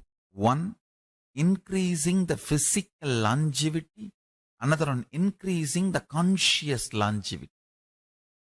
Veda, Ayurveda. Ayurveda is all about increasing the physical longevity. Body functioning with health for long period. Veda is all about consciousness functioning more. Understand? Every time you break a pattern, you have more psychological time available to you. Living in Kailash, Kailasa Vasi is all about making the maximum conscious psychological time available to you. Of course, I do work on your body, detoxification, giving you the best organic food and make your body also live long.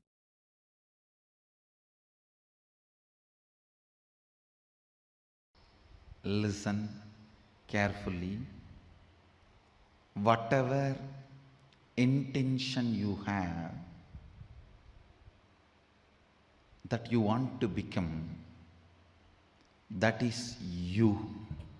Other than that, any psychological, physiological, neurological experience, perception you go through is not you.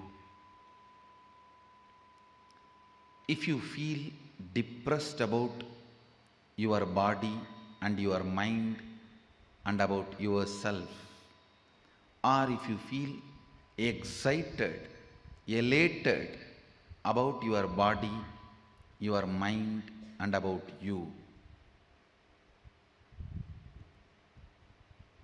whether depression or excitement, nothing is you. Nothing is you. when Arunagiri Yogeshwara shared these words with me, the way it entered into my system, the way it became part of my cognition, the way it became part of my reality.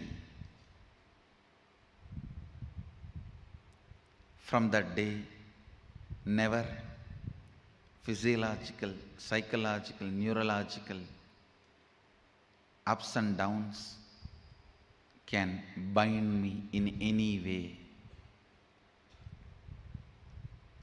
Listen to this truth and contemplate on it. I'll support you to experience that as reality. I still remember you are sitting in this very posture, Sukhasana, having hand on my shoulder, and said the exact words uttered in Tamil. மெயின் நினைவாலோ உயிர் நினைவாலோ மூளையாலோ உணர்பவை உள்ளது அல்ல.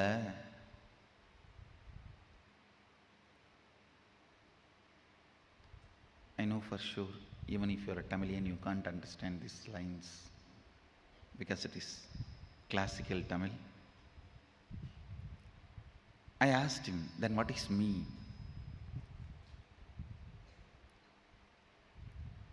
He put the next question, what do you want to become? Small boy, I just stretched my chest in a wide way, put both my hands on the hip and said, Sadashiva.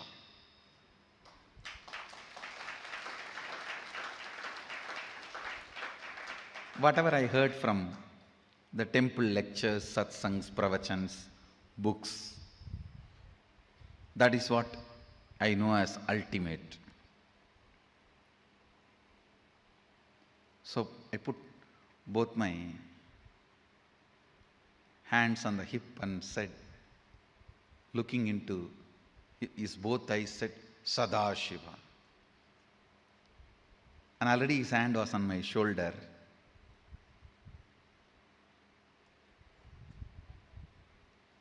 The one more reason I put both my hands on my hip, I just want to give him more space so that he will not take his hands off. His hands will rest comfortably on my shoulder. I was so much in love with him, I will not miss a single chance to have his touch. Whether he touches me or I get a chance to touch him. Already his hand was on my shoulder. He said, you are that.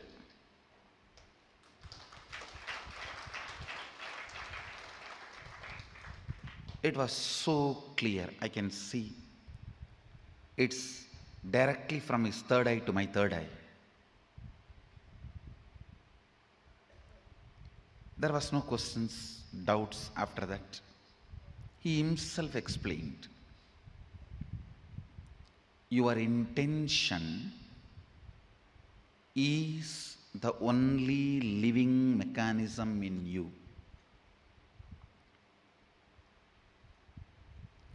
ஆஞ்ஞையே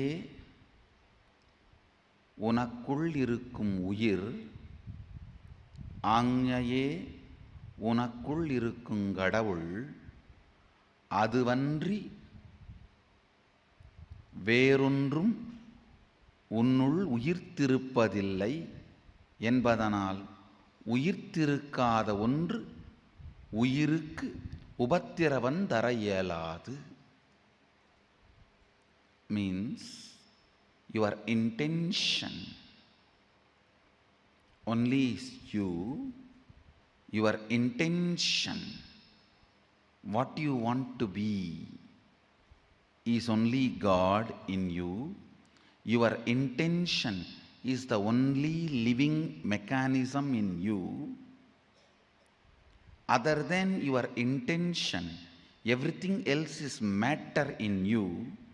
Because of that, the matter cannot disturb your intention, which is you.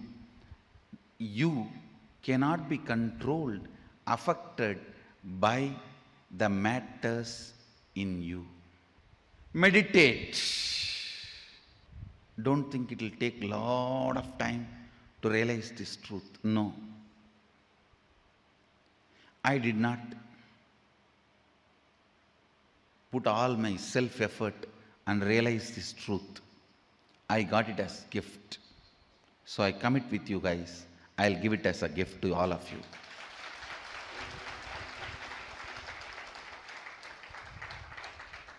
Ultimately, I received it as a gift. Because I received as a gift, I am bound to give it as a gift. That is the way I show gratitude to my gurus.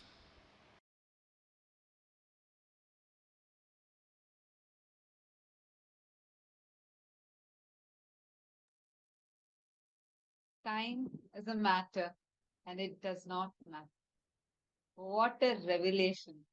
And so powerfully Swamiji revealed to us how you are your intention to be. Past, present, future, all three exist, but they are changeable.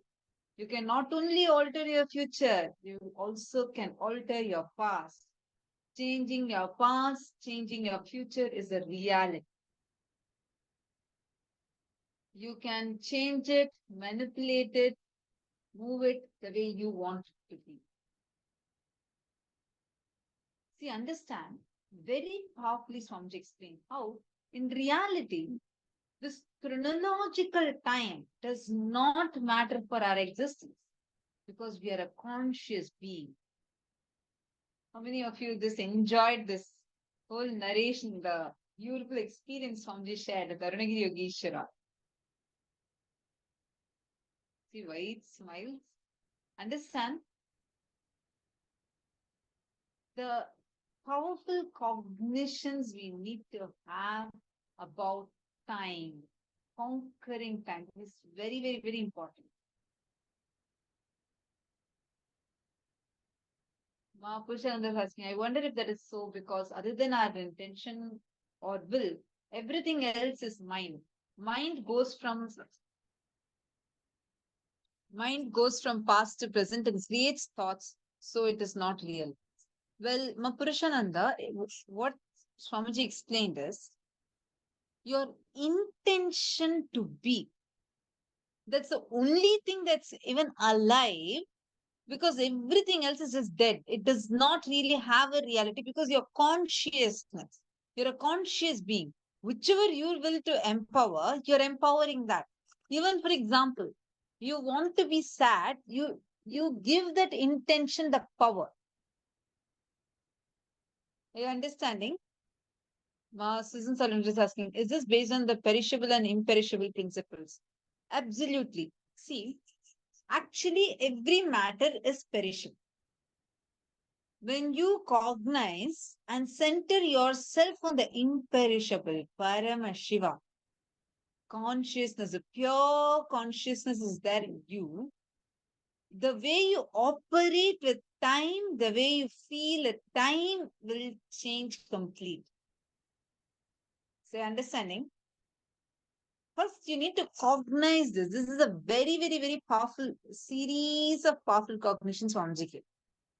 Actually, if we see, chronological time does not occur to us as chronological time. How many of you are able to recognize this first?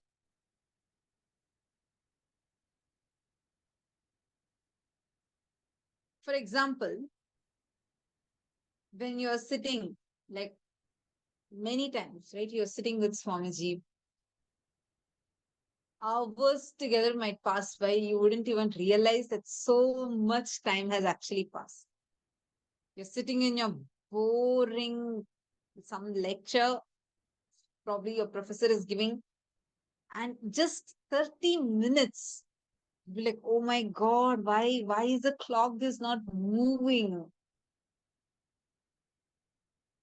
Best is like, whenever it's going to be a big holiday weekend and you're going to have a big holiday, and that last few hours that you need to spend in your office, you'll be like seeing your phone 10 times, checking, is it time? Can I just head back home? Can I just head back home?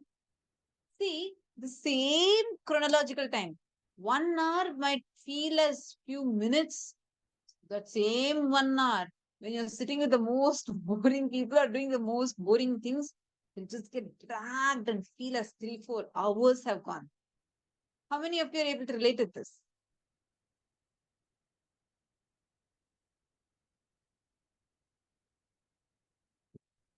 How many of you are able to see this? How time reacts to you, how you cognize time. That means that's the difference between what is chronological time versus the psychological time. Chronological time truly does not really matter to us.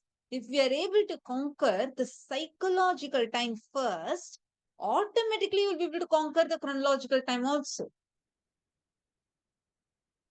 They understand. The unit of psychological time is the gap between one thought to another thought. That gap, if it is more, it means you have a lot of inner space. Means you're an unclutched being, you have a lot of an inner space. You will just take life so sweetly. But if the same thing, you have too many thoughts, means your psychological time, unit of your psychological time is very short. You will feel suffocated and you feel so worn out, burnt out, and so stressed. This whole concept, many times you'll feel like, you want to rest because you traveled. Whole time, what did you do? Sat in the car. Probably sometimes the person who's driving is also someone else. But the psychological time for us, we just feel so exhausted, as if we walked so many hundreds of kilometers and came. We get so stressed, we get so tired psychologically, and that only reflects as physical tiredness. Understand this very, very carefully. The psychological time you carry inside of you, that needs to be conquered. How many of you are first understanding this one concept? I request you all to post it in the chat. Understand, every time you break a pattern, you will have more psychological time available for you. Now let's do a very quick exercise. I request all of you to take a few minutes and write down just few incidents for each of these categories. 1, when time was too long. 2, when time was too short. 3, when time was just not moving. Take a few minutes and please spend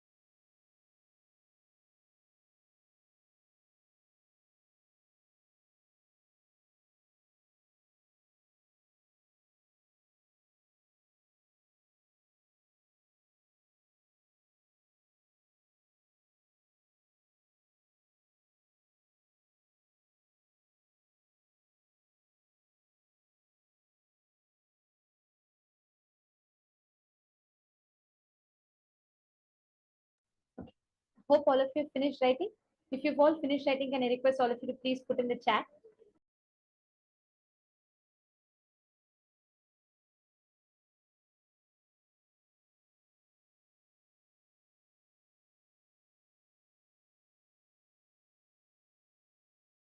Okay.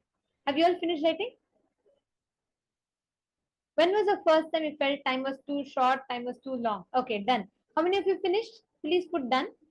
So now we are going to be moving to the next step, where we understood about, now all of us understood, we all wrote down about conquering. See, we understood about how the time occurs to us.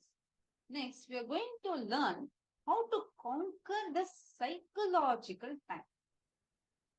Conquering psychological time. This is exactly what we are going to be understanding. Now, I request all the participants to follow along.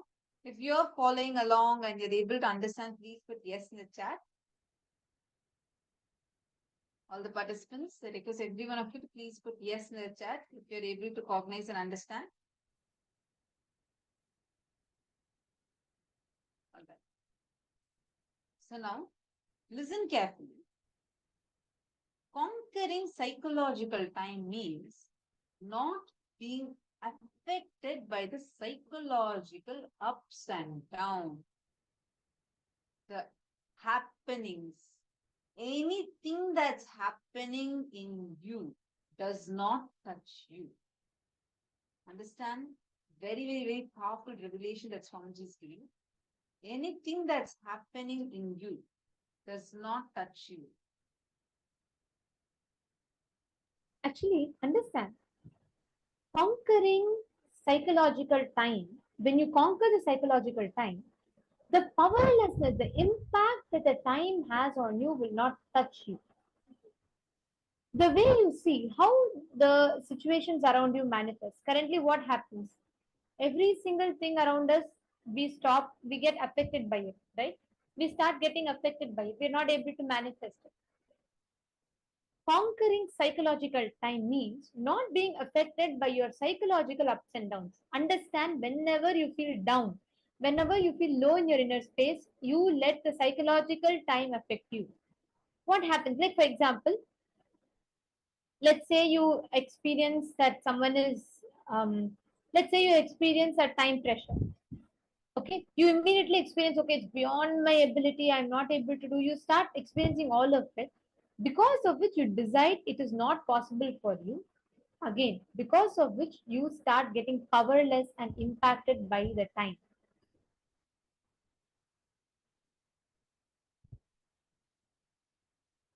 Now understand this carefully, listen to this carefully, because we all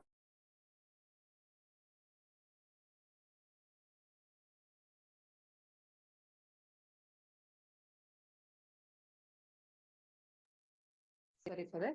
We are going to be doing this step right now. Each of you understand this clearly, cognize it for a few minutes. See, the heavy powerlessness you experience in the past, which is influencing your thinking. Simple as your brother snatching chocolate from you. Or as difficult, complicated as your friend snatching your girlfriend away from you. This is sitting in you.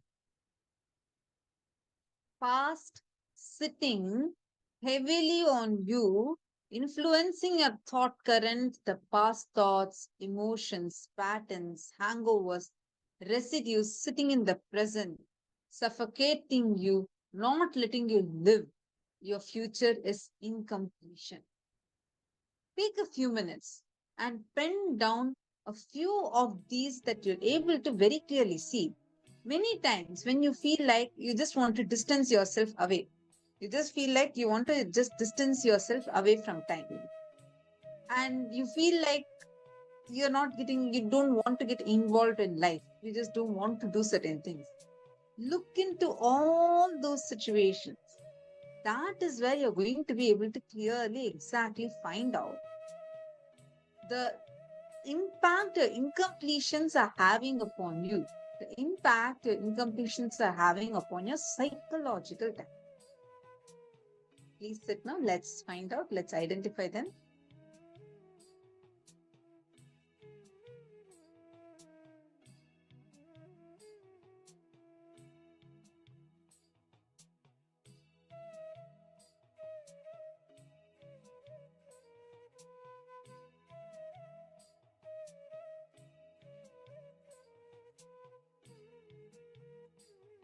If any of you have any questions, please feel free to post in the chat.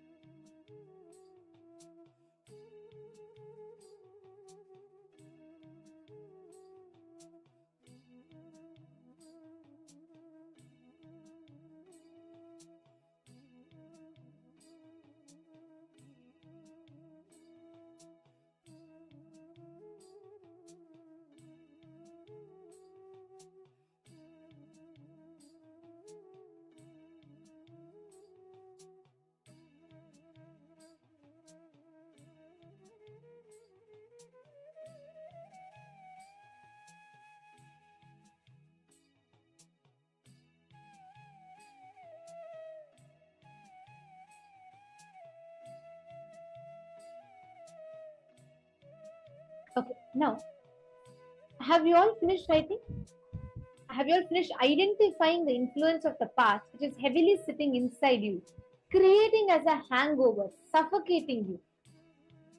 See, it is very important that you write this down. Wherever you are having this incompletion, the more and more you have the load of the past. Like, for example, how many of you, she had asked this question in the start, right? How many of you experience whenever you're with your loved ones or you're doing something exciting, you feel that time is like, you don't even know how 4 hours will go, but it'll just go. If you're doing something that is again carrying like a load in you, time will just stretch, drag, will feel like, every 60 seconds once the clock would have moved only 1 second. Understand that is the exact issue, that is the exact root cause of why we feel time is heavy, why we feel bound by time. Okay, so Ma Purushanand is asking, are we supposed to write down all the incompletions about life? No, Ma. You're supposed to write down the past, whichever is sitting heavily on you, influencing your thought current, your past thoughts, emotions, patterns, and hangovers, the residues sitting in the present and suffocating you, not letting you live your future. For example, listen very carefully. Every time you try to have a successful position in job, okay, what do? Each time you find it so extremely hard for you to look at it, for you to understand, and because you feel like you tried in the past and you failed every single time, that hangover of the past failure comes up in you and affects your present manifestation of the reality also. Write that down. Write whichever things you're trying. Many times you're trying to do something now, but because of your past experience, that again and again comes back to you without letting you create the new experience that you want. You understanding? Write it down.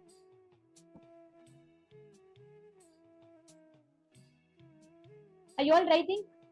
Can I request every one of you to please pen down? Do not miss. Ma Sadashimai, don't worry. Sit and write down. Actually, now it's time for you to take it to the next level, Ma. You have sincerely participated in multiple programs. Now, take it to the next level. When you sit and deeply internalize, it will give you a breakthrough.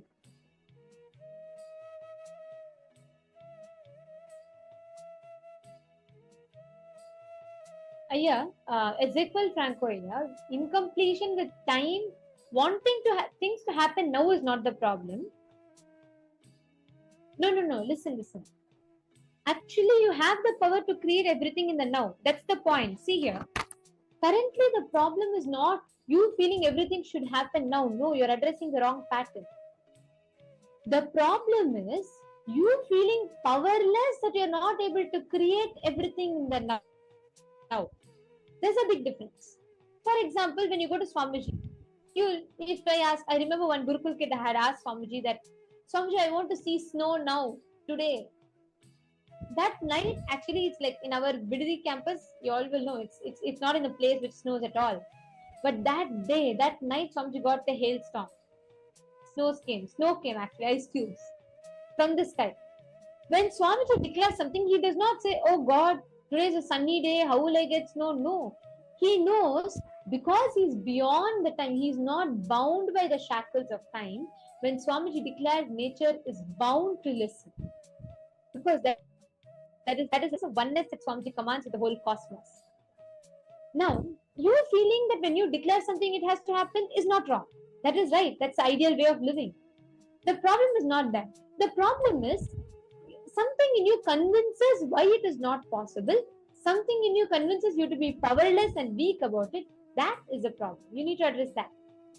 You need to address what in you convinces you, makes you think you are not able to move towards that breakthrough. You're understanding?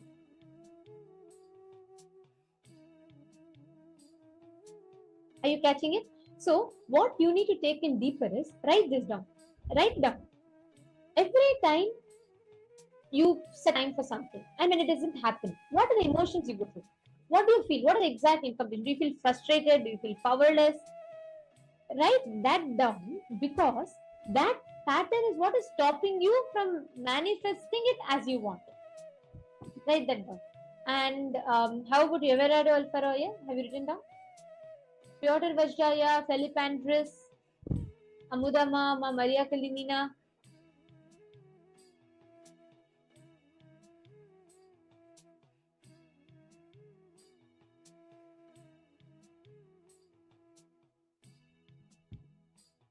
Please pen down. This is very important exercise.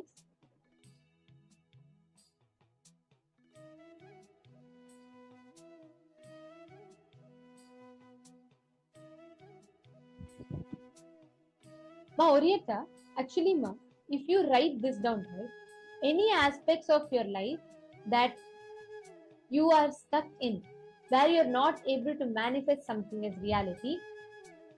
Let's say I'll give you an example. Let's say in some financial aspect of your life you're stuck in. If you actually sit and pen down, you understand you are trying something, it is not happening, why it is not happening, that frustration that it is costing you, if you work on that, you will start actually manifesting whatever you want immediately the moment you want it.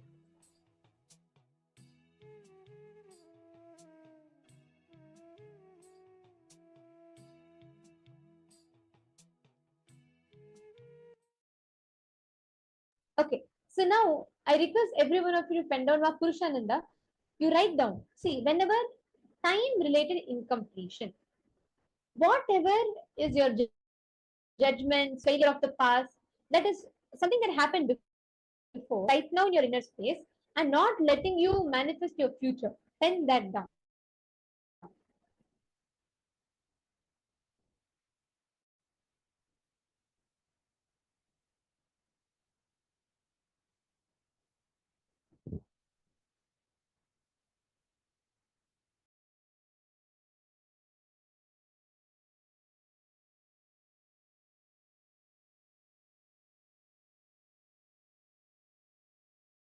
Now, all those who have written down, sit, go back to that incident, relive in your inner space. Now, I want to just add to this. Reliving is different. Remembering is different. Listen carefully. Remembering means you are, let's say, 30 years, 40 years old. This incident happened when you were 4 years old. So from now you want to look at it with this upgraded intelligence. You just look at it, think back at it. It's called remembering. Reliving means become that child who was going through that. go back to that exact incompletion, mental setup, cognitions that you carried at that age. It may take some time, but consciously decide. It's honestly, it's not difficult because it's that kid is there inside of you. You just need to be sitting as that child, going back to that age, reliving, relieve it out of your system.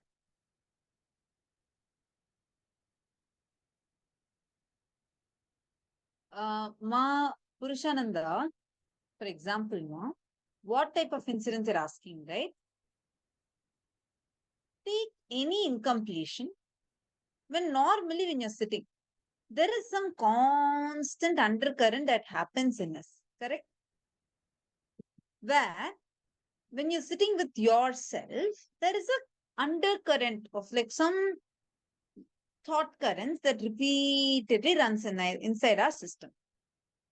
Now, that thought currents come with one or two incidents, which will be the root, like the earliest from when this started. You need to identify that incompletion. Just look in, sit with you. For example, a simple thing. You always get so stressed when, like, the time is not enough. You're not able to manage the time. You're not able to involve into multiple things at the same time.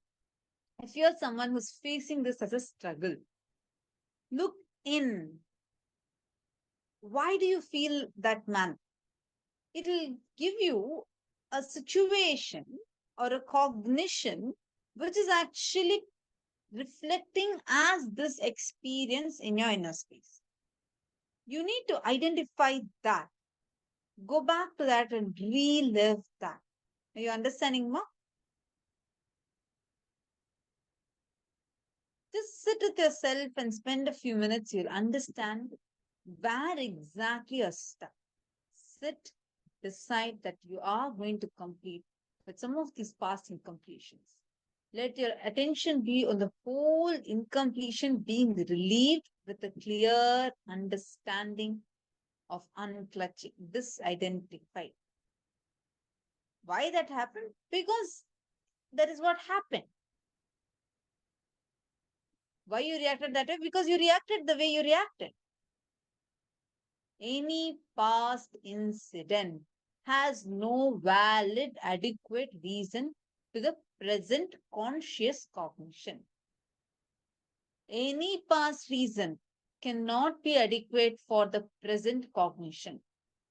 Any past incident has no reason or cause for why it happened the way it happened. It just happened the way it happened. It didn't happen the way it happened. That's all. With this clarity, relieve, and relive. Relive and relieve it from your system.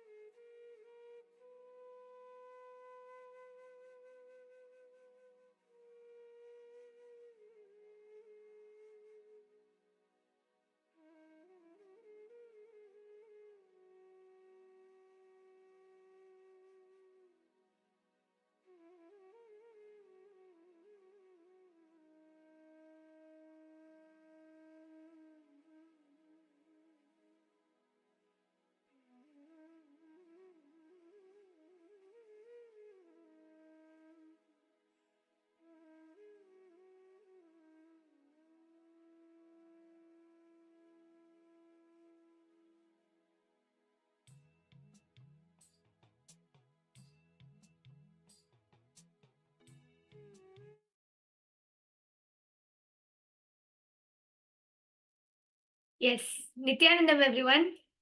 How are all of you doing? Let us now enter into the power manifestation session. I welcome all of you to this session, and I can see many familiar faces here now. I can see Ma Agamapriya, Ma Rekha Pai, Ma Karine Shivanatarajan, Ma Jian. I can see so many people. It's so nice to see all of you. Yes. So, just in the previous session, we learned about how to conquer time. Swamiji beautifully revealed that whatever intention we have, whatever we want to become, that is us. Other than that, all of our psychological problems, physiological problems, neurological problems, our experiences, our perceptions, everything which we go through is not you. Only what we want to become, only the intention which we have, that is us. This is what Swamiji beautifully revealed.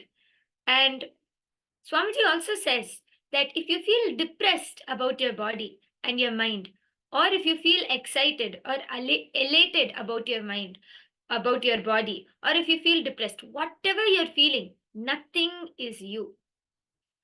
See, nowadays, we are so busy associating ourselves with our patterns, incompletions, obstacles, struggle, root patterns, everything. How many of you are able to relate to this? I can see so many people. Could all of you go ahead and share how many of you are able to relate to this? Nowadays, we associate ourselves with all of our problems. I can see many people smiling. Yes. We are so busy associating with all of our problems that we forget our true reality, our true identity. That we are Swamiji, that we are Paramashiva, and that we are not bound by anything. See, let me just give you one example. Now, if there's an insect crawling on your leg, you'll be able to feel it, right? You'll immediately know, oh, there's something on my leg. But that same insect, if it is crawling a centimeter away from your leg on the floor, will you be able to feel it? No. Because we don't feel that the people, the surroundings, everything around us, the nature, the trees, the insects, or even people, as a matter of fact, we don't feel that they're all a part of us, that we're all Swamiji and we're all one and the same. Now, you might be thinking, isn't this a little absurd? Yes, but we need to understand and remember we are so disconnected from our source. Our source is Paramashiva. Everything comes from Paramashiva. So we are all one and the same. Because we are so disconnected from this cognition, we are so disconnected from everything around us, we won't be able to understand. Even this very thought might sound absurd for a few of you. But how many of you feel that you are Paramashiva? How many of you, instead of associating with our problems, our incompletions, how many of you feel that you are Swamiji, you are Paramashiva, and that you can manifest whatever you want? Many people will say yes all the time, or maybe here and there sometimes, or no, not most of the time. Each of us will have a different answer. And Swamiji beautifully says, if any powerful cognition hits our inner space, that powerful cognition will explode as a power. It will start manifesting as a power. How many of you have experienced this? Because I think many of you have attended the previous seasons, the previous Paramashivoham programs. Many of you might have had this kind of experience. Any powerful cognition or truth which Swamiji reveals, if it really hits with you, it will explode as a power. You'll start manifesting some power because of this powerful cognition.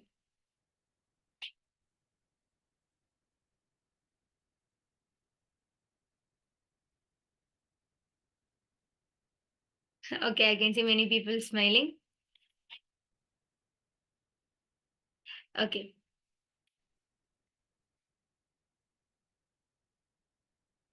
Swamiji says, any powerful cognition, when we start cognizing it and remembering it, it will start raising us to a higher frequency. It has the power to take us to a higher level and remind us of our higher existence.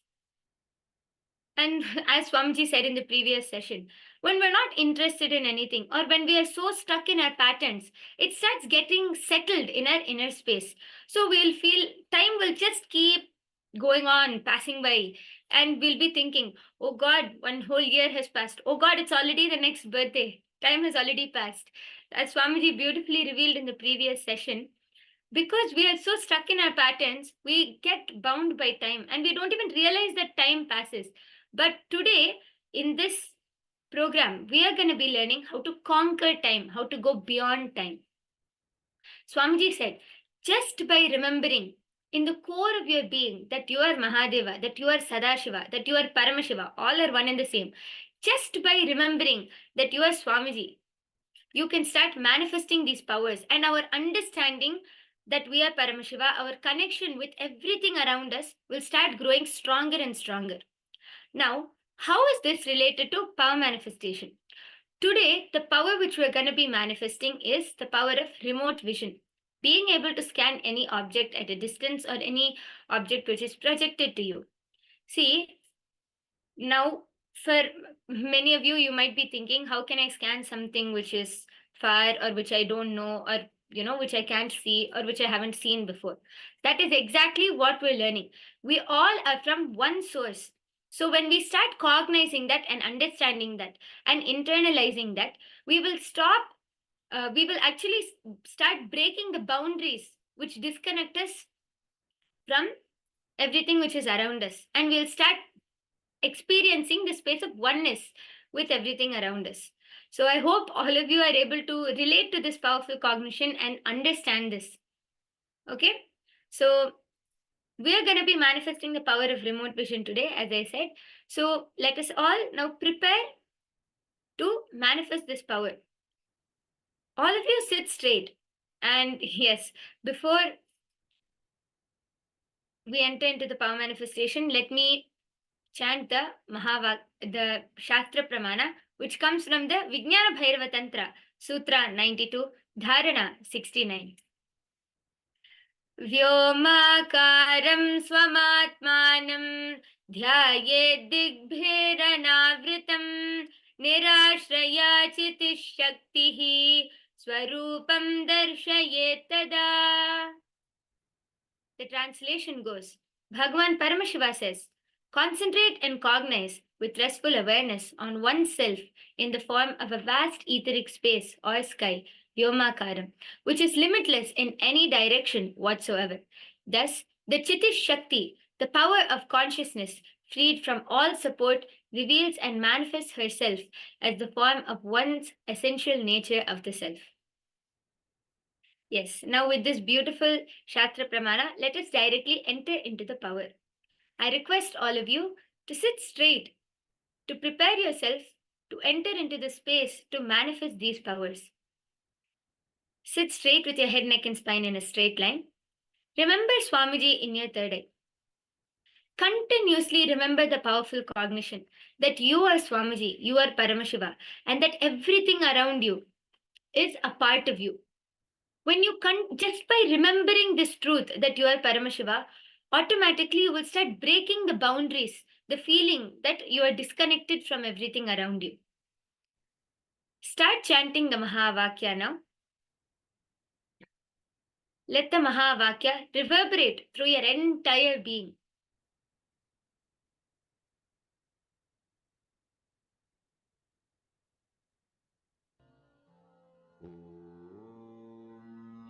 Nithyananda Paramashivoham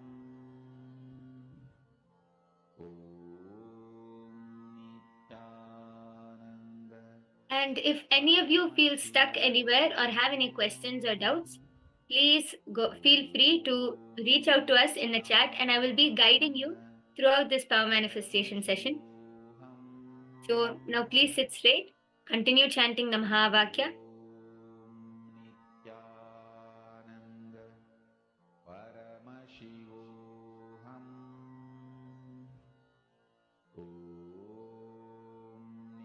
Nithyananda Paramashivoham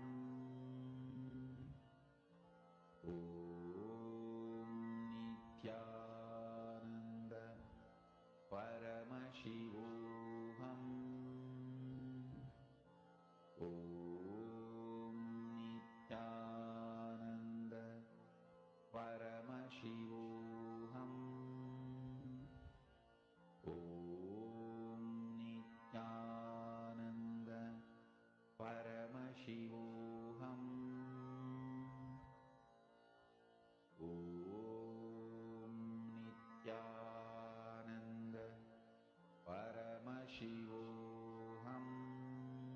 Yes.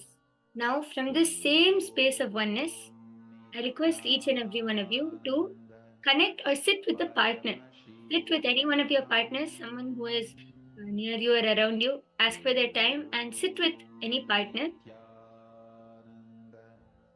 and ask that person to give a particular place for you to scan, and tell them not to reveal any of the details, just the name of the place which you're supposed to scan, and sit with that partner, connect to Swamiji. As I said, remember the powerful cognition that you are Paramashiva. From this powerful cognition, you will start breaking all of the boundaries which you have, which you feel that you're disconnected from everything around you. Just from the same space of oneness. Connect to Swamiji, close your eyes, and ask Swamiji to reveal the details of that place. And from the same space, when you request, really either letters, pictures, colors, images will start appearing in front of you. And go ahead and you can either pen that down or type that down or directly start revealing to your partner. I request all of you to now sit with the partner so that you can scan a place. And if any of you have any doubts, questions, please feel free to reach out to us.